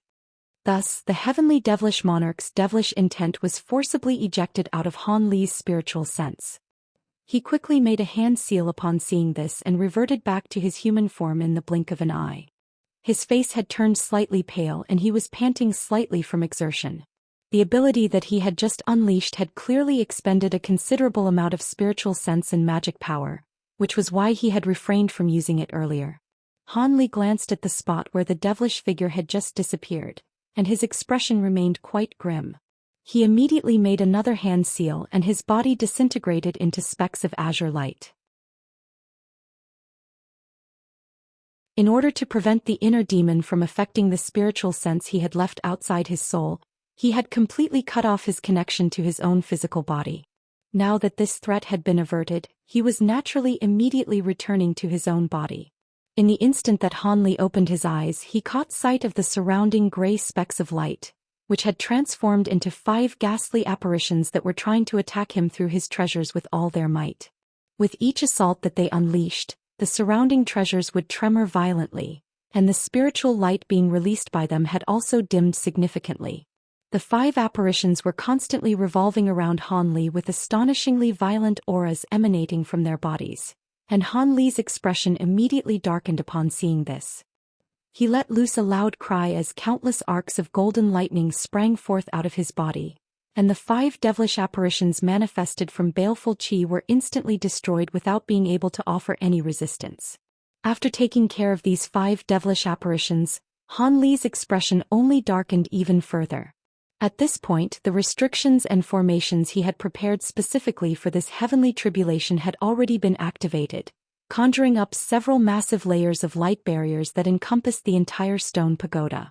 There were currently 81 giant black WOS overhead, blasting forth devastating bolts of lightning of different colors.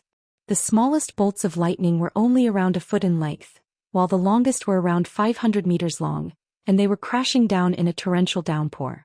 Amid the flashes of lightning, the restrictions were beginning to display signs of overexertion. At this moment, all of the bolts of lightning crashing down from above suddenly combined as one to form a gigantic pillar of lightning, and all of the light barriers were instantly shattered.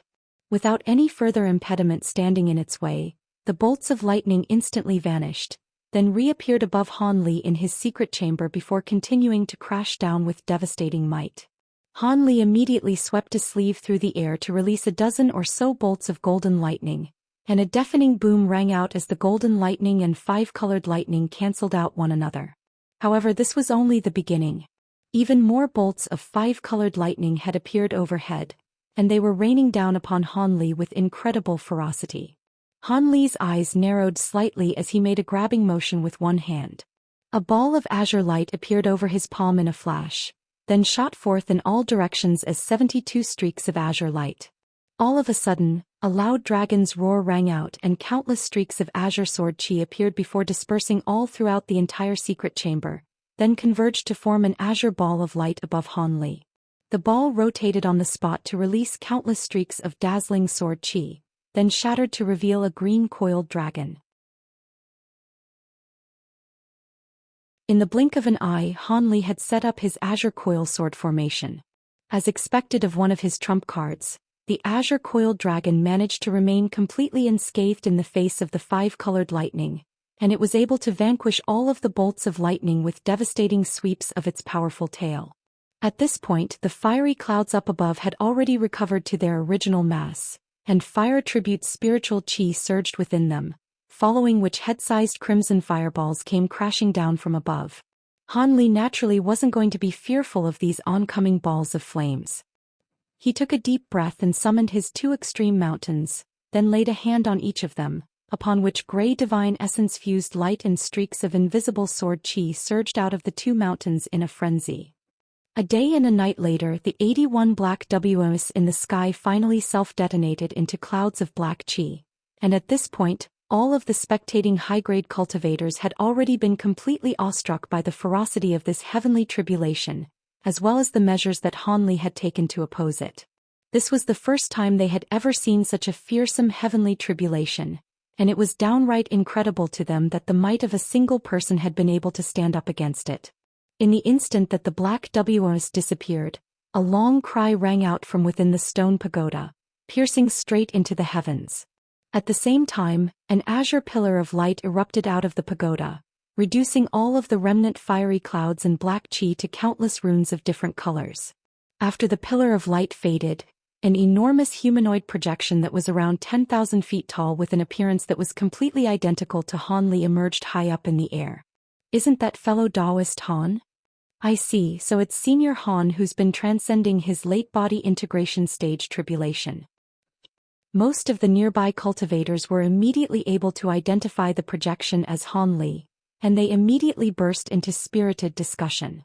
The azure projection looked around at the countless runes in the nearby area, and a faint smile appeared on its face before it abruptly inhaled violently. All of the runes shuddered before transforming into specks of light that flooded into the giant projection's mouth, and with each inhalation, tens of thousands of these specks of light were devoured. At the same time, the azure projection was expanding at a rapid rate, and after all of the surrounding specks of light had been devoured, more specks of light began to converge from the distance like moths to a flame, only to be devoured by the azure projection as well.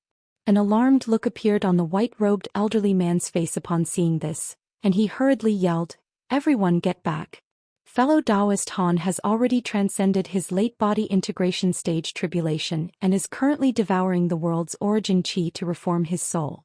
We're all currently in the affected area, so we have to get back right away."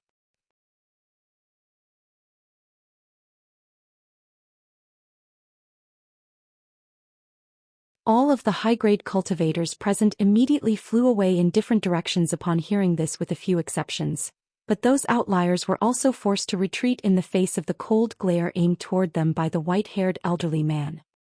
I can't believe those bastards were planning to take the world's origin chi gathered by fellow Taoist Han at such a crucial juncture. The white-robed elderly man harumphed coldly. It's no wonder that some people would try to take such a risk. The world's origin chi that fellow Taoist Han has gathered is of the highest level of purity. If they can even take a tiny portion of it, they would benefit immensely, Buddhist monk Jin Yu chuckled. But if we were to allow that, it could affect the reformation of fellow Taoist Han's soul. The effect would be virtually negligible, but we certainly wouldn't want fellow Taoist Han to become dissatisfied with our city over something like this, the white-robed elderly man said as a complex look appeared on his face. Indeed. Besides, if something were to go wrong during the reformation of fellow Taoist Han's soul, he definitely wouldn't let those opportunistic individuals off the hook. In any case, fellow Taoist Han's successful breakthrough to the late body integration stage is fantastic news for our city. Even now, I still feel like I'm in a dream. I had quite a great deal of confidence in fellow Taoist Han, but even I didn't think that he would be able to transcend such a fearsome tribulation so smoothly, Buddhist monk Jin Yu sighed. It's only taken fellow Taoist Han several centuries to progress from the early body integration stage to the late body integration stage.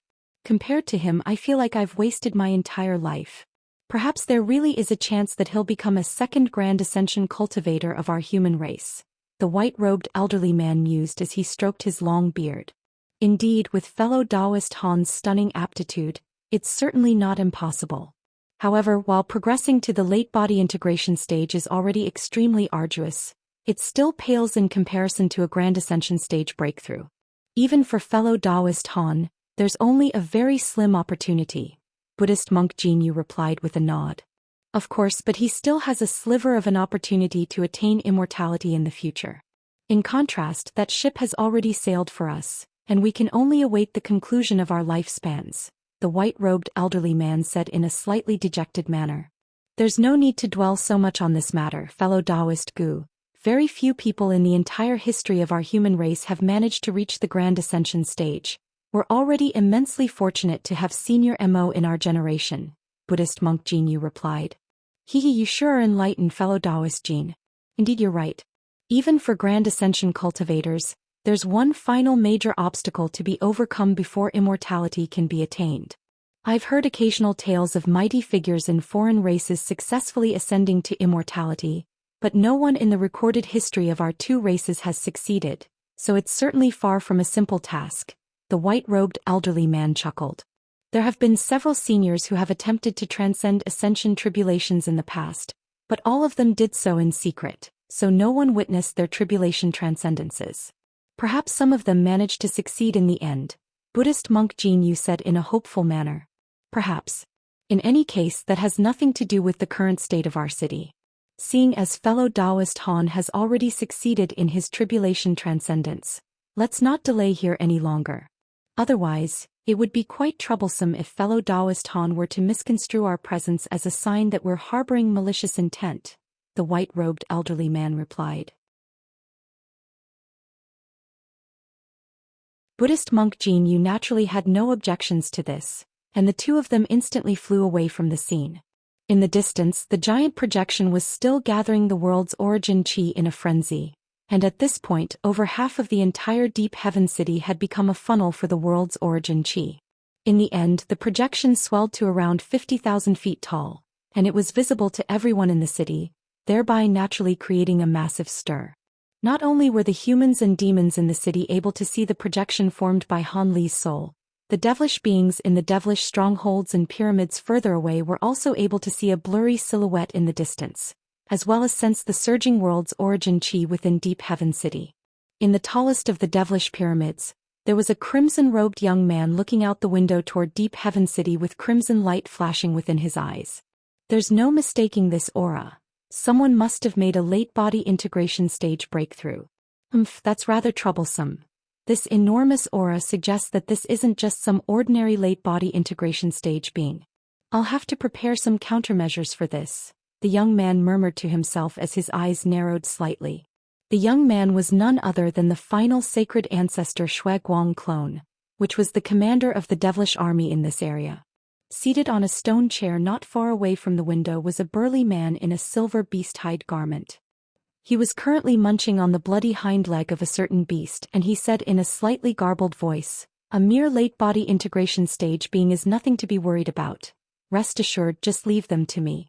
You invited me all the way over here precisely because you wanted me to clear out some obstacles for you, isn't that right?" The man had an extremely muscular physique with gleaming bronze skin, and he was giving off a bone-chilling aura akin to that of a vicious beast. "There's no need to trouble you over something like this, Brother Xiong. I invited you here to deal with an even more troublesome fellow. I can't be sure if he's returned to Deep Heaven City or not, but if he's not present in the city, then I'll leave this late body integration stage being to you," Shuiguang replied. This burly man was clearly only a late body integration stage devilish being, but Shuiguang seemed to be quite wary of him and was referring to him as an equal. "Oh.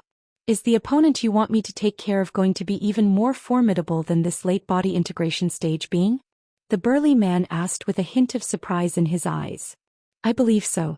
I'm not sure of the specific details. All I know is that my 3 clones pursued him twice, and they returned after a failed first attempt before being wiped out during their second attempt," Shuiguang said with furrowed brows. The burly man was astonished to hear this, and he tossed the half-eaten hind leg aside as a solemn look appeared on his face. "What? Now that you mention it, I do recall hearing some fellow Taoists mention that you sent 3 clones into this realm at once, but how could all 3 of them have been killed at once? Are you asking me to face a Grand Ascension stage human or demonic being?" Rest assured, Brother Xiong, I wouldn't make you battle a Grand Ascension stage being for me. The target in question is merely mid-body integration stage human cultivator, but he possesses a set of incredible abilities, and even the average late-body integration stage cultivator is no match for him. Those 3 clones of mine most likely perished by his hands. As the #1 devilish lord of our holy race, you're the best choice to deal with such an opponent, Shuiguang replied. "Stop trying to flatter me. If that man could kill all 3 of your clones at once, then even if his powers are inferior to mine, it wouldn't be by much. You have to double my compensation. Otherwise, I'm not taking this job," the burly man said without any hesitation. "All right, but you have to leave all of his treasures to me," Sacred Ancestor Shuiguang agreed, also without any hesitation. "Oh. Looks like this human cultivator is either carrying some powerful treasures or has something that you desperately need. Otherwise you wouldn't have agreed so easily. So be it, the original compensation you promised me was already quite a hefty amount. Now that you're doubling it, I'll agree to leave all of his treasures to you. I'm really curious to see what kind of abilities this human cultivator possesses that allowed him to kill all 3 of your clones. Looks like I'll be able to enjoy a good battle this time," the burly man said with a ferocious smile as he cracked his knuckles. In that instant he truly resembled a vicious beast that was just barely able to contain its killing intent. Shuiguang was very pleased with the man's reaction, and he nodded with a smile as he said, "I'm offering such a large sum in compensation precisely because I'm confident in your abilities, Brother Xiong. It won't be long until we launch our main assault against Deep Heaven City. Prior to that, you should take some rest to recover from the energy you expended to descend into this realm so you can face this opponent in your best condition." "I don't need to rest to recover from such a trivial amount of energy expenditure. Seeing as there's nothing for me to do here, I'll go take a stroll and see if I can entertain myself. This is the spirit realm. Surely you sacred ancestors won't continue to restrict me here." A cold look suddenly appeared on the burly man's face as he spoke. Shuiguang's expression changed slightly upon hearing this, but he then immediately smiled and replied, "Of course, you are free to do whatever you want here, Brother Xiong." The burly man immediately rose to his feet and departed without even bidding farewell to Shuiguang, leaving Shuiguang to look on with a resigned expression.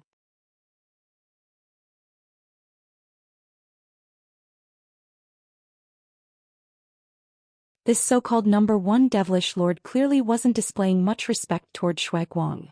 Of course, this could mostly be attributed to the fact that Shuiguang was only present in this realm in the form of a clone, rather than his true body. Otherwise, no matter how powerful the burly man was, he wouldn't dare to act in such an uncouth manner. A contemplative look appeared on Shuiguang's face for a moment before he suddenly yelled, "Summon the 10 generals to come and see me." "Yes, Master Shuiguang," someone outside immediately answered in a respectful manner before rushing away to do his bidding. Only then did Shuiguang return to his seat and begin to carefully ponder some things. Meanwhile, after absorbing sufficient spiritual qi, the giant projection in Deep Heaven City finally reverted back into an azure ball of light that descended toward the stone pagoda in a flash. The ball of light then vanished amid a flash of spiritual light, and Han Li, who was situated on the deepest level of the pagoda, slowly opened his eyes as an ecstatic look appeared on his face. So this is the late body integration stage. It really is completely different from the mid-body integration stage. I'm now one step away from the grand ascension stage. The path to immortality is finally becoming a reality, Han Li murmured to himself as he experienced the dramatically enhanced magic power and spiritual sense within his body. Following this successful breakthrough, both his magic power and spiritual sense had almost doubled, and they would both only continue to increase as he continued cultivating. The only thing that he was rather disappointed about was that his physical body hadn't been enhanced by much. It seemed that the rumors that one could only reform their physical body after reaching the grand ascension stage were true. As for the benefits that one derived from that reformation, that would depend on their latent aptitude and the cultivation arts they were using.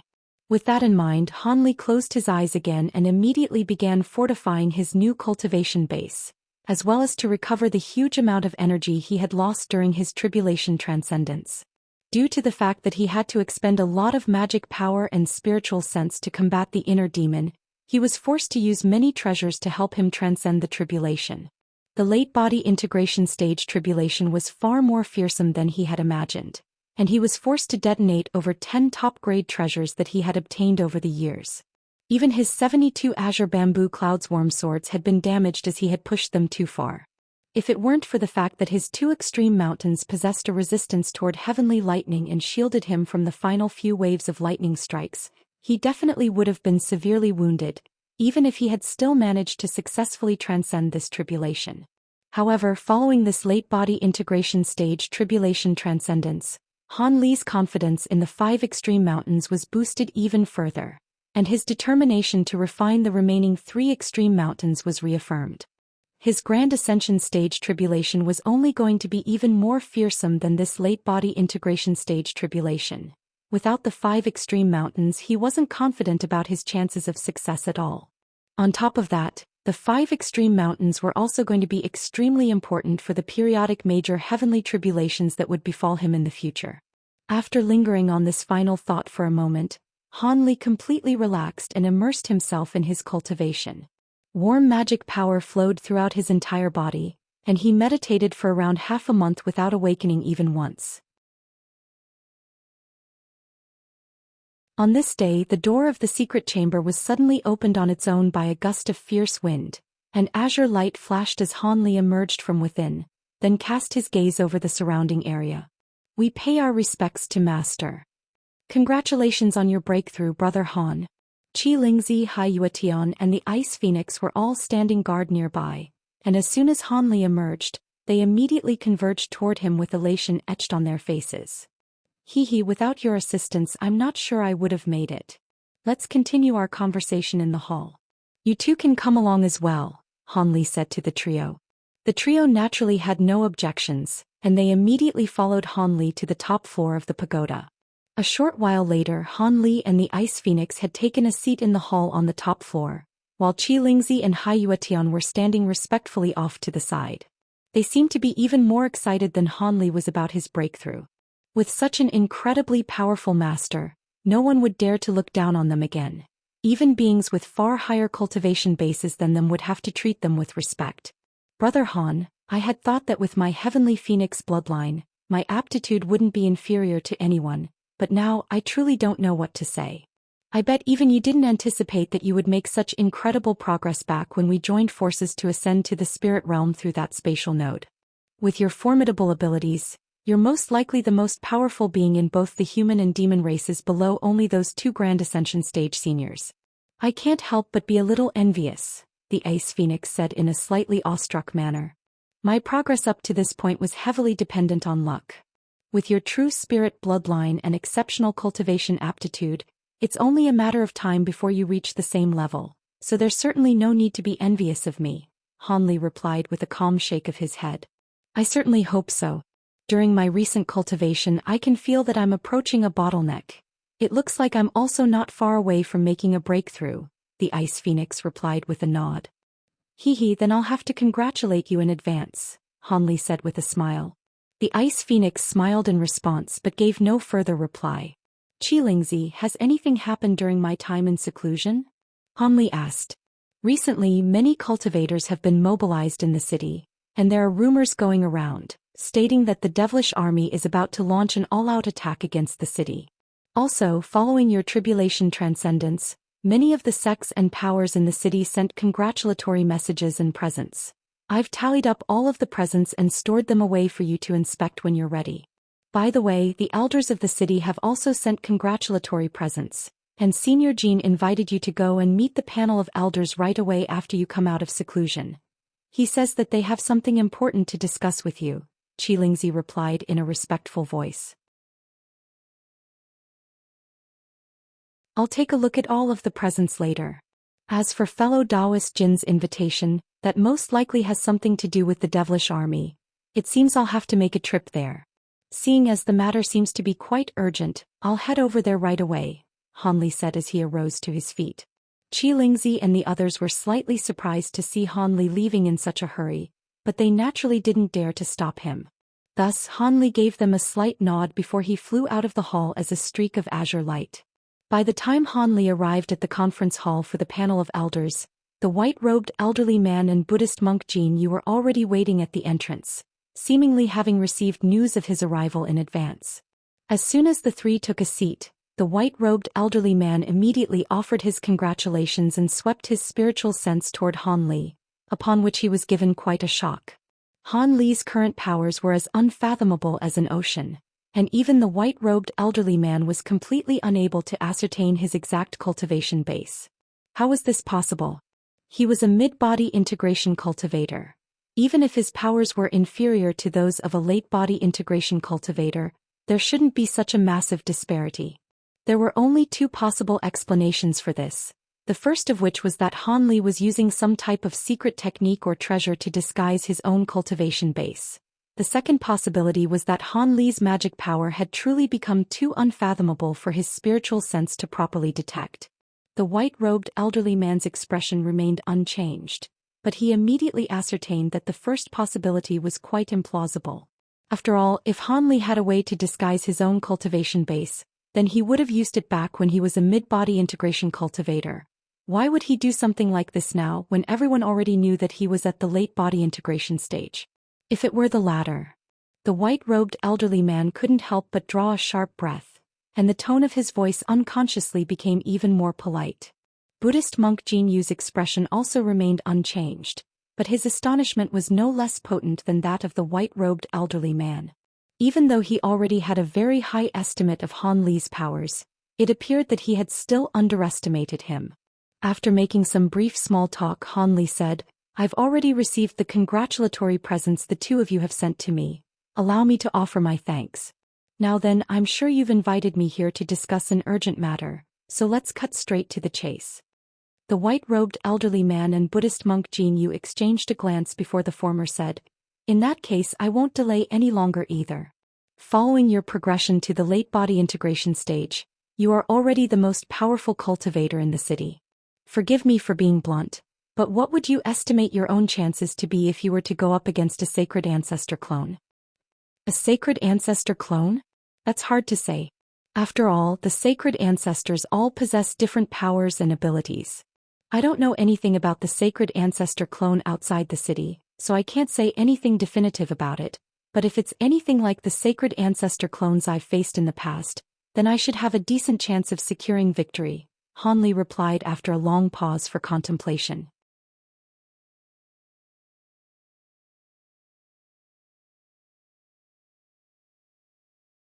The sacred ancestor clone that's ruling over the devilish army outside has never shown itself, so we don't know much about its powers and abilities. However, according to the information we've managed to gather, it should be no more powerful than the clone that you were pursued by. These two clones both stem from that sacred ancestor Shuaiguang, so even if there are some disparities between their abilities, they should all be somewhat connected.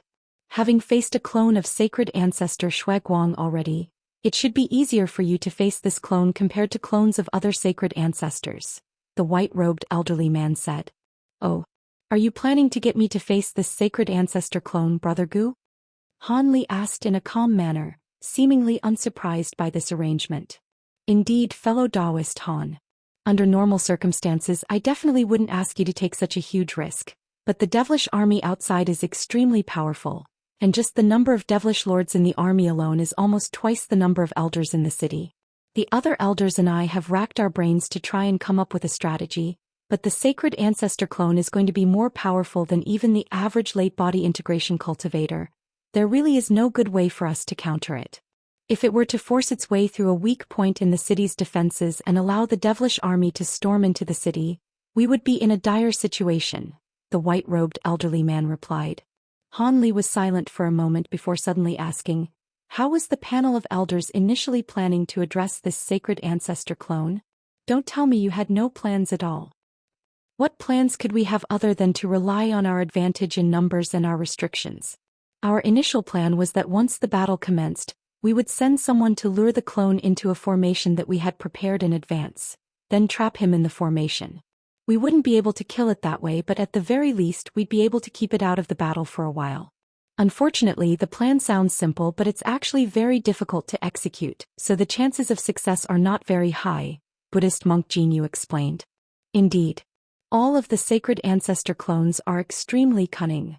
Luring one into a formation certainly wouldn't be an easy task, Han Li replied with a solemn nod. That's right. Fellow Taoist Jin and I had planned to ask you to lure the sacred ancestor clone into the formation, but with your past cultivation base, the plan was too risky for you, so we didn't propose it to you. However, now that you've progressed to the late body integration stage, there's no need for such concerns. We're not asking you to defeat the sacred ancestor clone, Brother Han. All that we ask is that you keep it occupied once the battle begins so it can't attack the city's restrictions. As for the devilish army and devilish lords, our panel of elders will face them. The survival of the city is at stake here, so please don't turn us down, Brother Han, the white-robed elderly man said in an earnest manner. Han Li pondered this for a moment before replying with a smile. I agreed to do everything in my power to help the city ward off the devilish army, and I'm certainly not going to eat my words. If all I need to do is hold off the sacred ancestor clone, then that should be within my capabilities. Leave the Shueguang clone to me. The white-robed elderly man was ecstatic to hear this. Thank you for being so selfless, Brother Han. If we can ward off the devilish army, we'll definitely reward you handsomely for your efforts. It's all right, I'm just doing what's expected of me.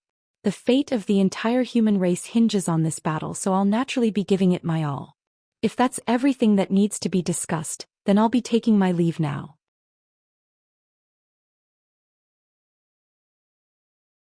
I only recently completed my breakthrough and still need to consolidate my cultivation base, Han Li said as he rose to his feet. The white-robed elderly man and Buddhist monk Jinyu were rather surprised by this, but there was no reason for them to keep Han Li any longer, so they accompanied him out of the hall. Following Han Li's departure, Buddhist monk Jinyu's smile faded and he asked, Brother Gu, why didn't you try to recruit fellow Taoist Han to join our city? That was a great opportunity just now. Do you think there's any point in doing so? I was holding on to some hope, but as soon as I saw fellow Taoist Han today, I knew that there was no way he would agree to join any power. With his current powers, how do you think he ranks among all of the late-body integration cultivators of our two races? The white-robed elderly man asked. Buddhist monk Jinyu's heart stirred upon hearing this, and only after pondering the question for a long while did he reply, I've met all of the late-body integration stage fellow Taoists of our two races, but none of them have been unfathomable to me as fellow Taoist Han was. On top of that, he slew multiple devilish lords at the mid-body integration stage and even faced a sacred ancestor clone. Judging from all that, I would speculate that fellow Taoist Han is already the most powerful being among our two races aside from Senior Mo and Senior Ao. There you go. With fellow Taoist Han's powers, why would he bind himself to any power for no reason? Also, what can our deep heaven city offer to tempt someone of his powers? I would only risk offending fellow Taoist Han by trying to recruit him to join our city again, so I naturally decided against it, the white-robed elderly man said with a wry smile. That's true. It's incredible to think that someone who was an ordinary guard of our city less than 2,000 years ago has since surpassed us on the path to pursuing the great Tao. Buddhist monk Jin Yu sighed in a slightly wistful manner. Life is always unpredictable. Alright, this isn't the time for us to be discussing something like this. Let's continue where we left off before. I still think that we should set up those powerful treasures atop the city wall to repress those low-grade devilish beasts. The white-haired elderly man said in a serious manner. However, Buddhist monk Jin Yu immediately shook his head in response. Those treasures are trump cards that we refined after expending extensive painstaking efforts. We can't use them on devilish beasts. Once we expose them, the devilish army will know what to expect and their potency will be greatly hampered. But there are simply too many low-grade devilish beasts, if we don't use them. Thus, the two of them began to debate the topic in the hall. Han Li was naturally completely unaware of this and he immediately flew back to his own abode. He would have to expend quite a bit of time to truly consolidate his late body integration stage cultivation base, so the more time he had to cultivate prior to the commencement of the battle, the more he would be able to consolidate his powers. Furthermore, after reaching the late body integration stage he was close to attaining full mastery of his provenance true devil arts. And there were also some powerful abilities that he would finally be able to unleash. However, if he wanted to use these abilities in battle, then he would have to take some time to familiarize himself with them first. Thus, he had immediately chosen to depart after his conversation with the two elders. After returning to his abode, Han Li issued a few instructions to Qi Lingzi and the others before entering his secret chamber again. He sat down with his legs crossed on the futon at the center of the secret chamber. But instead of going into a meditative state, he flipped a hand over to produce a pair of thumb-sized white jade badges that were covered in silver runes. These were none other than the two outer pages of the golden jade tome that Han Li had obtained back in the human world. One of the pages contained the refinement method for several types of profound talismans, while the other contained the 100 Meridian refinement mantra. The pages weren't complete, but through his own research, Han Li had managed to refine most of the talismans. Now there was only a heavenly halberd talisman that he was still yet to refine. This was the final talisman recorded on the outer page and it was also the only offensive talisman. Apparently, it was incredibly powerful but unfortunately, it was several times more difficult to study this talisman than the previous ones. If it weren't for the fact that Han Li had encountered many talisman masters of foreign races and exchanged a lot of ideas and experiences with them, it would be virtually impossible for him to refine this talisman. Han Li had already mastered the refinement method long ago, but the materials required were quite difficult to find, and there was also an astonishing demand on the level of magic power of the person refining the talisman. Back when Han Li was at the mid-body integration stage he didn't possess enough magic power to refine this heavenly halberd talisman, and that had been very frustrating to him. However, it did make sense. Considering how fearsome the description of this talisman made it out to be, it was most likely quite a renowned talisman even in the true immortal realm, so it was only normal that beings of lower realms like himself would find it extremely difficult to refine such a talisman. Thankfully, he had assigned the task of gathering materials to his disciples, and they had managed to gather all of the materials over the past several centuries. Now that he was at the late body integration stage, he possessed sufficient magic power to support the refinement of this talisman, so he was planning to refine it during this period of seclusion. As for the 100 Meridian refinement mantra enclosed in the other outer page, that was a body refinement method of the true immortal realm that allowed one to refine their physical body like a treasure. Unfortunately, this secret technique had extremely high demands on one's physical body. Han Li had only been able to just barely cultivate some of the secret technique after cleverly refining the extreme essence-fused mountain and some other treasures to become a part of his body. However, this wasn't sustainable, and at his current cultivation base, the enhancements brought to his body by those treasures were no longer sufficient to satisfy him. Thus, he was planning to pick up the 100 Meridian refinement mantra again and truly cultivate it this time. With his current physical constitution, he would naturally be able to cultivate this secret technique without any issues.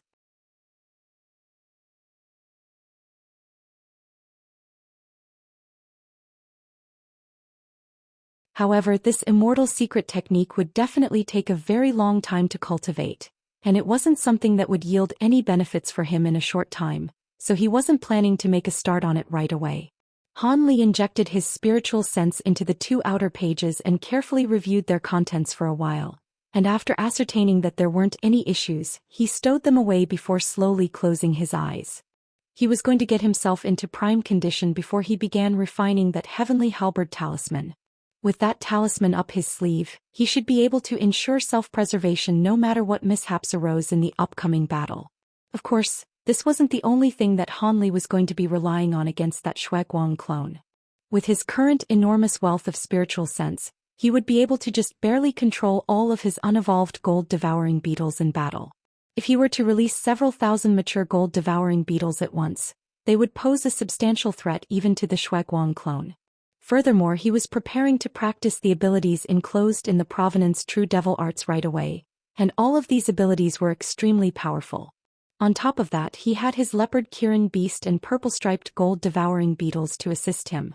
With all of that up his sleeve, he should be able to ensure self-preservation even against the true body of a sacred ancestor, let alone a mere sacred ancestor clone. With that in mind, Han Li gradually relaxed and entered a meditative state. A period of silence ensued in the secret chamber, following which a low buzzing abruptly rang out, accompanied by the occasional resounding boom. Half a month later, an ear-piercing ringing sound erupted within the secret chamber, and a golden pillar of light rose to the ceiling of the secret chamber, then appeared at the top of the stone pagoda right above Han Li. The golden pillar of light was over around 10,000 feet tall, and as thick as a water tank. There was a giant halberd projection hovering above the pillar of light, and it was emitting an astonishing ringing sound. Furthermore, there were thousands of shimmering silver runes dancing around the halberd projection, creating a mystical sight to behold. In the next instant, the sharp ringing sound erupting from the halberd projection abruptly ceased, and at the same time, a burst of indescribably terrifying fluctuations surged forth in all directions. As the fluctuations swept through the air, specks of golden light began to appear out of thin air. These specks of light were only the size of grains of rice, but there were far too many of them to count, and they were surging toward the pillar of light in a frenzy. Every speck of light was emanating extremely pure metal attribute spiritual qi, and all of the metal attribute spiritual qi in a radius of tens of thousands of kilometers was being drawn to the pillar of light. On top of that, the metal attribute armor and treasures being carried by the patrolling guards and other cultivators in the area also began to release their metal attribute spiritual qi, all of which surged toward the golden pillar as specks of golden light. These cultivators were naturally quite startled by this, and they immediately tried to prevent their treasures from leaking spiritual qi, but no matter what they tried, their efforts proved to be futile. Within mere moments, close to half of the metal attribute spiritual qi in their treasures had been lost, and the light emanating from them dimmed significantly. It was quite clear that if things were to continue like this, these treasures would soon be reduced to useless pieces of scrap metal. All of the nearby cultivators were petrified to see this, but they could only look on in helplessness and despair. Just as the situation was truly about to get out of hand, the halberd projection suddenly shuddered, and all of the fluctuations it was releasing abruptly ceased. The giant pillar of light then vanished on the spot, and at the same time, the leakage of metal attribute spiritual qi from the treasures in the surrounding area was also cut off. If it weren't for the fact that the auras of these treasures had become extremely feeble, the cultivators in the area could easily be led into thinking that they had just experienced a hallucination. Many people began to exchange bewildered glances with one another. Of course, it was soon determined that the phenomenon that had just taken place had stemmed from Han Li's abode.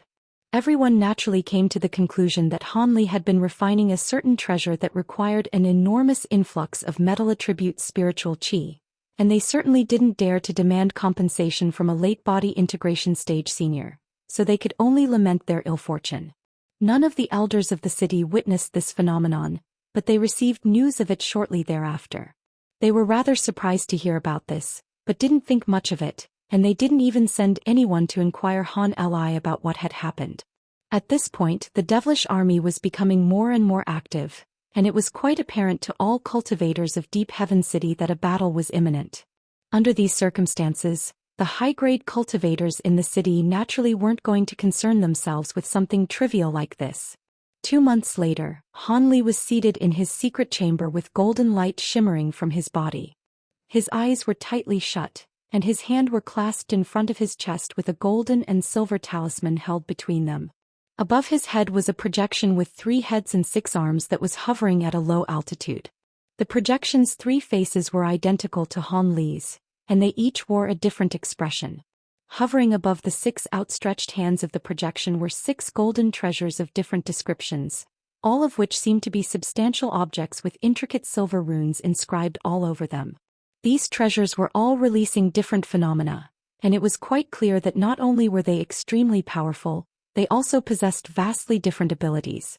All of a sudden Han Li's expression stirred slightly, and the golden and silver talisman abruptly disappeared from between his hands as he opened his eyes.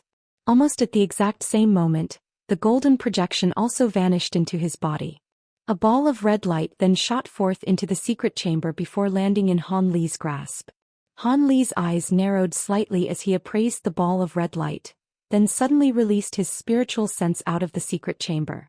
His enormous spiritual sense instantly swept through all of the levels of the stone pagoda before stopping in the hall on the top floor. Seeing as she's come here in person, the devilish army must have already begun attacking the city. Otherwise she wouldn't disrupt my seclusion for no good reason, Han Li murmured to himself as a solemn look appeared on his face. He waved a hand through to snuff out the ball of red light, then rose to his feet and flew out of the secret chamber as a streak of azure light. On the top floor of the stone pagoda, a silver-robed woman was waiting for him with a concerned look on her face. Qilingzi Haiyuetian and the Ice Phoenix were standing nearby in a respectful manner. This woman was none other than Fairy Silverlight, and her brows were currently tightly furrowed. Rest assured, Senior, I've already sent a voice transmission talisman to Master, so he should be here soon, Qilingzi reassured. Fairy Silverlight nodded in response. The devilish army has already begun to advance toward our deep heaven city, and an all-out battle is imminent, so it would be best if Brother Han can meet up with the elders of the city as soon as possible. You 3 can come with Brother Han as well. The elders will make sure not to send you out to battle too early, so you should have a greater chance of survival than the average cultivator. Thank you, Senior. Haiyuetian and Qilingzi immediately expressed their gratitude, and a grateful look also appeared on the Ice Phoenix's face. Right at this moment, azure light flashed within the hall, and a humanoid figure suddenly appeared without any warning. Has the devilish army commenced their attack, fellow Taoist? This isn't just another harassment attack, is it? Han Li asked in a calm manner as soon as he appeared in the room. It's good to see you, Brother Han. The devilish army is indeed about to begin attacking the city, and they've deployed all of their devilish beasts and troops, so this definitely isn't just a harassment attack. Even that sacred ancestor Shueguang clone seems to have appeared in the devilish army. I can see that your powers have received another significant boost as a result of your breakthrough, Brother Han. I can't even ascertain your exact cultivation base anymore, Fairy Silverlight said with an elated look on her face. Seeing as the situation is so urgent, I'll meet up with Brother Gu and the others right away. You can all come with me as well, Han Li said with a smile as he turned to his disciples and the Ice Phoenix. The 3 of them naturally agreed, and thus, all of them immediately departed from the stone pagoda together, heading directly toward the direction that the devilish army was situated in. After flying for a short while, the gigantic city wall of Deep Heaven City appeared in the distance, and there was an enormous palace that resembled an island hovering in midair just behind the city wall. Han Li and the others flew toward the palace before landing on a massive platform in front of it, and there were already thousands of high-grade cultivators gathered on the scene. At the center of the platform was a stone pagoda that was over 1,000 feet tall, at the top of which stood several people. They were none other than the members of the panel of elders. Han Li naturally had no intention of hanging around with the ordinary cultivators, and he issued a few instructions to his disciples and the Ice Phoenix before flying toward the pagoda with Fairy Silverlight. The white-robed elderly man was ecstatic to see Han Li, and he immediately pointed toward the devilish army outside the city as he said, "Welcome, fellow Taoist Han. Take a look over there. That should be the clone of sacred ancestor Shueguang."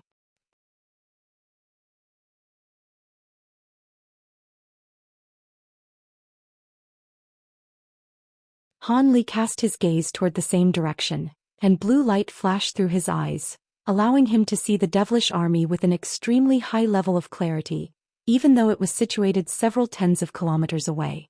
Amid the countless devilish battle arcs, there was a giant pyramid, at the tip of which stood a group of extremely eye-catching crimson-armored high-grade devilish beings. They were gathered around a giant carriage that was drawn by several devilish beasts, each with 5 lion heads, a layer of deep blue scales all over their bodies, and a long scorpion-like stinger extending behind each of them. The carriage itself was extremely intricate in design with an inky black flag situated at its center, upon which were inscribed several large crimson devilish characters. Beneath the flag were clouds of churning devilish chi, within which stood a young man in a crimson suit of armor with 7 or 8 devilish lords standing on either side of him in a respectful manner. The young man bore an identical appearance to the 3 sacred ancestor Shuiguang clones who had pursued Han Li, and a hint of killing intent flashed through Han Li's eyes at the sight of him. The crimson-robed young man seemed to have immediately sensed something, and he turned to meet the gaze of Han Li's spirit eyes. His crimson pupils then instantly turned as black as ink, releasing a burst of bone-chilling suction force that attempted to forcibly draw in Han Li's gaze. Han Li's heart stirred as he forcibly cut off their eye contact with his immense spiritual sense, and the crimson-robed young man's expression changed slightly in response to this. "Did you discover something, fellow Taoist Shuiguang?" A lazy voice rang out from the other side of the beast-drawn carriage. The owner of the voice was a burly bronze-skinned man wearing a beast-hide garment. It was none other than the man whom Shuiguang had referred to as the number 1 devilish lord. He currently had his arms crossed and was leaning against the railing on the beast-drawn carriage in a lackadaisical manner. "A human cultivator was spying on us, but I startled him away. However, they were able to easily break free from my blacklight devilish eyes, so they're definitely no ordinary being," Shuiguang replied. "Oh, they were able to resist your devilish eyes? Could this be the target you want me to deal with, or perhaps that new late body integration stage being?" the burly man asked as an excited look appeared on his face. "It's hard to say. In any case, this is definitely going to be a troublesome opponent. If you encounter them, I would suggest you take extra caution," Shuiguang said as his brows furrowed slightly. Rest assured, all I'm concerned about is that this opponent won't be powerful enough to put up a good fight," the burly man chortled. Shuiguang could only shake his head with a wry smile in response. Meanwhile, over at Deep Heaven City, Han Li had his eyes tightly shut, and only after a long while did he manage to recover from the sense of dizziness he had been struck by. "Are you all right, fellow Taoist Han?" the white-robed elderly man asked in a concerned manner. "I'm fine. I was caught off guard by an opposing secret technique, but I'm all right now," Han Li replied with a nonchalant shake of his head. "That's good to hear. Have you managed to confirm if that man truly is the sacred ancestor Shuiguang clone?" the white-robed elderly man asked. "I have. That man has an identical appearance and aura to the sacred ancestor Shuiguang clones I've seen in the past, so he should be one as well," Han Li replied. "I see. The fact that this clone has appeared in the devilish army reaffirms the notion that they're planning to launch an all-out attack. We'll be counting on you to take on that clone, fellow Taoist Han. There's no need to defeat him. All you have to do is keep him occupied," Buddhist monk Jin Yu said with a solemn expression. Rest assured, fellow Taoists, as long as no other devilish beings intervene, this clone definitely won't be able to affect the rest of the battle," Han Li said with a confident smile. "We'll be counting on you then, brother Han. We'll do our best to hold off all of the other devilish lords so they don't disrupt your battle," the white-robed elderly man assured in an elated manner. Han Li nodded and offered no response to this. After that, several of the elders that Han Li had met in the past all approached him with greetings, and they were clearly treating him more politely than they had in the past.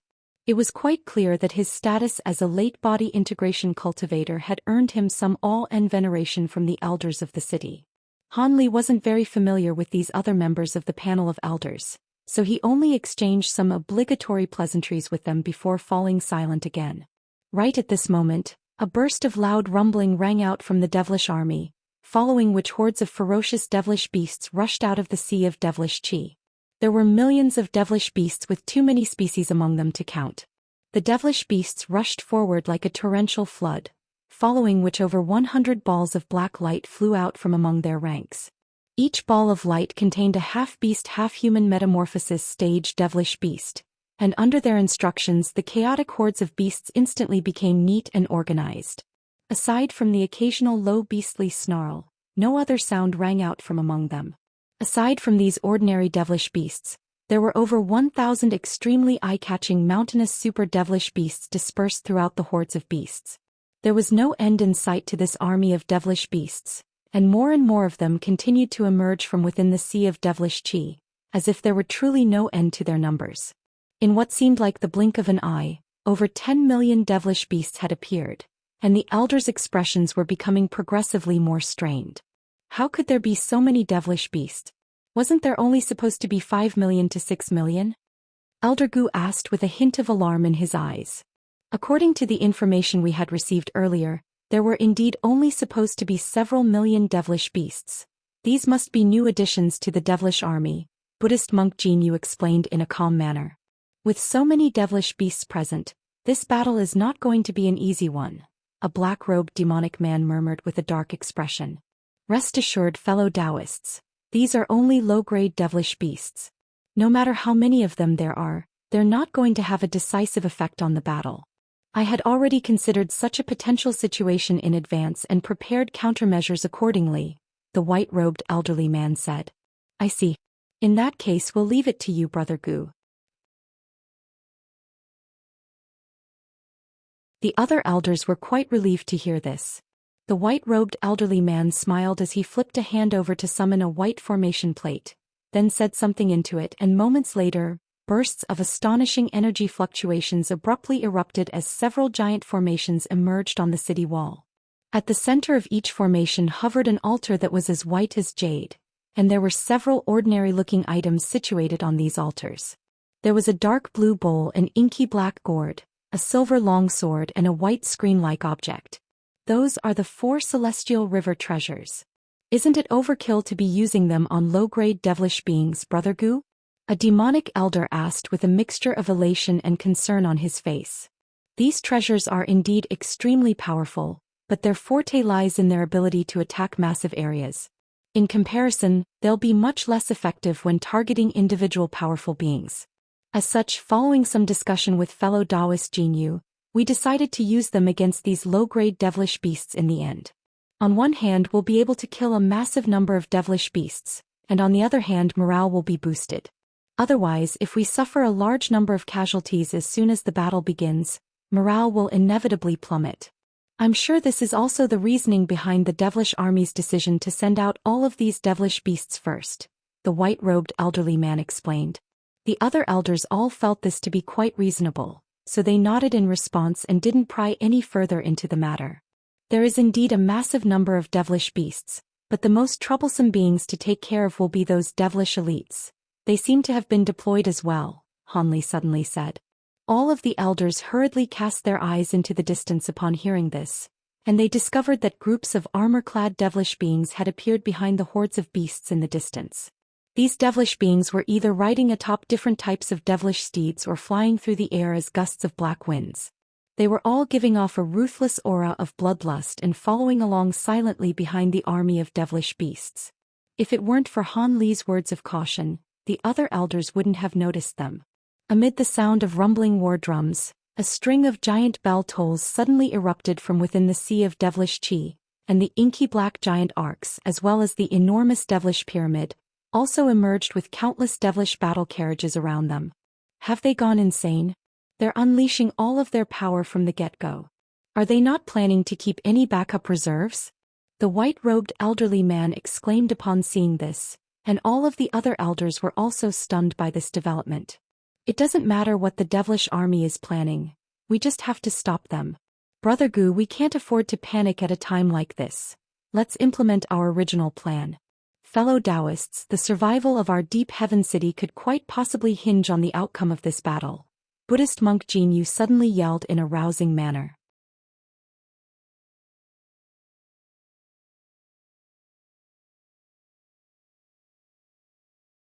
We'll be sure to give everything we have in this battle. I can't say that I'm willing to die for the city, but as long as there's any sliver of opportunity for victory, we won't give up, the black-robed demonic cultivator said. All of the other elders also nodded in agreement with grim expressions. The white-robed elderly man gave a pleased nod upon seeing this, then turned to Han Li and transmitted his voice to him. Han Li listened to what he had to say and considered it for a moment before nodding in response. The white-robed elderly man immediately clapped his hands together with glee, and a golden-armored guard quickly descended from the top of the stone pagoda before extending a respectful bow toward the elders. Lead the way for fellow Taoist Han and do as we originally planned. Failure is not an option. The white-robed elderly man ordered in an authoritative voice. Yes. Senior Han, please come with me, the guard said as he turned toward Han Li in a respectful manner. Han Li nodded in response before flying down from the platform as a streak of azure light, and the golden-armored guard hurriedly followed along behind him. Moments later, Han Li arrived at a heavily guarded pavilion that wasn't situated very far away from the city wall down below. In the hall on the first floor of the pavilion, there were 36 male cultivators seated with their legs crossed around a giant formation that had been carved into the ground. These men were all wearing uniform azure tight-fitting robes, and all of them seemed to be between 30 to 40 years of age. There were wisps of green light emanating from their bodies, and this was a clear sign that they were all using an identical cultivation art. However, all of these male cultivators were only at the deity transformation stage, and Han Li's brows furrowed slightly upon realizing this. Furthermore, their auras were very unstable, and it was quite clear that they had forcibly attained their current cultivation basis through some special methods rather than through cultivation. All of these cultivators immediately rose to their feet at the sight of Han Li and the spatial tempering stage golden-armored guard. We pay our respects to our seniors. This is Senior Han. He's the one that you'll have to assist during this battle. Make sure to do everything in your power to cooperate with Senior Han, the golden-armored guard said in a serious voice. The 36 Azure Cloud Guards pay our respects to Senior Han.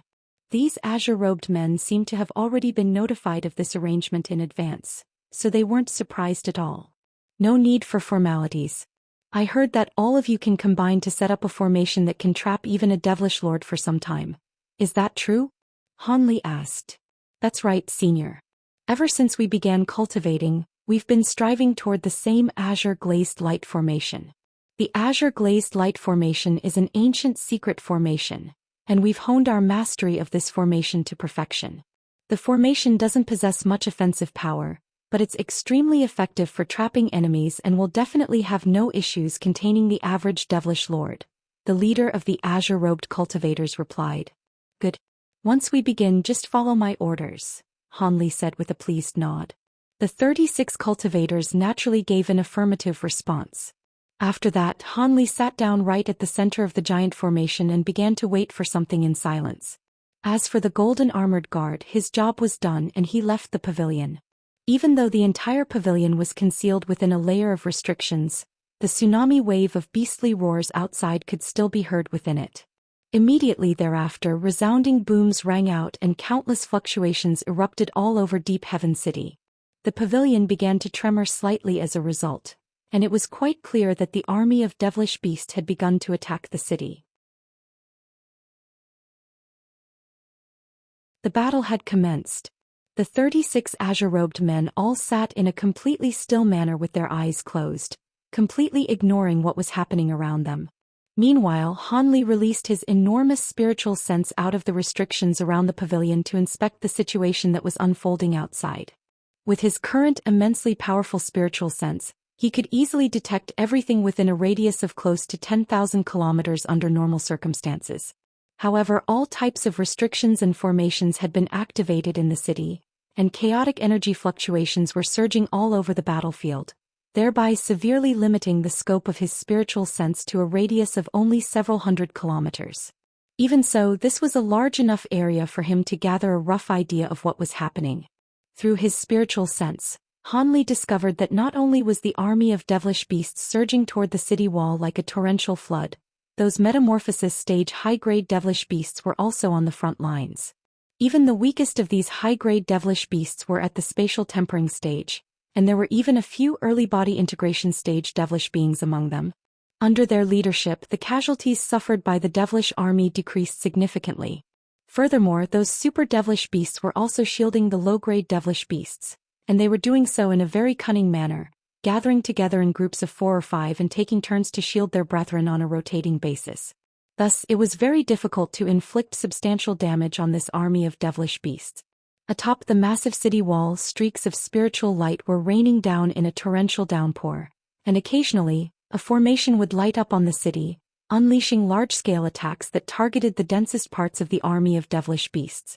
Compared to when the devilish army had only been unleashing harassment attacks, the retaliative measures being taken by Deep Heaven City had clearly become more intense.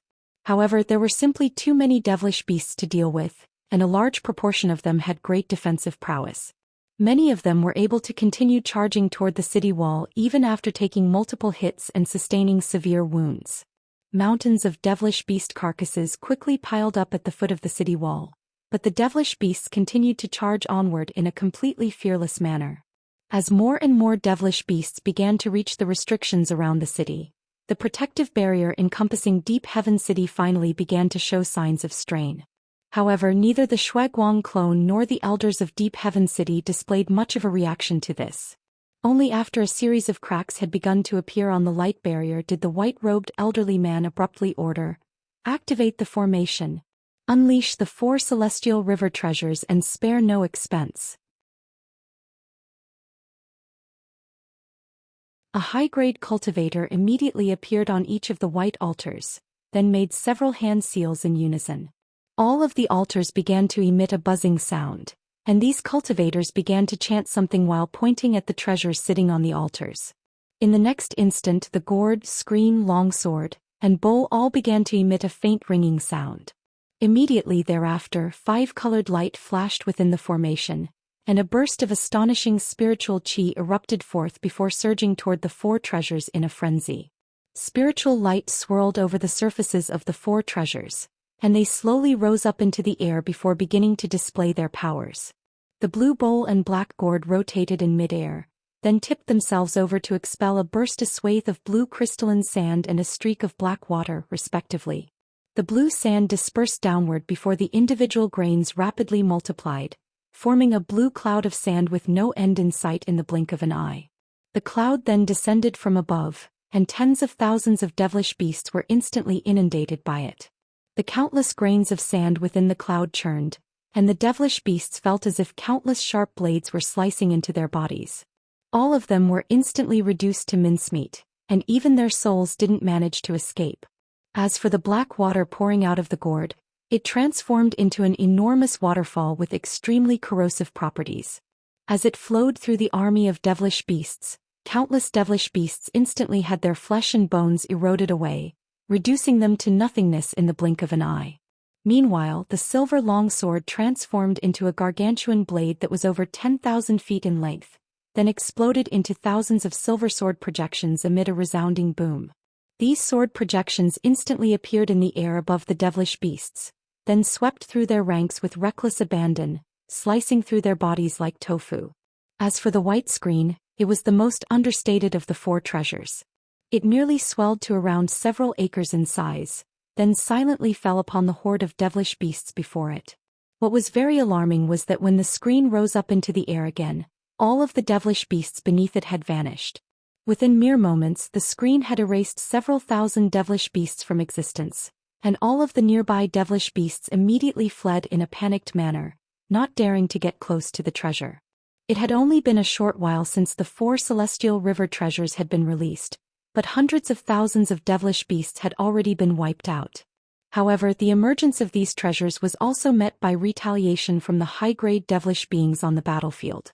Several long cries rang out as a black cloud, a gust of yellow wind, and 2 streaks of crimson light rose up from behind the army of devilish beasts before hurtling directly toward the 4 treasures. Han Li's expression changed slightly upon seeing this, and he withdrew his spiritual sense.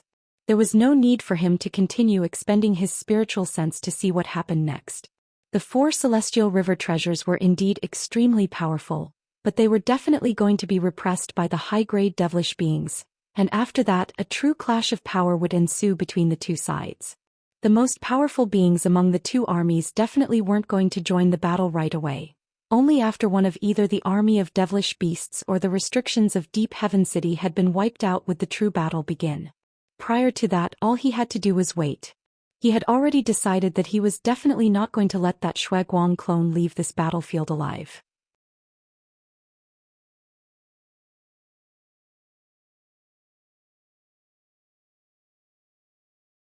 Time passed by slowly, and the tremors running through the pavilion continued to persist. The occasional earth-shattering boom could be heard even through the restrictions around the pavilion, and it was quite clear that the battle outside was an extremely intense one. However, Han Li and the azure-robed men were completely unmoved and continued to sit in silence. 6 hours later, the tremors running through the hall abruptly ceased, but at the same time, a burst of harrowing fluctuations swept forth amid a string of rumbling explosions.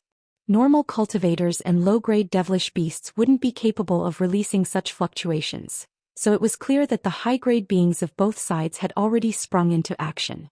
Judging from the intensity of the energy fluctuations and the frequency of the explosions, the devilish army seemed to have deployed all of their elite forces at once.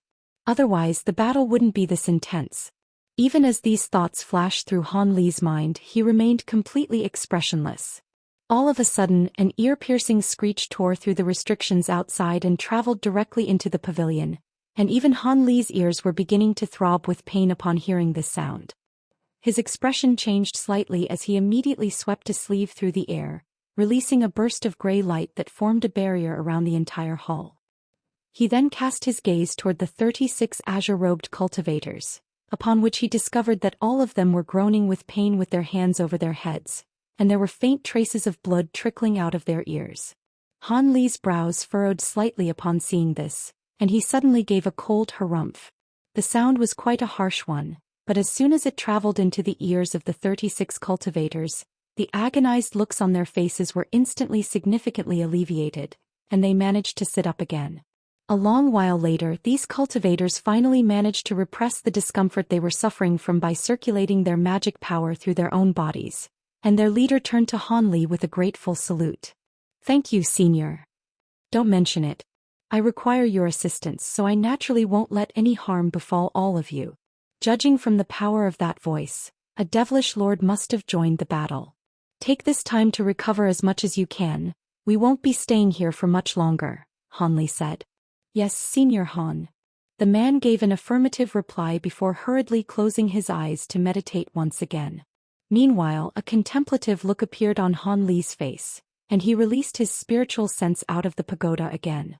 At this point, the 4 celestial river treasures were already nowhere to be seen. As for the massive army of devilish beasts, around 90% of it had been wiped out, and the remaining devilish beasts were all severely wounded. The super devilish beasts were also close to being completely wiped out, and there were only a little more than several of them left on the battlefield. All of them had extremely frail auras, and it was clear that they wouldn't be able to play much more of a role in this battle. In the place of the army of devilish beasts was an army of armor-clad devilish beings, of which there were around 7 million to 8 million. All of the devilish beings among them who were at the nascent soul stage or above had risen up into the air, while the remaining devilish beings could only charge toward the city wall on foot. Within a certainly heavily guarded secret area in Deep Heaven City, there was a super formation that was currently being activated. The formation spanned an area of over 10,000 acres, and it was comprised of over 1,000 smaller formations. The super formation was releasing an invisible flight restriction that encompassed the entirety of Deep Heaven City, as well as the surrounding nearby area. However, in contrast with normal flight restrictions, this one seemed to only affect devilish beings, while all humans remained immune to its effects. Unfortunately, the devilish beings were superior to the cultivators guarding the city wall both in numbers and in terms of overall powers, so even with this disadvantage they were still able to storm onto the wall, where a chaotic battle had ensued. The protective light barrier around Deep Heaven City had already vanished, and in the air above the city, there were high-grade beings from both sides locked in fierce battles. Groups of beings who were at the deity transformation stage or above were waging battle in the air, and all types of attacks were clashing overhead amid a constant string of resounding booms, creating a spectacular light show up above. Among the battles taking place in the air, there were a few that were particularly eye-catching. In one battle, a black devilish cloud had intertwined with a vast expanse of blue liquid, and they were rapidly rotating to form a giant vortex that was over 100 acres in area. Loud thunderclaps rang out incessantly from within the vortex, and a blue humanoid figure with blue lightning flashing all over their body was engaged in a fierce battle with an inky black humanoid figure. Not far away from the vortex was a massive gray light barrier that encompassed an area in excess of 10,000 feet. Within the light barrier was a giant devilish projection that was expelling gusts of ferocious winds out of its mouth. These gusts of wind then transformed into huge wind blades that swept toward an opposing elderly man, who was wielding a giant fan with both hands. As he waved the fan through the air, blue and red light surged toward the wind blades before transforming into powerful fire and water attribute energy, and both sides were evenly matched. In another battle, there was a black-robed man with a small crimson drum held in one hand high over his own head. He was striking the drum with his other hand, and a burst of red sound waves were proliferating through the air all around him. His opponent was a giant devilish bird with the head of a beauty. The bird had an entirely green body with 4 wings on its back, and it was emitting an ear-piercing screeching sound that managed to hold its own against the red sound waves. There were no other human, demonic, or devilish beings within a radius of several kilometers around them, clearly indicating that their soundwave attacks were capable of impacting a huge area. The sharp screech that had torn through the restrictions around the pagoda that Hanli was situated in had been unleashed by none other than this devilish bird. Thankfully, both of them were using soundwave attacks that could nullify one another. Otherwise, if their soundwave attacks were to disperse throughout the battlefield, countless casualties would result. After scouring the battlefield to ensure that the Shuiguang clone hadn't yet joined the battle, Hanli immediately withdrew his spiritual sense.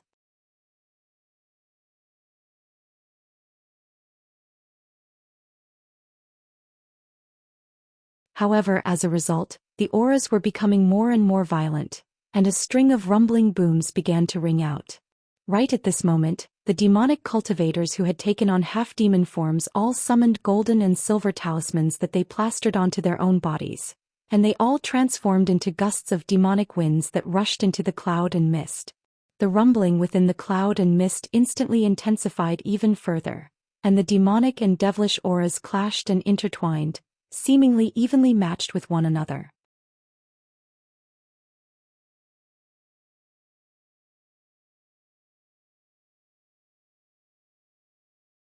With the assistance of the corpse puppets, the half-demon cultivators had managed to trap a total of 7 devilish lords.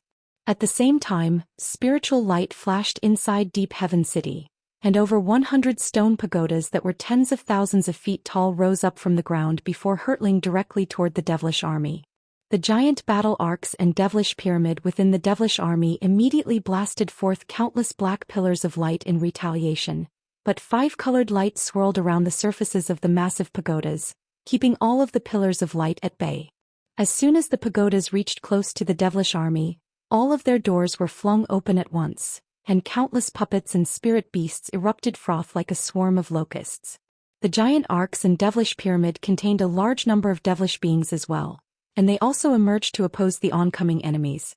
At this point, Hanli had already withdrawn his spiritual sense, so he was naturally completely oblivious to what was happening outside.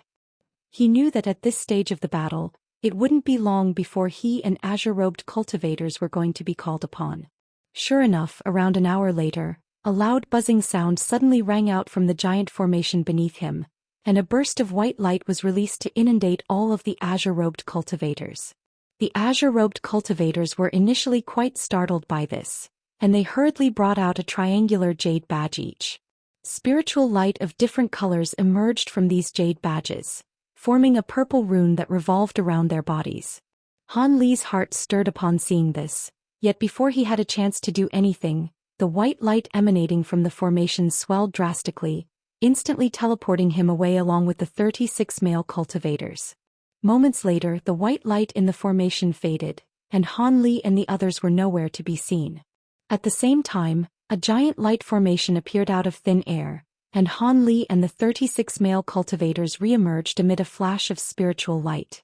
The positions that the male cultivators had appeared in seemed to have been meticulously planned out in advance, forming an extremely profound formation around Hanli and 4 other cultivators. In the instant that Hanli appeared, black chi swirled all over his body, and he instantly donned a suit of black armor. At the same time, specks of azure light flashed around him, and 72 small azure swords shot forth out of his body. Only then did he cast his gaze toward the 4 people before him, among which were the white-haired elderly man and Buddhist monk Jinyu. Both of them had several treasures around them, but one was very pale, while the other had bloodstains all over their robes, and it was quite clear that the battle had not treated them well. In particular, the chest of the white-robed elderly man's robes had been completely torn open, and he was missing an entire arm. Standing before them was a crimson-robed young man, and a burly bronze-skinned man in a beast-hide garment. The burly man held a mace that was shimmering with green flames while holding a bloody arm in his other hand. That arm seemed to belong to none other than the white-robed elderly man. The white-robed elderly man and Buddhist monk Jinyu's expressions eased slightly at the sight of Han Li and the 36 male cultivators, and both the crimson-robed young man and the burly man also turned to them in unison. Upon catching sight of Han Li, the young man's eyes were immediately filled with resentment while a dangerous look flashed through the burly man's eyes. "Fellow Taoist Shuiguang, is this the person you wanted me to target? His cultivation base seems to be higher than you proclaimed," the burly man said as he turned to the young man with a dark expression. Shuiguang was initially quite stunned by Han Li's improved cultivation base, but an enlightened look then appeared on his face.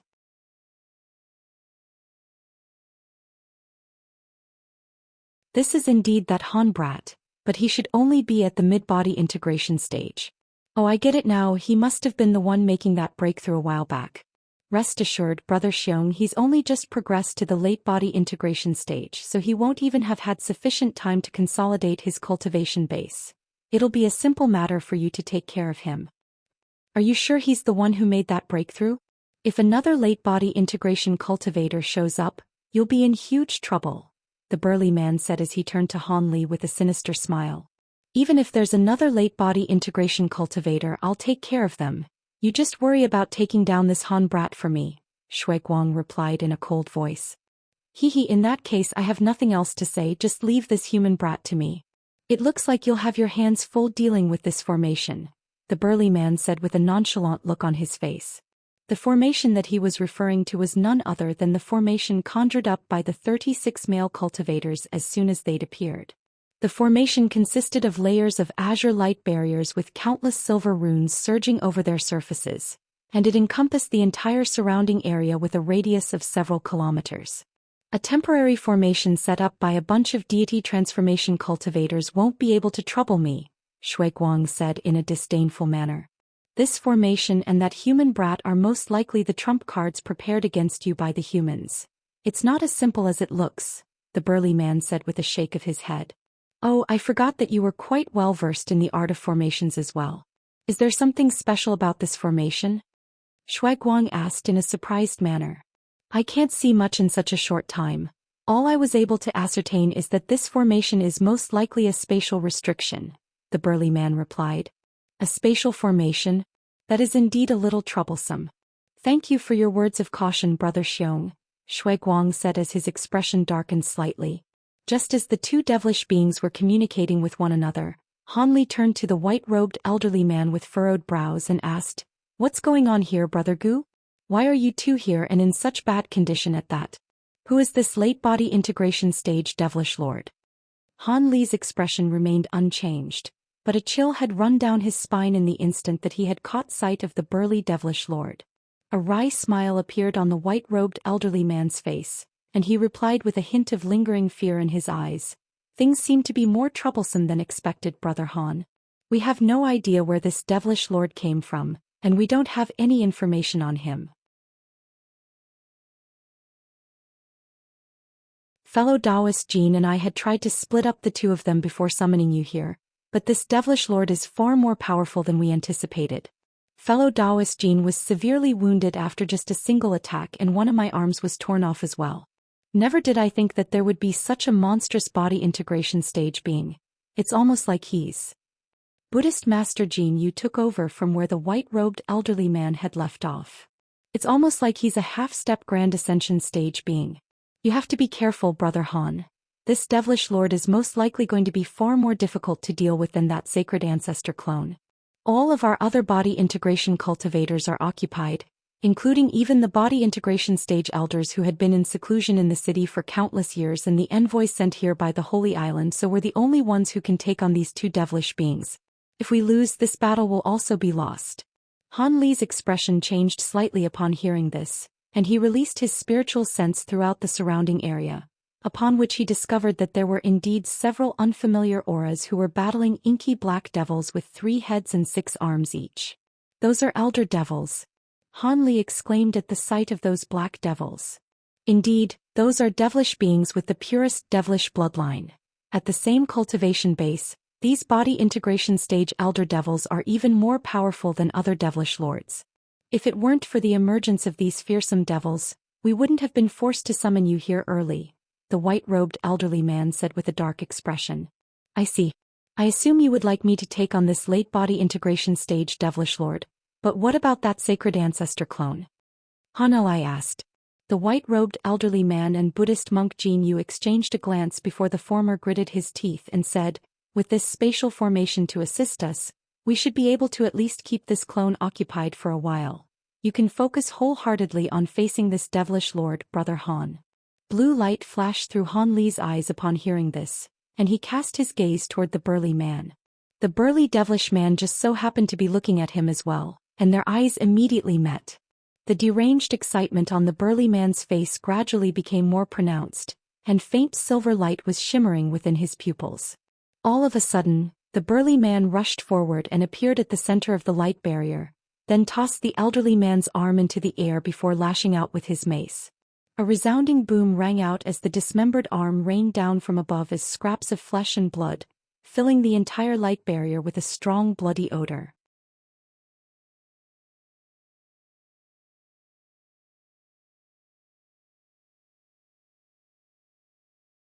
As soon as the blood rained down onto the burly man, it transformed into vibrant red patterns that spread all over his skin. As a result, it was as if the burly man had donned a crimson-runed garment, which created quite a peculiar sight to behold. The white-robed elderly man's expression darkened significantly upon seeing this, but the burly man paid no heed to him at all as he made an extremely arrogant provocative hand gesture toward Han Li. Han Li knew that a battle was unavoidable, and he immediately turned to the pair of elders. As we discussed just now, leave this devilish lord to me, but make sure you get that Shuiguang clone far away from here. I don't want any other unforeseeable factors to affect my battle. As soon as his voice trailed off, he vanished into thin air without waiting for a reply from the 2 elders, then re-emerged amid a flash of azure light several hundred feet away from the burly man. A ferocious light flashed through the burly man's eyes, and he swung his mace toward Han Li without any hesitation. The green devilish flames on the mace swept forth as a wall of flames that was over 100 feet tall, hurtling directly toward Han Li with devastating might. At the same time, the burly man clenched his other hand into a fist and also launched it toward Han Li from afar in what seemed to be a completely harmless and nonchalant manner. Han Li's expression darkened upon seeing this, and the azure flying swords around him conjured up layers of azure light barriers that flew directly toward the wall of flames, and at the same time he reached a fist out of one of his sleeves. The fist was shimmering with golden light and looked as if it had been forged from gold, and there were faint golden runes surging all over it. This was a clear indication that he was close to reaching full mastery in his Provenance True Devil arts. In the instant that the azure light barriers came into contact with the wall of flames, a string of erratic cracks and pops rang out, and azure light and green flames instantly exploded like exuberant fireworks. All of a sudden, an earth-shattering boom rang out near the wall of flames and azure light barriers, and a gust of fierce green winds emerged alongside a golden fist projection without any warning. The 2 clashed violently, sending devastating shockwaves proliferating outward in all directions, causing the entire heavens to tremor and quake. Both Han Li and the burly man shuddered as they took several involuntary steps backward. As opposed to being alarmed by this, the excitement on the burly man's face only grew more pronounced, and he let loose a loud roar as he abruptly tossed his mace up into the air, then made a rapid string of hand seals before pointing a finger up at the weapon. The devilish flames on the surface of the mace instantly reared up before transforming into 8 green fiery Ws that pounced directly toward Han Li. Each WM was over 300 feet in length with a single purple horn on each of their heads and green flames surging out of their mouths. Han Li immediately made a hand seal upon seeing this, and the azure sword projections around him converged to form a massive sword at his behest before sweeping through the air. A resounding thunderclap rang out as countless golden arcs of lightning erupted out of the giant sword in a frenzy. The 8 fiery Ws were instantly sliced in half by the massive sword, then reduced to devilish flames again by the formidable golden lightning. In the next instant, the giant azure sword vanished into thin air before instantly reappearing directly above the burly man's head amid a burst of spatial fluctuations. The sword was over 1,000 feet in length with golden lightning revolving all over its surface, and as it crashed down from above, a burst of enormous invisible pressure began to descend upon the burly man.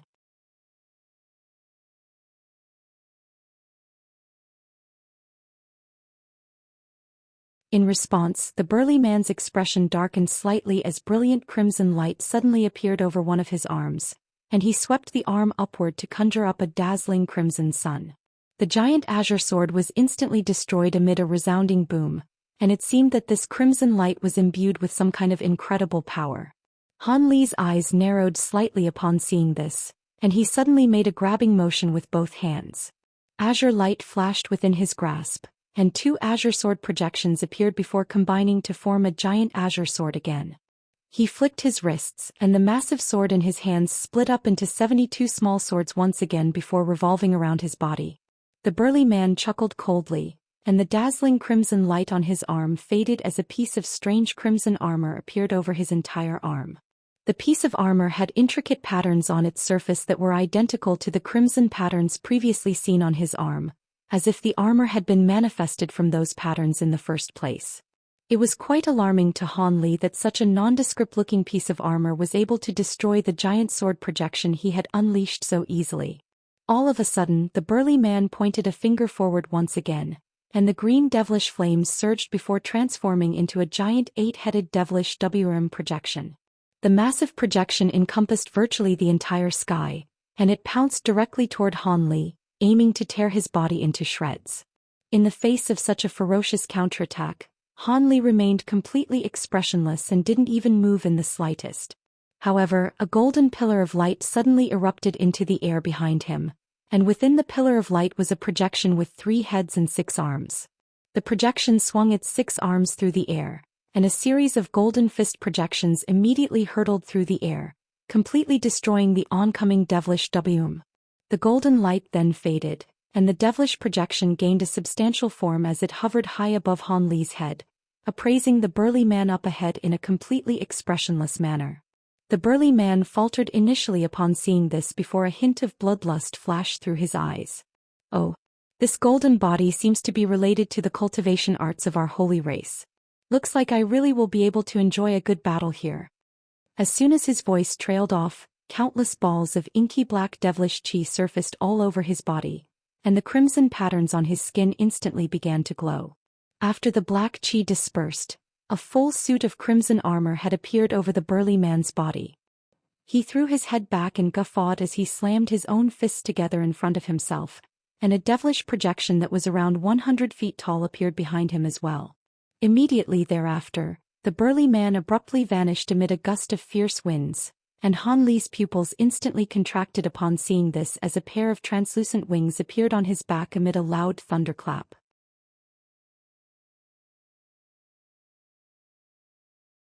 He flapped the wings gently and countless silver arcs of lightning sprang forth, following which he and the Provenance golden body vanished into thin air as well. In the next instant 2 humanoid figures emerged nearby, and one of them had fearsome lightning crackling all over his body, while the other was enveloped in a cloud of formidable devilish chi. Both of them were simultaneous cultivators with immense confidence in their own physical bodies, and a string of violent clashes ensued. Not only were Han Li and the burly man engaged in a physical brawl, they were also attacking one another with different treasures and abilities, and they seemed to be evenly matched. The white-robed elderly man and Buddhist monk Jin Yu were both stunned and ecstatic to see this. They already had a very high opinion of Han Li, but they didn't think that he would actually have the power to contend with this burly devilish man. In contrast with the elation in their eyes, the Shueguang clone's expression darkened even further, and a vicious light flashed through his eyes as he suddenly raised a hand to release something. However, right at this moment, a white light formation abruptly emerged beneath him before immediately releasing a burst of spatial fluctuations. Crap. The Shueguang clone had the knowledge and experience of a Grand Ascension stage powerful being, and it immediately tried to rush out of the formation, but it was already too late. The space around him warped, and the surrounding environment changed drastically as he found himself in a strange space that was filled with faint white mist. Within the same space, the white-robed elderly man and Buddhist monk Jin Yu were appraising him with grim expressions. If you two dare to try and stop me? So be it, I'll take care of both of you, then go after that Han brat, the Shueguang clone said as a hint of killing intent flashed through his cold eyes. The white-robed elderly man turned to Buddhist monk Jin Yu with a calm expression, and said, "Looks like we'll really have to give it our all here, fellow Taoist Jin. If you have any abilities or treasures that you've been hiding, now would be the time to bring them out. Either he dies in here or we die." "Of course. I'm going to keep this devil here even if I have to give my life to do so," Buddhist monk Jin Yu said with a determined look in his eyes. "Ah, that's all I needed to hear," the white-robed elderly man chortled as he suddenly flipped his hands over to reveal a pair of treasures. One of them was a fan refined from 7 colored feathers that was glowing with red light, while the other was a string of 5 shimmering silver interconnected rings. 7 flame fan and unbroken rings. You really are hiding some powerful spirit treasures, Brother Gu. Buddhist monk Jin Yu's eyes immediately lit up with elation at the sight of these 2 treasures. Immediately thereafter he swept his own kasaya through the air to release a torrent of countless Buddhist runes, which then transformed into 18 golden Buddha projections.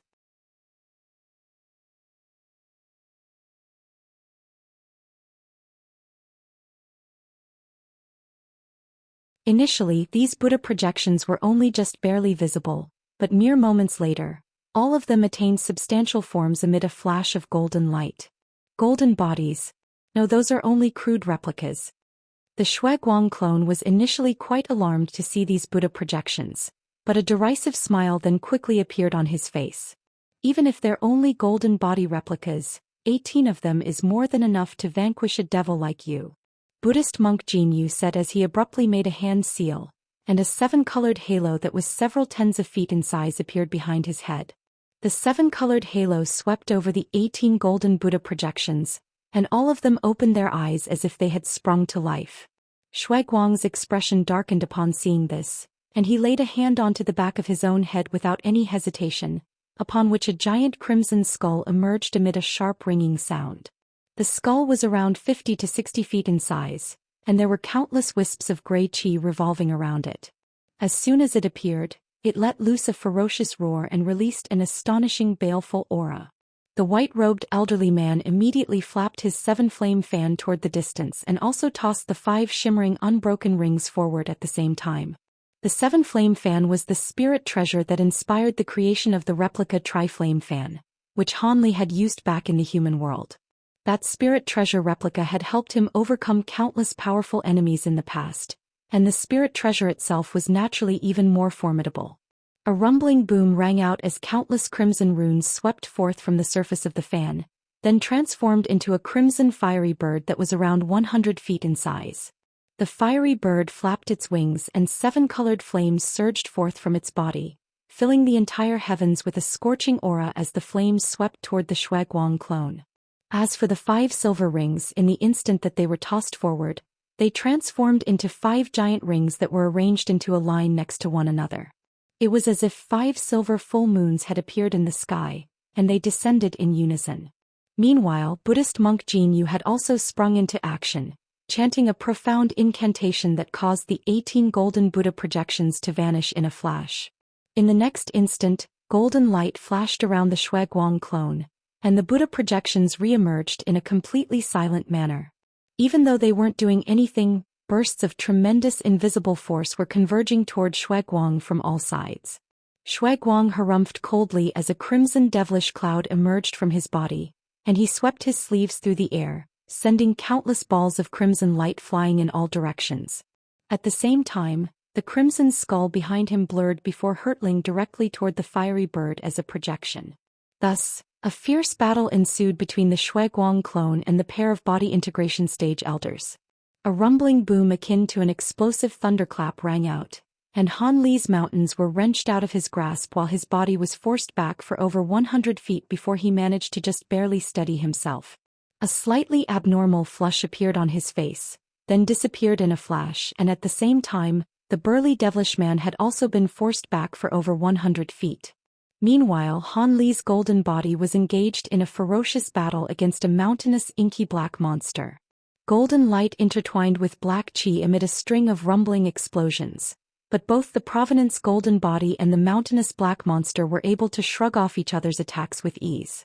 At most, they would be forced back for a short distance before immediately pouncing toward their opponent again, and it was as if they both possessed indestructible bodies.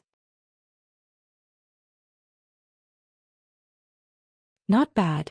This is the first time I've encountered someone who's able to match the power of my physical body. However, if this is the extent of your power, then there's no point in continuing this, the burly man said as he flexed his faintly throbbing wrists. The insanity on his face had already disappeared and had been replaced by a frosty expression. Don't you think you're spewing too much manure out of that big mouth of yours? Han Li countered in an expressionless manner as he circulated his own enormous spiritual power, and the slight discomfort he was experiencing was instantly alleviated. I was trying to allow you to live for a bit longer. Seeing as you're interested in accepting my generosity, I'll send you on your way. The burly man guffawed as the devilish projection behind him instantly adopted a substantial form, revealing itself to be a massive three-headed devilish lion. As soon as the projection attained a substantial body, its aura was significantly enhanced, and a layer of crimson flames instantly appeared over the surface of the burly man's suit of armor. The burly man then chuckled coldly as he slowly raised his hands before pointing his fingers toward Han Li and slowly closing his eyes. Meanwhile, the three heads of the devilish lion slowly opened their eyes, casting their gaze toward Han Li in a completely emotionless manner. Han Li was immediately struck by a bone-chilling sensation upon seeing this, and he hurriedly made a hand seal, upon which the Provenance golden body that was locked in combat with the black monster in the distance abruptly vanished. At the same time, his body swelled drastically in size, and he instantly transformed into a giant golden ape that was over 100 feet tall. Golden light flashed behind the giant ape, and the golden body appeared before combining as one with the golden ape. As a result, the golden ape's aura was significantly enhanced, and two mountains, one black and one azure, also appeared beside it. Right at this moment, crimson light flashed from the hands of the burly man, and two extremely dense pillars of crimson light erupted forth. The devilish lion behind him also opened its three mouths to expel three pillars of light, which were azure, black and white in color. After just a single flash, the 5 pillars of light combined as one mid-flight to form an even thicker pillar of 4-colored light. The pillar of light wasn't releasing any sound at all, but the terrifying power imbued within it made even Han Li shudder with apprehension. He immediately placed his hands onto the 2 mountains beside him, then injected his magic power into them in a frenzy. The pair of mountains swayed before swelling to several thousand feet in size, forming a massive barricade in front of Han Li. In the next instant, the 4-colored pillar of light struck the pair of mountains with tremendous force, and an earth-shattering boom rang out as a burst of 4-colored light rose to over 10,000 feet tall, then completely inundated both of the mountains in its path, as well as the giant ape behind the mountains. Within the 4-colored light, the 2 extreme mountains rapidly shrank as their surfaces warped and twisted, and they both vanished within the span of just a few breaths. Without the barricade formed by the 2 extreme mountains, the fearsome 4-colored light was free to surge directly toward Han Li. The giant golden ape immediately let loose a thunderous roar as a suit of black devilish armor appeared over its body, and the suit of armor released countless black runes, which formed a giant black light barrier that kept the torrent of 4-colored light at bay. A string of resounding booms rang out as the black light barrier strained and groaned, looking as if it could collapse at any moment. The golden ape let loose another ferocious roar as golden light swirled over its body, and it swelled to over 10 times its original size. At the same time, 2 more heads and 4 additional arms appeared on its body amid a flash of golden light, transforming it into a colossal ape with 3 heads and 6 arms. As soon as the transformation was complete, Han Li made a grabbing motion upward with all 6 of his hands, and 6 balls of piercing golden light emerged in unison before combining as one to form a golden vortex that was around an acre in size. The golden vortex rotated on the spot, releasing a burst of tremendous power that clashed in a vicious manner with the sea of 4-colored light. Another deafening boom rang out and powerful shockwaves swept forth in all directions, causing the nearby space to twist and warp, as if it were about to be torn apart. The burly man's expression changed slightly upon seeing this, and he immediately withdrew the pillars of crimson light being released by his hands. Furthermore, his face had paled slightly in the wake of that attack, seemingly indicating that he had expended a lot of energy to unleash it. At the same time, the 3-headed devilish lion also closed all 3 of its mouths to cease its attacks, and the light in its 6 eyes had dimmed significantly as well. However, after the dazzling lights faded to reveal what lay in the distance, a look of astonishment appeared on the burly man's face for the first time. The giant golden ape was still standing, making a series of hand seals with its 6 hands. Not only had the massive golden vortex in front of it not disappeared, it had swelled to over 10 times its original size, and golden halos were being released from its center. That attack I just unleashed was about as powerful as a casual strike from a Grand Ascension stage being. It seems I really did underestimate you, the burly man said with a hint of surprise in his eyes. It would be rude not to reciprocate, so why don't you take one of my attacks as well? Han Li said in a cold voice as he made a grabbing motion with all 6 of his hands, and the giant vortex was rapidly compressed into a head-sized ball of golden light. Han Li then abruptly stepped forward, and his enormous body instantly vanished alongside the golden ball of light. The burly man's pupils contracted upon seeing this, and he immediately looked up, just in time to see Han Li reappear above him amid a flash of golden light before hurling the golden ball of light viciously downward from above.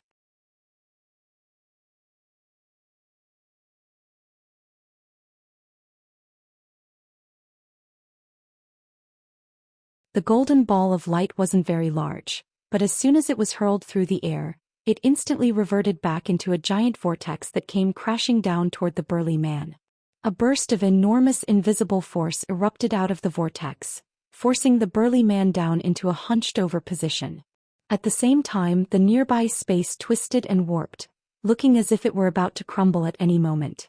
An unhealthy flush appeared on the burly man's face, and his body was also trembling slightly under the fearsome pressure exerted upon him by the vortex, but he refused to be crushed. A vicious light flashed through his eyes as he let loose a loud roar, and a burst of piercing crimson flames erupted over his suit of battle armor, while an extremely formidable aura surged out of his body. The crimson flames charred the nearby space black, and the tremendous force weighing down upon him was alleviated, allowing him to stand up straight again before making a grabbing motion upward. The 3-headed devilish lion above him instantly exploded into a cloud of black mist amid a dull thump, and the mist swept toward his hand before forming an inky black devilish spear that was around 10 feet in length.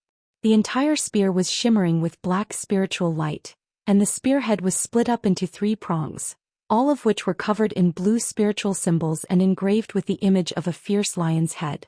A ferocious look appeared on the burly man's face as he hurled the spear through the air, and it instantly vanished into the center of the vortex. In the instant that the spear vanished into the enormous vortex, the latter instantly shattered amid a dull thump, then disintegrated into countless specks of spiritual light. The burly made a grabbing motion again, and the inky black devilish spear re-emerged before he tossed it through the air a second time without any hesitation. On this occasion, the spear was targeting the 3-headed giant ape in the distance, who was rooted to the spot in the wake of the golden vortex's abrupt destruction. The spear reached Han Li in a flash, and his heart jolted as he immediately swung his 6 arms through the air.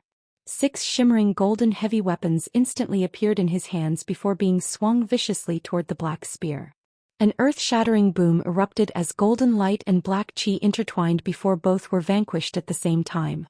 Han Li's pupils contracted upon seeing this, yet before he had a chance to do anything else, the burly man repeated the same grabbing and hurling motion, sending yet another devilish spear flying toward Han Li. Han Li harumphed coldly as he conjured up 6 golden weapons in his hands again, and just like last time, the golden weapons and black spear cancelled one another out again. It was now the burly man's turn to be rooted to the spot.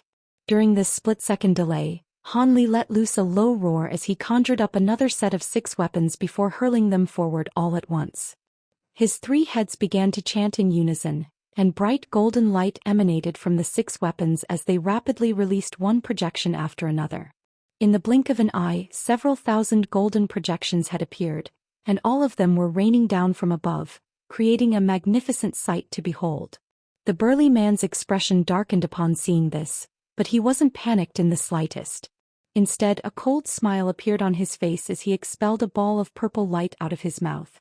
As soon as the ball of purple light emerged, it rotated on the spot before self-detonating, sending countless threads of light flying in all directions to create an enormous net.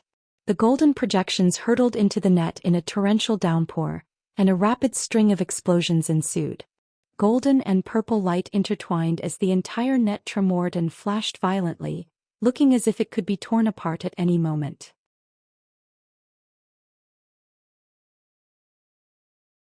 However, the burly man paid no heed to this at all as he chanted something before flicking his 10 fingers rapidly through the air. With each flick of his finger, the crimson flames burning over his body would dim slightly, but the net of light up above would swell further in size as a result. Moments later, the giant net had swelled to several times its original size, transforming into a boundless purple cloud. The purple cloud swept up all of the oncoming golden projections at the burly man's behest, then transformed into a purple ball of light that descended from above. The burly man waved a hand through the air, and the ball of light instantly landed in his grasp. However, as he cast his gaze upward again, his expression immediately darkened. He discovered that Han Li had vanished from his original spot, yet before he had a chance to do anything, spatial fluctuations abruptly erupted behind him, following which a shimmering golden beastly paw sprang forth out of thin air. The paw was over 100 feet in size and came crashing down toward the burly man like a small mountain. Each sharp nail on the paw was like a giant golden blade, and several of them were converging toward the burly man at once. The burly man harumphed coldly as brilliant crimson flames erupted from his hand, and he reached out to retaliate the giant golden paw without any fear nor hesitation. There was an enormous size difference between the two, but as soon as the burly man thrust his hand through the air, it swelled to over 100 times its original size. The golden paw and crimson palm clashed, and the former was instantly destroyed by a burst of incredible power. At the same time, a golden shadow shot backward, revealing itself to be a small shimmering golden beast. The beast was only several feet in size, but it was giving off a body integration stage aura. It was none other than the leopard Kirin beast. Han Li had surreptitiously released the beast so that it could sneak over to the burly man and launch a sneak attack, but that plan seemed to have fallen through. In the instant that the leopard Kirin beast was sent flying, silver light flashed beside the burly man, and a streak of silver light sprang forth to bind the burly man's body in a completely unexpected manner. Immediately thereafter, spatial fluctuations erupted as Han Li re-emerged, and as soon as he appeared he swung the 6 golden weapons in his hands toward the burly man with tremendous force. At the same time he opened all 3 of his mouths to expel 3 balls of silver flames, which transformed into 3 fire ravens that flew directly toward the burly man. In the face of these powerful attacks, the burly man remained completely unflustered. The crimson flames over his body swelled to destroy the silver streak of light that was binding him, following which the black spear reappeared in his hand amid a surge of black chi. The spear was then immediately hurled toward Han Li, and it split up into 9 identical devilish spears mid-flight.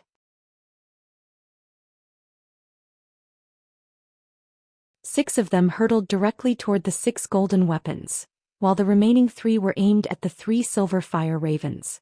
The 6 golden weapons and 3 silver fire ravens were all instantly vanquished by the 9 spears, and Han Li's expression changed slightly upon seeing this, as he quickly shielded himself with his 6 arms. The space in front of his arms instantly warped and twisted, following which another black spear shot forth out of thin air.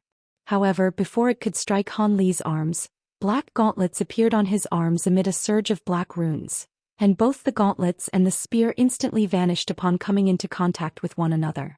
Han Li heaved an internal sigh of relief upon seeing this, but a peculiar look suddenly appeared on the burly man's face as he uttered the word "destroy" in a bone-chilling voice.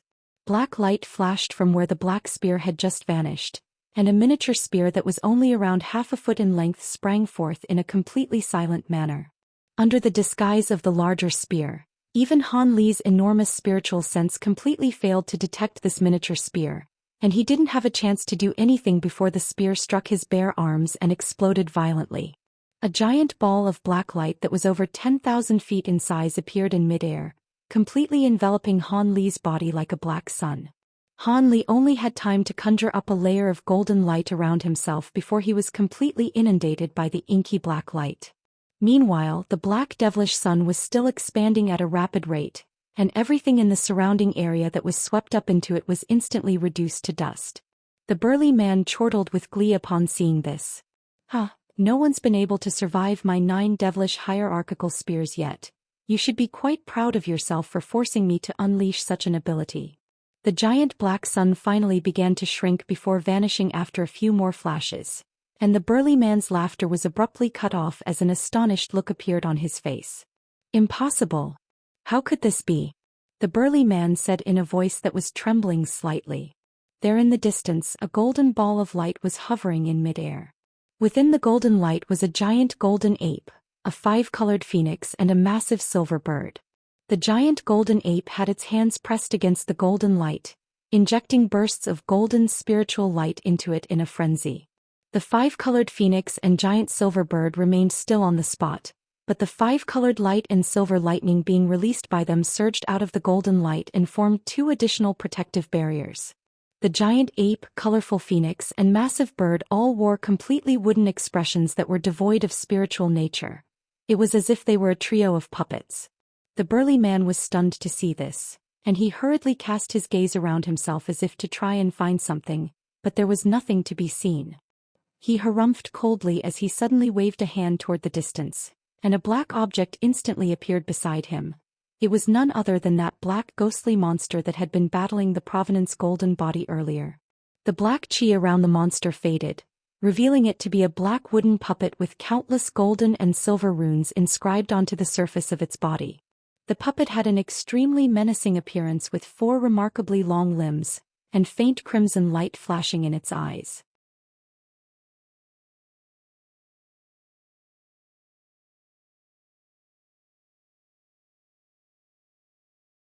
What was most harrowing to behold was the faint purple human face on the back of the puppet's head. The face appeared to be quite ordinary, but its eyes were tightly shut, and just the mere sight of it struck the beholder with a bone-chilling sensation. As soon as the burly man summoned the puppet to his side, a change suddenly began to take place within the golden light in the distance. In the area between the giant ape, colorful phoenix and silver bird, specks of golden light flashed before forming a faint golden infant with a completely identical set of facial features as Han Li. Its body was encased in a suit of inky black devilish armor, and there were several tens of miniature azure swords revolving around it. It was none other than Han Li's nascent soul. As soon as the nascent soul, the 3 creatures around it immediately shot forth toward it in unison. Piercing golden light erupted, and a huge humanoid figure with 3 heads and 6 arms appeared. The humanoid figure's entire body was of a shimmering golden color, and the entirety of its skin was covered in a layer of golden scales. There was a single azure horn on its head, and an inky black demonic eye on its glabella. The humanoid figure was none other than Han Li, but in this current form he gave off a very dangerous and unsettling aura. His eyes were completely emotionless, and there was a hint of blue light flashing within them. The burly man looked into Han Li's eyes, and his own eyes were immediately struck by a sharp pain, as if needles were being driven into them, and his heart jolted with shock as he instinctively closed his eyes. Right at this moment, Han Li suddenly raised a hand before pressing it gently into the air up ahead. A dull thump rang out in front of the burly man without any warning, and a burst of enormous force crashed toward him like a volcanic eruption. The burly man hadn't reopened his eyes yet, but through his spiritual sense, he could still sense just how fearsome this burst of power was. His expression changed drastically as crimson flames swept forth from his body. At the same time, an inky black badge suddenly appeared in his hand, and it quickly swelled to several tens of feet in size before positioning itself in front of him like a huge shield. In the next instant, both the barrier formed by the crimson flames and the enlarged black badge were destroyed with ease by that burst of power, and it came crashing toward the burly man without any further impediment.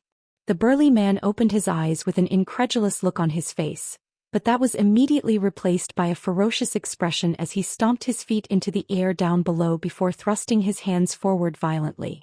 Two black fist projections erupted forth amid a flash of golden light, then swelled drastically like a pair of balloons before crashing into the oncoming burst of power. A dull thump rang out and the two fist projections were also instantly destroyed, following which the burly man flew backward like a tossed rag, and only after flying back for over 100 feet did he just barely manage to steady himself. At this moment, the burly man's face was completely red as if he were heavily inebriated, and he couldn't help but throw up a mouthful of inky black blood. The attack that Han Li had just unleashed seemed to be quite nonchalant, but it was actually imbued with incredible power and instantly managed to wound this number 1 devilish lord. You're using the myriad origin power of the holy nirvana physique. That's impossible. How could a mere human master the peerless ability of our holy realm? The burly man was too stunned to even wipe the blood from the corners of his lips, and he was staring intently at Han Li as if he were looking at a ghost. At the same time, Han Li swayed slightly, and he also threw up a mouthful of blood, but this blood was golden in color and instantly vanished into nothingness as soon as it exited his mouth.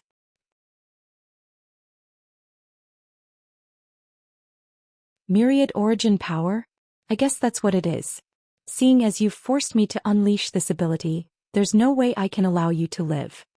The golden scales on Han Li's face receded to reveal a set of pale facial features. You're suffering backlash. You haven't mastered the ability, you're only forcibly using it.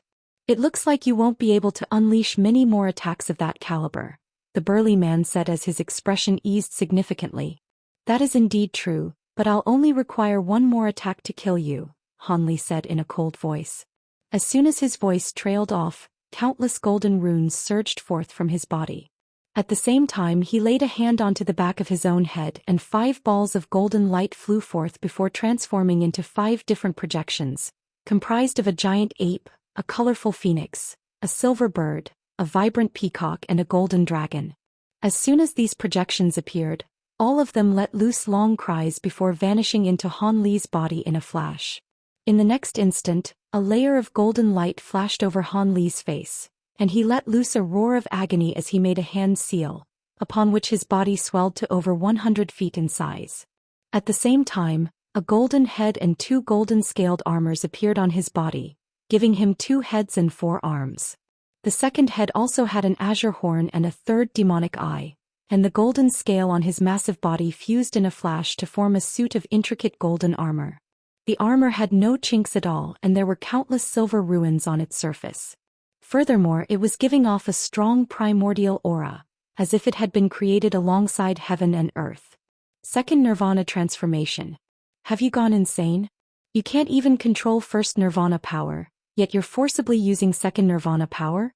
You're going to self-detonate before you can kill me. The burly man exclaimed as a horrified look appeared on his face for the first time. Even if I self-detonate, it'll be after you die. Bluish golden light flashed through Han Li's eyes as his aura swelled dramatically, and he slowly raised his 4 arms before thrusting them toward the burly man. Heaven and earth dimmed as faint golden light flashed, and 4 giant golden palms appeared above the burly man's head in unison. Each palm was imbued with power that was no less potent than that of the previous attack, and they combined as one in a flash to form a mountainous palm that was several thousand feet in size before crashing down from above. The mountainous golden palm was falling in a completely silent manner, but it had already locked onto the burly man's devilish soul, making it impossible for him to evade and forcing him to take the attack head-on. I can't die here, the burly man roared as a deranged look appeared on his face.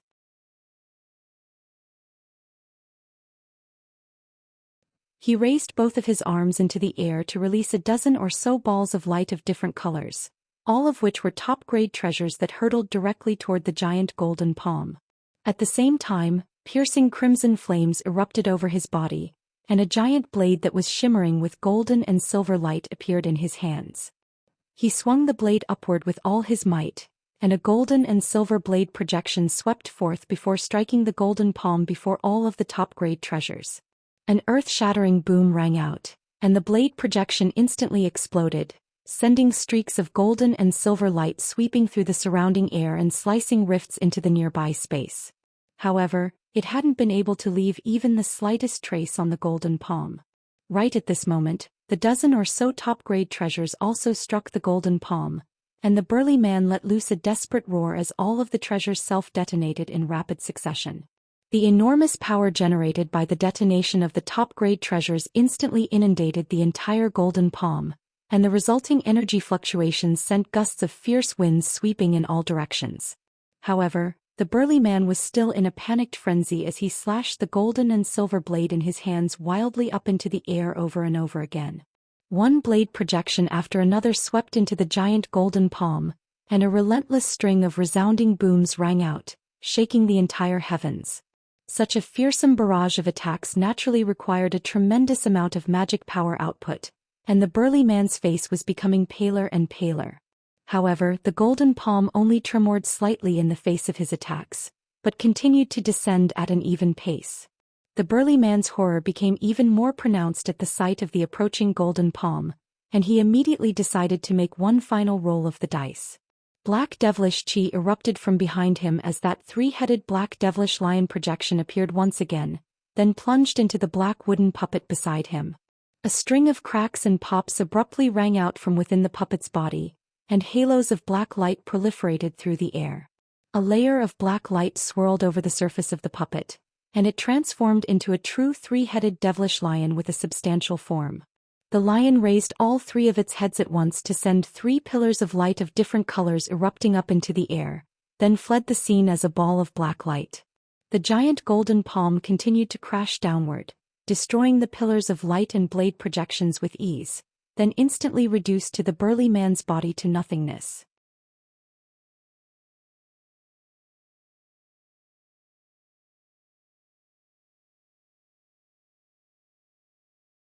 Almost at the exact same moment as the burly man's body was destroyed, Han Li also gave a muffled groan, and the additional head and pair of arms he had attained instantly disintegrated into specks of golden light. The golden suit of armor he was wearing also quickly disappeared, along with the azure horn on his head.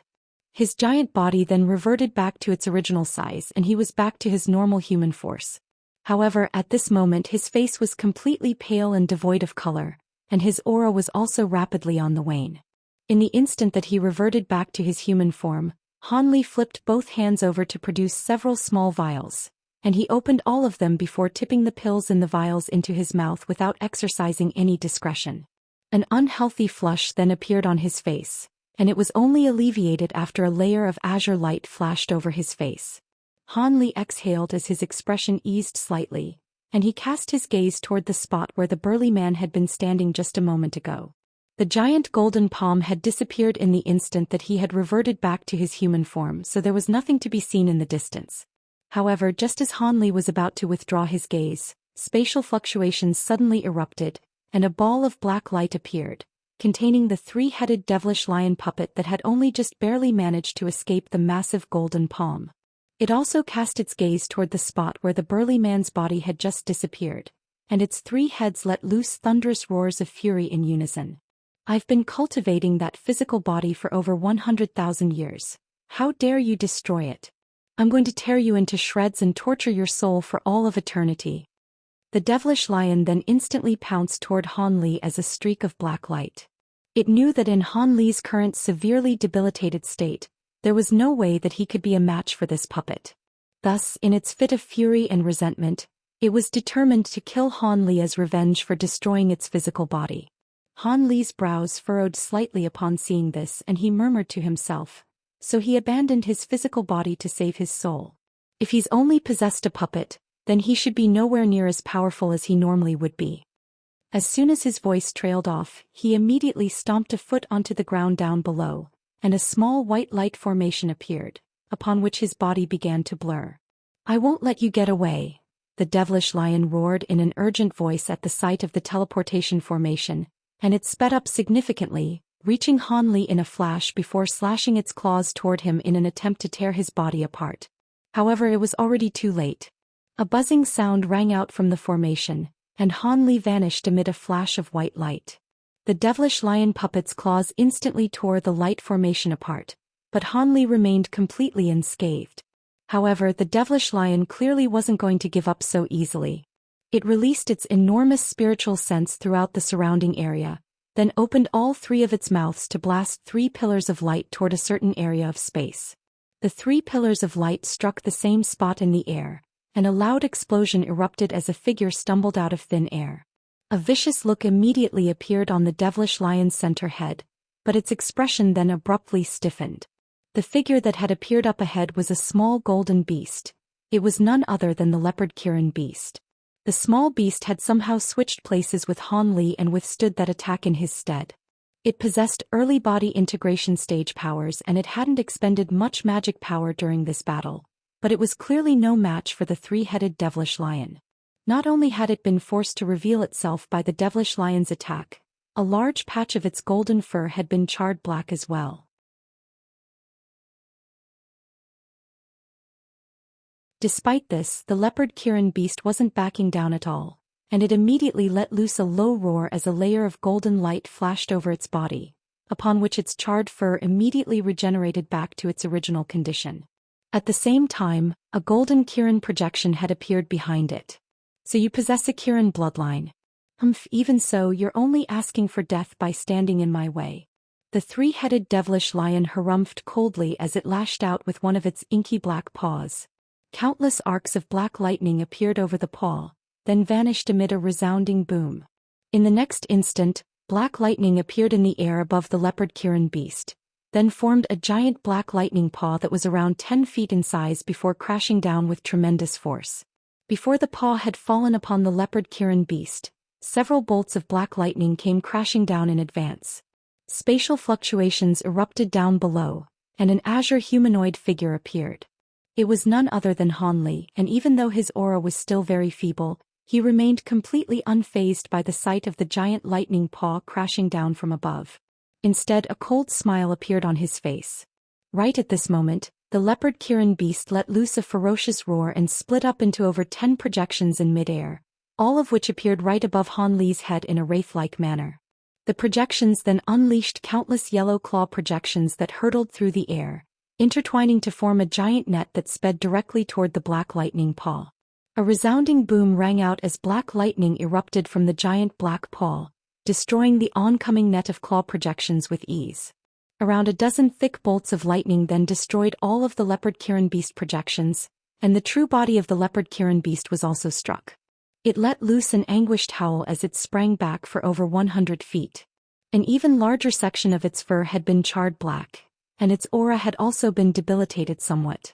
The devilish lion chortled with glee as the giant lightning paw crashed down directly toward Han Li, yet just as it was about to fall upon him, Han Li suddenly brought his hands together before bringing them apart, upon which a long dragon's roar rang out. A streak of golden light erupted from between his hands before flashing through the black lightning paw up above, upon which the giant paw was instantly reduced to nothingness. The devilish lion was quite befuddled by this development, yet before it could figure out what had happened, the golden streak of light suddenly circled around before transforming into a massive pillar of light that was over 10,000 feet tall.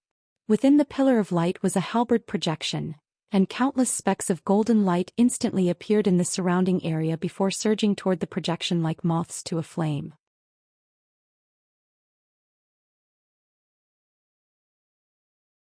An astonishing aura was then released by the golden halberd, stirring up all of the world's origin chi in the entire heavens. Right at this moment, the halberd projection flashed with golden light, and the entire pillar of light transformed into a colossal golden halberd. The 3-headed devilish lion's expression changed drastically upon seeing this, and it immediately attempted to flee as a streak of black light. A cold light flashed through Han Li's eyes as he pointed a finger at the devilish lion, and the enormous golden halberd immediately came crashing down upon it. The devilish lion appeared over 1,000 feet away after just a single flash, yet just as it was about to unleash an ability to escape out of the spatial restriction, the air suddenly tightened around it, and it found itself unable to muster up any magic power. Crap! An expression of shock and horror appeared on the devilish lion's face, immediately following which its vision turned dark, and its consciousness completely faded. From Han Li's perspective, The giant golden halberd had fallen upon the three-headed devilish lion before instantly reducing its body to dust. Even the devilish soul of the burly man contained within the puppet had also been completely destroyed. Only now was the burly man truly dead and no trace of him was left in this world. Han Li heaved a long sigh of relief as his expression eased significantly. The attack that had dealt the killing blow just now was naturally none other than the heavenly halberd talisman that he had painstakingly refined. As expected of a powerful talisman from the true immortal realm, it was able to instantly vanquish such a formidable enemy. Of course, this was also due to the fact that the burly man's body had already been destroyed, so it was in a severely debilitated state. Otherwise, that talisman alone wouldn't have been enough to kill him. As for the ability he had used earlier to destroy the burly man's physical body, that was one of the most powerful abilities recorded in the Provenance True Devil Arts. However, just as the burly man had said, Han Li's current powers and physical constitution weren't enough to unleash such an ability. It was something that he could only use without suffering backlash after reaching the Grand Ascension stage. Han Li had experimented with the ability during his time in seclusion, so he was naturally aware of this as well. However, the holy Nirvana body was simply far too powerful. Even the first Nirvana transformation was able to drastically enhance his magic power and physical strength. Thus, after much painstaking effort and consideration, Han Li finally thought of a way to forcibly unleash the ability, which was to temporarily stimulate the true spirit blood within his body and draw upon its power to fuel the ability for him. Currently, employing this method harmed Han Li almost as much as it did his opponent. Not only was the ability extremely taxing to use, the true spirit blood that he had to expend to use it was an extremely heavy price to pay. Thus, he initially hadn't planned to use this ability in this battle. However, that burly man had been truly formidable. In particular, the 9 devilish hierarchical spears he had unleashed were comparable in power to a full-force attack from a Grand Ascension stage being. If he had faced that attack in nothing more than his giant mountain ape form, he would have at least been severely wounded if not killed on the spot. Thus, he had no choice but to release his nascent soul and draw upon his own true spirit power to manifest those true spirit avatars to help him withstand that attack. However, the burly man wasn't someone who could be killed through normal attacks, and seeing as he had already activated his true spirit blood at that point, he decided to bite the bullet and use the holy Nirvana physique.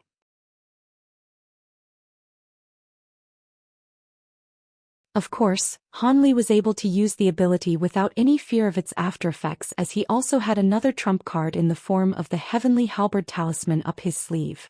Sure enough, the combination of those 2 trump cards had allowed him to slay this extremely formidable devilish lord.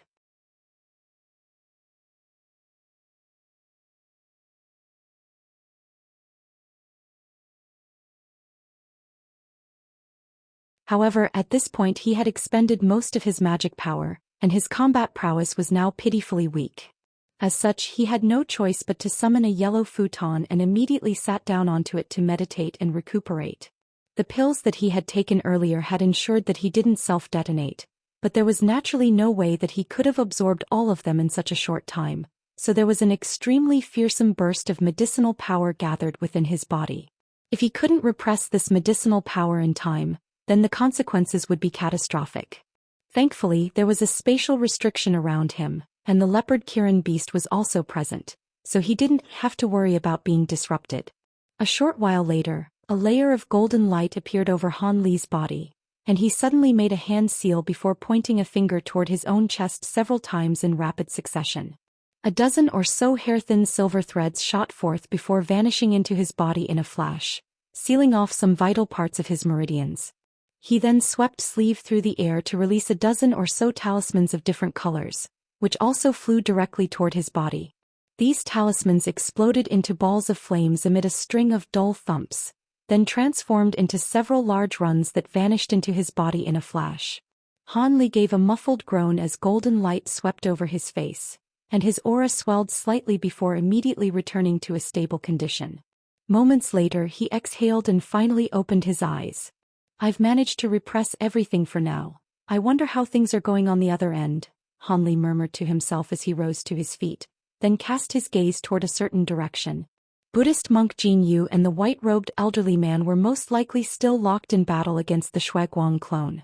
Just as Han Li was thinking about what he was going to do next, the space in the distance suddenly tremored violently, following which an earth-shattering boom erupted. The surrounding light barrier was instantly shattered, and the entire spatial formation was destroyed. The 36 male cultivators stumbled out of thin air, and all of them had been dealt heavy blows from the backlash of having the formation destroyed. Han Li's expression changed slightly as he focused his gaze toward that direction, upon which he was greeted by the sight of a massive crimson skeleton that was wreaking havoc with reckless abandon. The skeleton was over 1,000 feet tall, and had 3 heads and 6 arms, wielding 6 different heavy black weapons. The 6 devilish weapons were swung through the air in unison, sweeping up gusts of fierce devilish winds. At the top of the skeleton's center head stood the Shuiguang, who was carrying a huge black seal with one hand. His eyes were tightly shut, and it seemed that he was dedicating all of his efforts to controlling the skeleton beneath him. Up ahead, both the white-robed elderly man and Buddhist monk Jinyu were in an extremely sorry state. Buddhist monk Jinyu's golden kasaya had been torn to shreds, and a huge crimson handprint had appeared on his chest. The handprint had left an indentation that was over half a foot deep, and it appears that several of his ribs had been pulverized, but there was no blood flowing out of his body. Meanwhile, the white-robed elderly man's face had turned very pale, and the light radiating from the 7-flame fan in his hand had also dimmed significantly. Both of them had several treasures flying around them, forming layers of light barriers that shielded them within, but in the face of the fierce devilish winds, the light barriers were displaying clear signs of strain and looked as if they could crumble at any moment. It was quite clear that the crimson skeleton had been responsible for destroying the spatial restriction. Han Li's expression darkened slightly upon seeing this.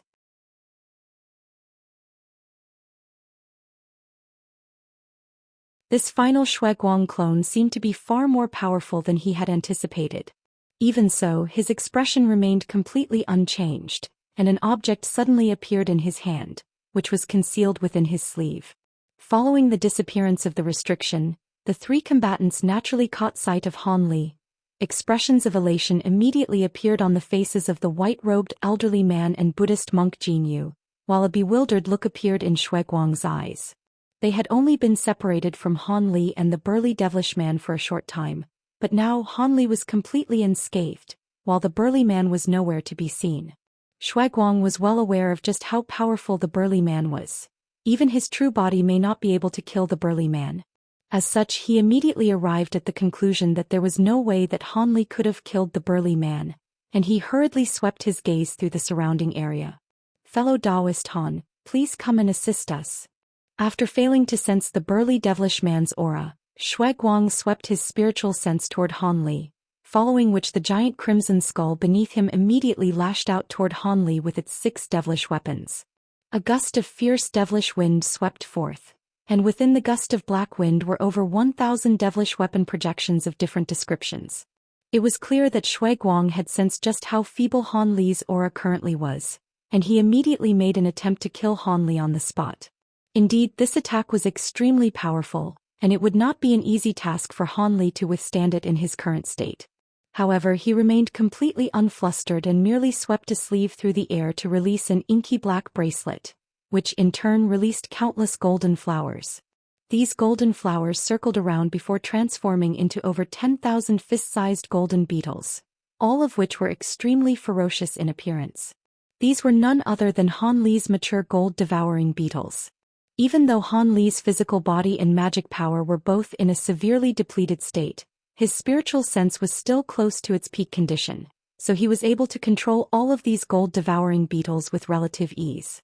The gold-devouring beetles converged to form a golden cloud at his behest, then positioned themselves in front of Han Li like a massive shield.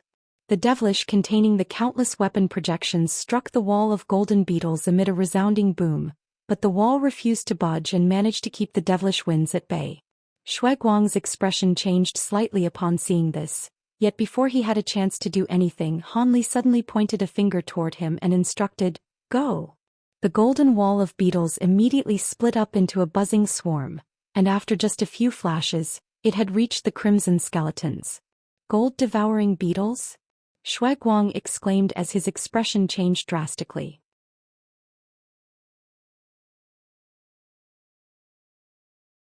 The skeleton beneath him immediately hurled its weapons toward the swarm of beetles at his behest, and the weapons transformed into 6 giant black pythons mid-flight. As for Shui Guang himself, he hurriedly stomped a foot down onto the skeleton's head, and a gust of fierce crimson wind was swept up, carrying both him and the skeleton rapidly away into the distance. A string of resounding booms rang out as the 6 giant black pythons plunged into the golden swarm of beetles, only to completely vanish after just a few flashes. The swarm of beetles then transformed into a giant black falcon that flapped its wings vigorously and shot forth in pursuit as an incredibly fast streak of golden light. The white-robed elderly man and Buddhist monk Jin were naturally ecstatic to see this, and the former hurriedly said, "Use that thing right now. This is the perfect opportunity." "My thoughts exactly," Buddhist monk Jin replied without any hesitation before flipping both hands over to reveal 2 halves of a silk handkerchief. The handkerchief was yellow with age, and there were some dirty runes inscribed on its surface, giving it the appearance of a filthy old rag. However, the 2 elders were regarding it as if it were a priceless treasure. As soon as the item was summoned, Buddhist monk Jin began to chant something before tossing the 2 halves of the handkerchief in Shui Guang's direction. 2 balls of gray light rose up into the air, then combined together to form a Tai Chi diagram, which then vanished into thin air in a flash. The sky darkened as countless black clouds instantly appeared in the air, and a rumbling thunderclap rang out, following which the clouds parted to reveal a Tai Chi diagram the size of a small city, encompassing an area down below that was over 1,000 acres in size. Regardless of whether it was the fleeing Shui Guang or the other devilish beings beneath the diagram, all of them immediately became extremely slow and sluggish. However, this type of restrictive power wasn't anywhere near significant for devilish lords, and they were able to brush it off by simply circulating their magic power throughout their bodies. As for Shui Guang, he was barely slowed down at all before accelerating back to his original speed.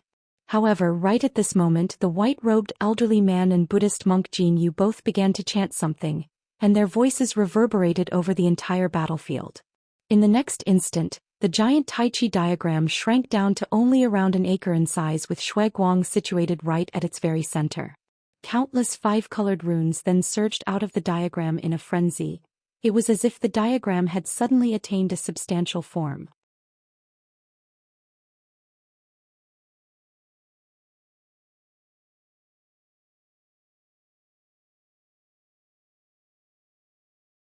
The condensed Tai Chi diagram revolved in midair before crashing down toward Shui Guang as countless layers of projections, and Shui Guang felt the air tighten around himself as countless bursts of enormous force came compressing toward him from all sides, stopping him cold in his tracks.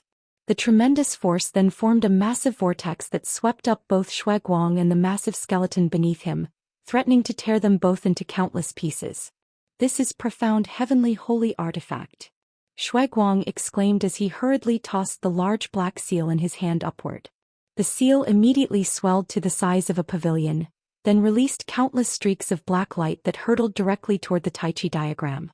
The Tai Chi diagram tremored slightly as a resounding boom rang out, but it was able to repel the huge seal without much difficulty. However, Shui Guang didn't seem to depend on the seal to break the restriction, and he quickly twisted around before vanishing into the crimson skeleton down below. In the next instant, the 3 heads of the skeleton opened their mouths to expel 3 items, consisting of a black talisman, a purple jade pendant and a crimson ball of light. The 3 items then exploded in unison, transforming into a plume of black devilish chi, a ball of purple light and a swathe of thin crimson threads, all of which plunged into the crimson skeleton's body. Devilish patterns of 3 different colors immediately appeared all over the surface of the skeleton's body, and it let loose a roar of pain. Its body swelled to around twice its original size, allowing it to just barely struggle free of the restrictive force around it. It then brought its 6 weapons together to create a giant scimitar, and green light flashed in its 6 eyes as it lashed out viciously toward the Tai Chi diagram with the massive scimitar. A saber projection that was over 1,000 feet in length immediately swept toward the Tai Chi diagram in a flash, and the diagram was sliced in half in a completely silent manner.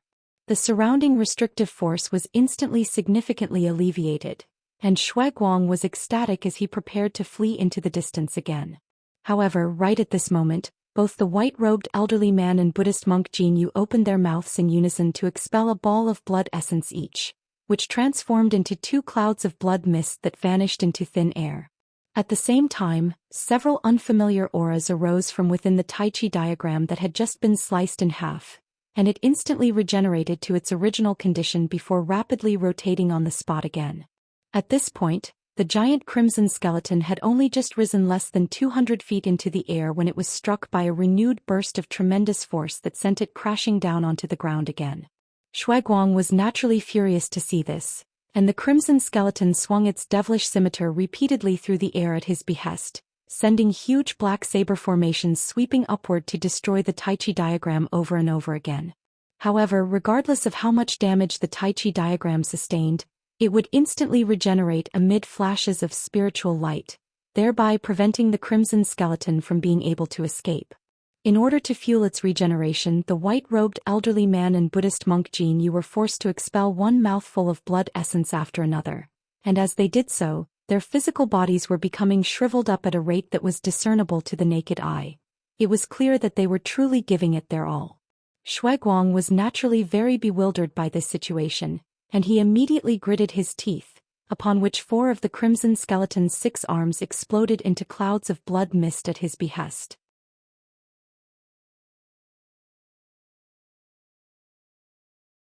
The clouds of mist then transformed into a pair of giant bone wings on the skeleton's back, and its 2 remaining hands began to make a series of hand seals as it flapped its wings vigorously. Its giant body swayed slightly, and it began to rise up into the air again. All of this had taken place in what seemed like the mere blink of an eye, but it was already too late. The giant golden falcon that was the swarm of gold-devouring beetles finally reached the crimson skeleton, then came crashing down toward it with ferocious might. The crimson skeleton let loose a panicked roar as it hurriedly slashed its devilish scimitar toward the giant golden falcon. At the same time, it flapped its wings with all its might and sped up significantly as a result. The restrictive power being unleashed by the Tai Chi diagram meant that it was still far slower than its initial speed. Upon being struck by the giant black saber projection, the golden falcon immediately disintegrated into over 10,000 golden flowers, and the crimson skeleton was immediately inundated by gold-devouring beetles amid a howl of anguish. Fist-sized golden beetles were crawling over every single inch of its body, and the sound of its bones being scraped and devoured was truly the stuff of nightmares. This crimson skeleton was something that sacred ancestor Shuaiguang had manifested from a powerful treasure, but it was no match for the swarm of gold-devouring beetles, and its body was being devoured at an incredible rate. Within the span of just a few breaths, close to half of its body was gone, and it clearly wasn't going to be able to last much longer. The white-robed elderly man and Buddhist monk Jinyu were ecstatic to see this. I didn't think that fellow Taoist Han would be able to control so many mature gold-devouring beetles at once, the white-robed elderly man said in an elated voice. Indeed, and thank heavens we resisted the urge to use that disposable holy artifact that Master Imo Jianli bestowed upon us. Otherwise, that sacred ancestor clone would have most likely been able to escape. Right at this moment, Han Li flew over to the crimson skeleton, then stopped on the spot and merely appraised the situation in a completely expressionless manner. Meanwhile, Shuaiguang was concealed within the crimson skeleton, looking out at the swarm of gold-devouring beetles with a horrified expression.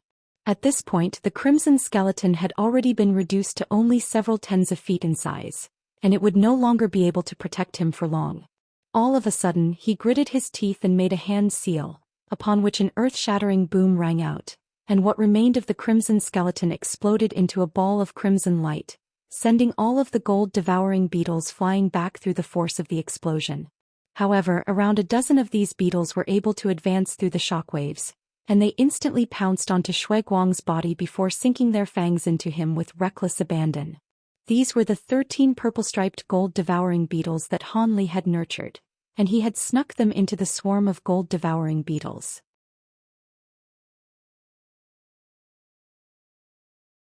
Their auras were virtually identical to those of normal mature gold-devouring beetles, so they were able to avoid being detected by Shuaiguang.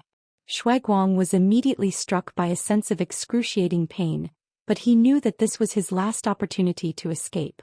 As such, he could only repress his agony and ignore the purple-striped gold-devouring beetles as he shot forth through the air as a streak of crimson light. And after just a single flash, he was about to escape outside of the area encompassed by the Tai Chi diagram. However, Han Li wasn't concerned in the slightest to see this, and the reason for his composure was quickly made apparent.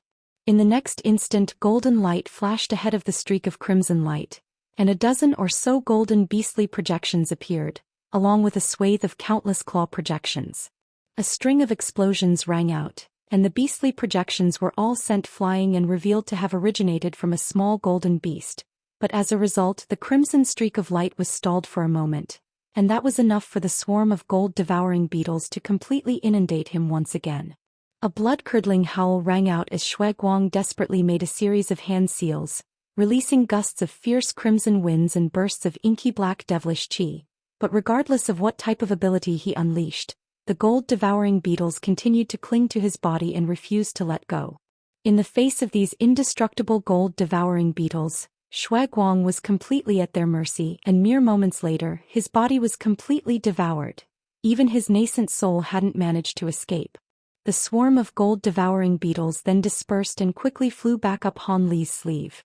Only then did a relieved look finally appear on his face, and the Tai Chi diagram in the distance also disintegrated into specks of spiritual light. However, the white-robed elderly man and Buddhist monk Jin Yu both coughed up a few more mouthfuls of blood, and their bodies became even more wizened and shriveled. In contrast with their physical conditions, both of them wore ecstatic expressions. The white-robed elderly man chortled with glee as he asked, that sacred ancestor clone is finally dead. Fellow Taoist Han, did you manage to kill that devilish lord as well?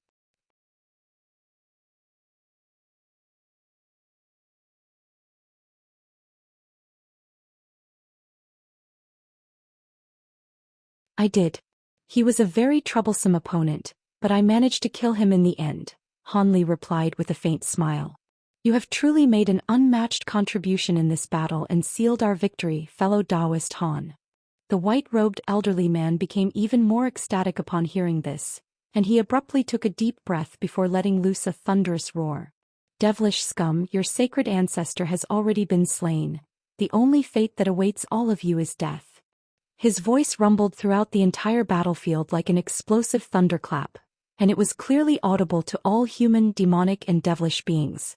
The human and demons all cheered with elation as morale was instantly boosted significantly, while the opposite was true for the devilish army.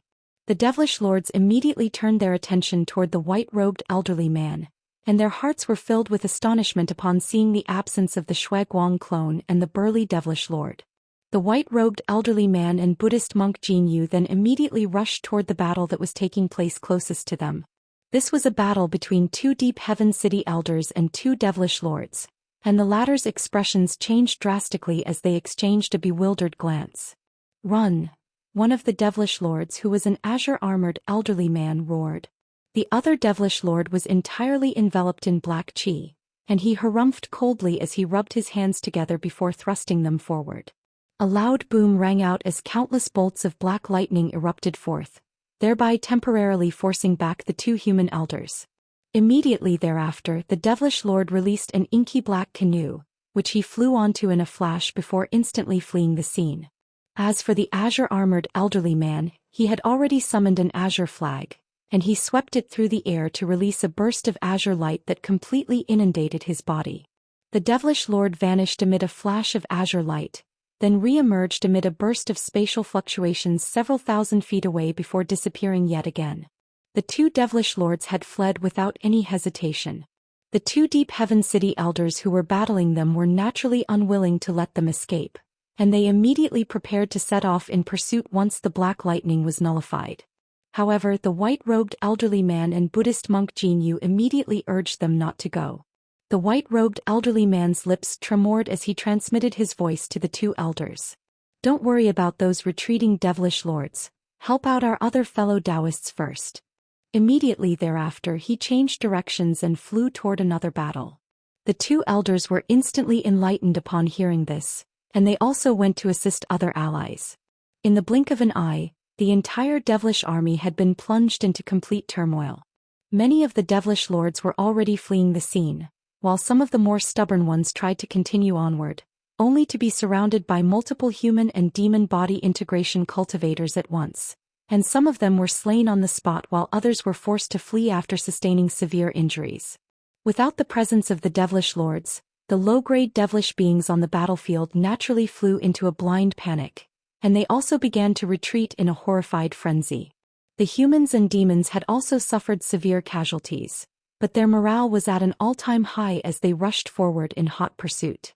Thus, countless devilish beings began to rush away from Deep Heaven City, pursued by all types of attacks that felled those who were lagging behind like flies. None of the body integration cultivators of the city joined in on this effort. They merely looked on as the entire devilish army crumbled before their eyes.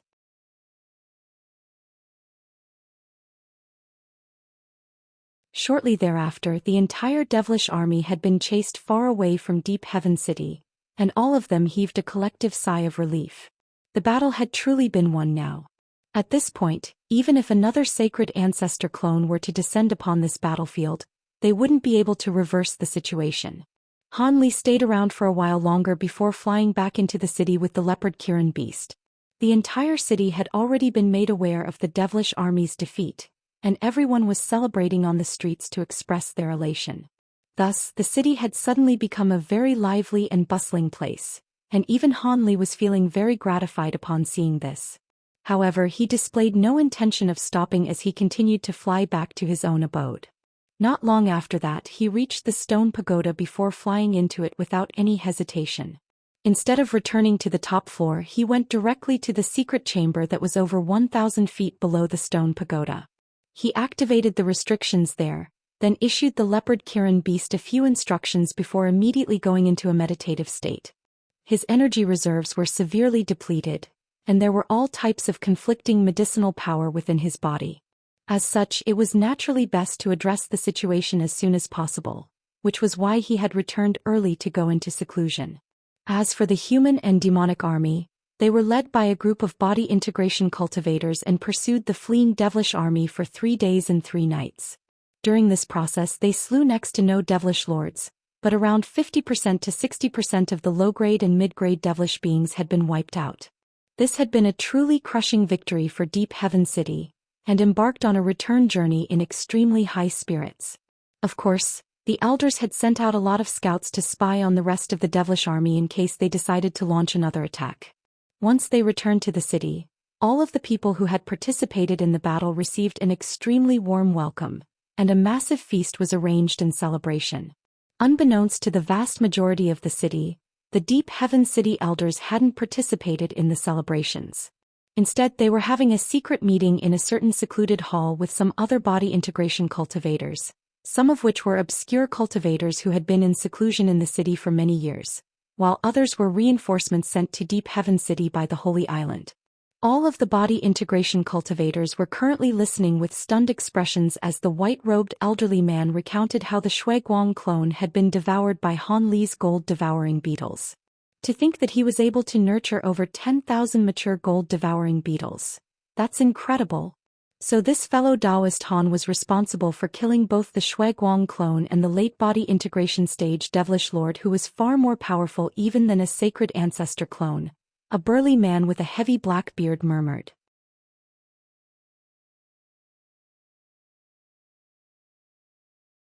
In all honesty, I'm quite embarrassed. I wasn't able to do much in this battle at all. My greatest contribution was trapping the sacred ancestor clone for a while with fellow Taoist Jin Yu's assistance, but we wouldn't have been able to kill the clone had it not been for fellow Taoist Han's gold-devouring beetles. On top of that, fellow Taoist Han had already slain that other late-body integration stage devilish lord before that, the white-robed elderly man said with a wry smile.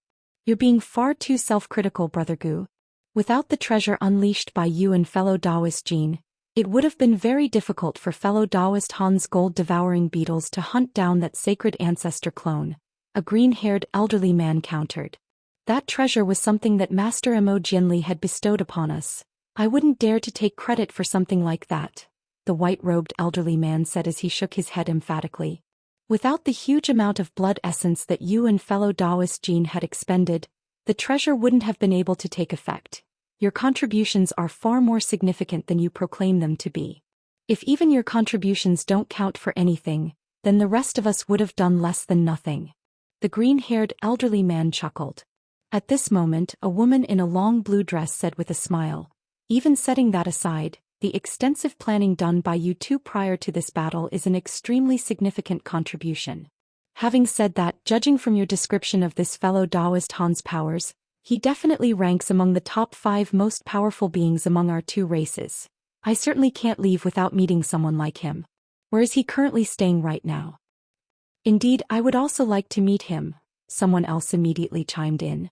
"Fellow Taoist Han has expended a lot of energy during this battle, so he went into seclusion as soon as he returned to the city.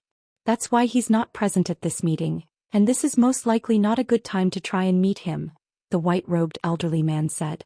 "Ah, forgive me for being overeager. In that case, we'll pay fellow Taoist Han a visit once he comes out of seclusion," the woman said as a slightly forlorn look appeared on her face. The other elders wishing to meet Han Li were also rather disappointed to hear this, but they naturally couldn't press the issue any further. Fellow Taoist Han has made the most significant contribution in this battle, but it was thanks to everyone's collective efforts that our city was able to survive this ordeal.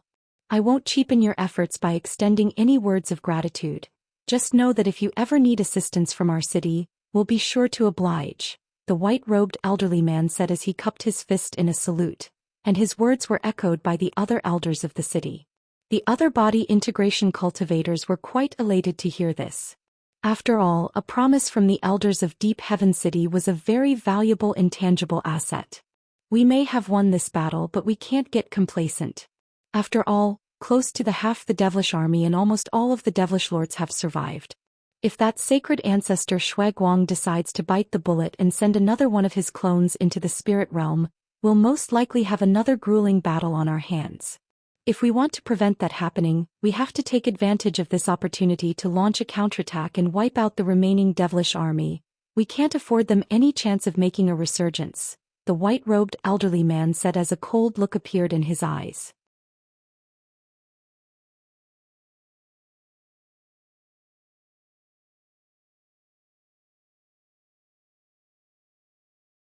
Everyone else immediately nodded in agreement, and thus the Deep Heaven City elders quickly assigned a series of missions, sending out most of the body integration stage beings present to continue hunting down the devilish army. The rest of them remain behind and oversee the repair of all of the damaged formations and restrictions. Of course, the most important thing was to send out some people to destroy the nearby devilish nodes right away. If they could do that, then even if the devilish beings were to send reinforcements, they wouldn't be able to arrive near Deep Heaven City. These were all extremely urgent matters, so as soon as the assignment of these tasks were completed, everyone took their leave to carry out their respective duties. Thus, the only two people left in the hall were the white-robed elderly man and the green-haired elderly man, the latter of whom was one of the Holy Island envoys. The two conversed with one another for a long while before departing, and following their conversation, the white-robed elderly man seemed to be in high spirits, indicating that he had received some type of good news from the Holy Island envoy. Not long after that, a significant chunk of the remaining devilish army in the nearby area was slain under the efforts of the Deep Heaven City body integration cultivators. However, the remnants of the devilish army had been led away by the devilish lords and joined other devilish armies in neighboring areas. Thus, the human and demonic cultivators naturally didn't dare to pursue them any further, and they returned to the city after setting up a large number of watchtowers on the borders. Thus, the Battle of Deep Heaven City had finally drawn to a true conclusion. Deep Heaven City had secured the final victory, but as many as a third of their defensive forces had been destroyed in the process. There were even a few body integration elders who had perished during the battle, as well as countless casualties among cultivators at or below the spatial tempering stage. Thankfully, they had managed to crush the devilish army and wipe out a considerable number of devilish beings, thereby securing the first major victory since the commencement of the devilish tribulation. Of course, Deep Heaven City's victory didn't mean that the human and demonic races had actually gained the upper hand. On the contrary, the situation was only becoming more and more desperate for the other major human settlements. As for whether they would also be able to turn the tables, only the heavens knew the answer to that. Following Deep Heaven City's victory, many vagrant cultivators and remnants of cultivating families and sects converged to join the city. There were even vagrant cultivators and small powers from neighboring areas that were willing to take the risk to flee toward Deep Heaven City. And as a result, the cultivators that the city had lost during the battle were easily replenished. Even if another devilish army were to turn up soon, Deep Heaven City would be well equipped to fight them. Thus, Deep Heaven City was accumulating power as quickly as it could, and a year passed by in the blink of an eye. On this day, a special guest arrived at the stone pagoda that Han Li was living. Hai Tian and Qi Lingzi immediately invited the guest into the hall on the top floor of the stone pagoda, and as soon as the guest took a seat he said to Qi Lingzi, "I have an urgent matter to discuss with your master. Inform him of my arrival." Qi Lingzi was feeling rather uneasy, but he still replied, "Forgive me, senior, but master is currently in seclusion and told us that he wouldn't be entertaining any guests." "It's all right, I arranged this meeting with your master well in advance. Just inform him of my arrival. Fellow Taoist Han won't blame you for this," the guest said in an aloof and nonchalant manner.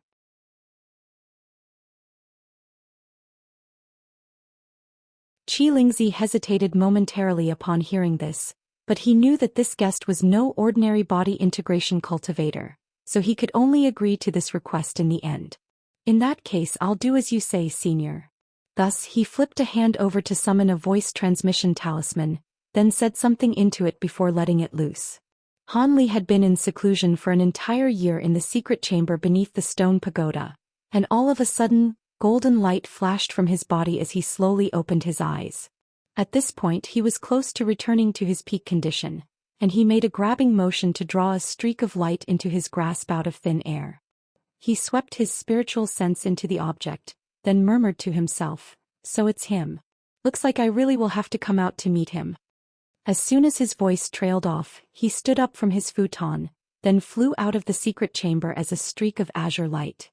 Moments later, the azure light faded at the center of the hall on the top floor of the stone pagoda, revealing Han Li within it. "We pay our respects to Master." Qi Lingzi and Hai Tian immediately extended ecstatic bows toward him. "No need for formalities. Brother Long, you seem to have arrived far earlier than the time we agreed on. Aren't you afraid that the devilish army will take advantage of your absence to destroy your Long family stronghold?" Han Li asked.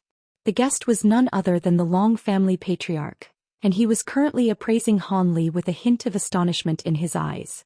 "I naturally made ample preparations before I departed the stronghold. I had heard that you had slain a sacred ancestor clone and a late body integration stage devilish lord in the battle that took place a year ago. At the time I was rather skeptical, but it seems that I was wrong to have my doubts. Your rate of progression truly puts me to shame, fellow Taoist Han. Having said that, you've instilled me with even greater confidence in the journey we're going to make. As for why I arrived here earlier than expected, that's because some unexpected circumstances arose. I was only able to make such quick progress as I had encountered some unique opportunities during the past few years. As for slaying that sacred ancestor clone, I was only able to do so after receiving a lot of assistance from fellow Taoist Gu and the others," Han Li explained in a nonchalant manner. "In any case, it's a matter of immense pride to be able to kill a sacred ancestor clone. On top of that, you've only just progressed to the late body integration stage, so you'll only become more powerful as you consolidate your cultivation base. Even now, I'm most likely already no match for you," the Long family patriarch sighed. You're being far too modest, Brother Long. Can you tell me what those unforeseen circumstances that you were referring to are?" Han Li chuckled in response. "That's a long story," the Long family patriarch said as he cast a hesitant gaze toward Qi Lingzi and Hai Tian.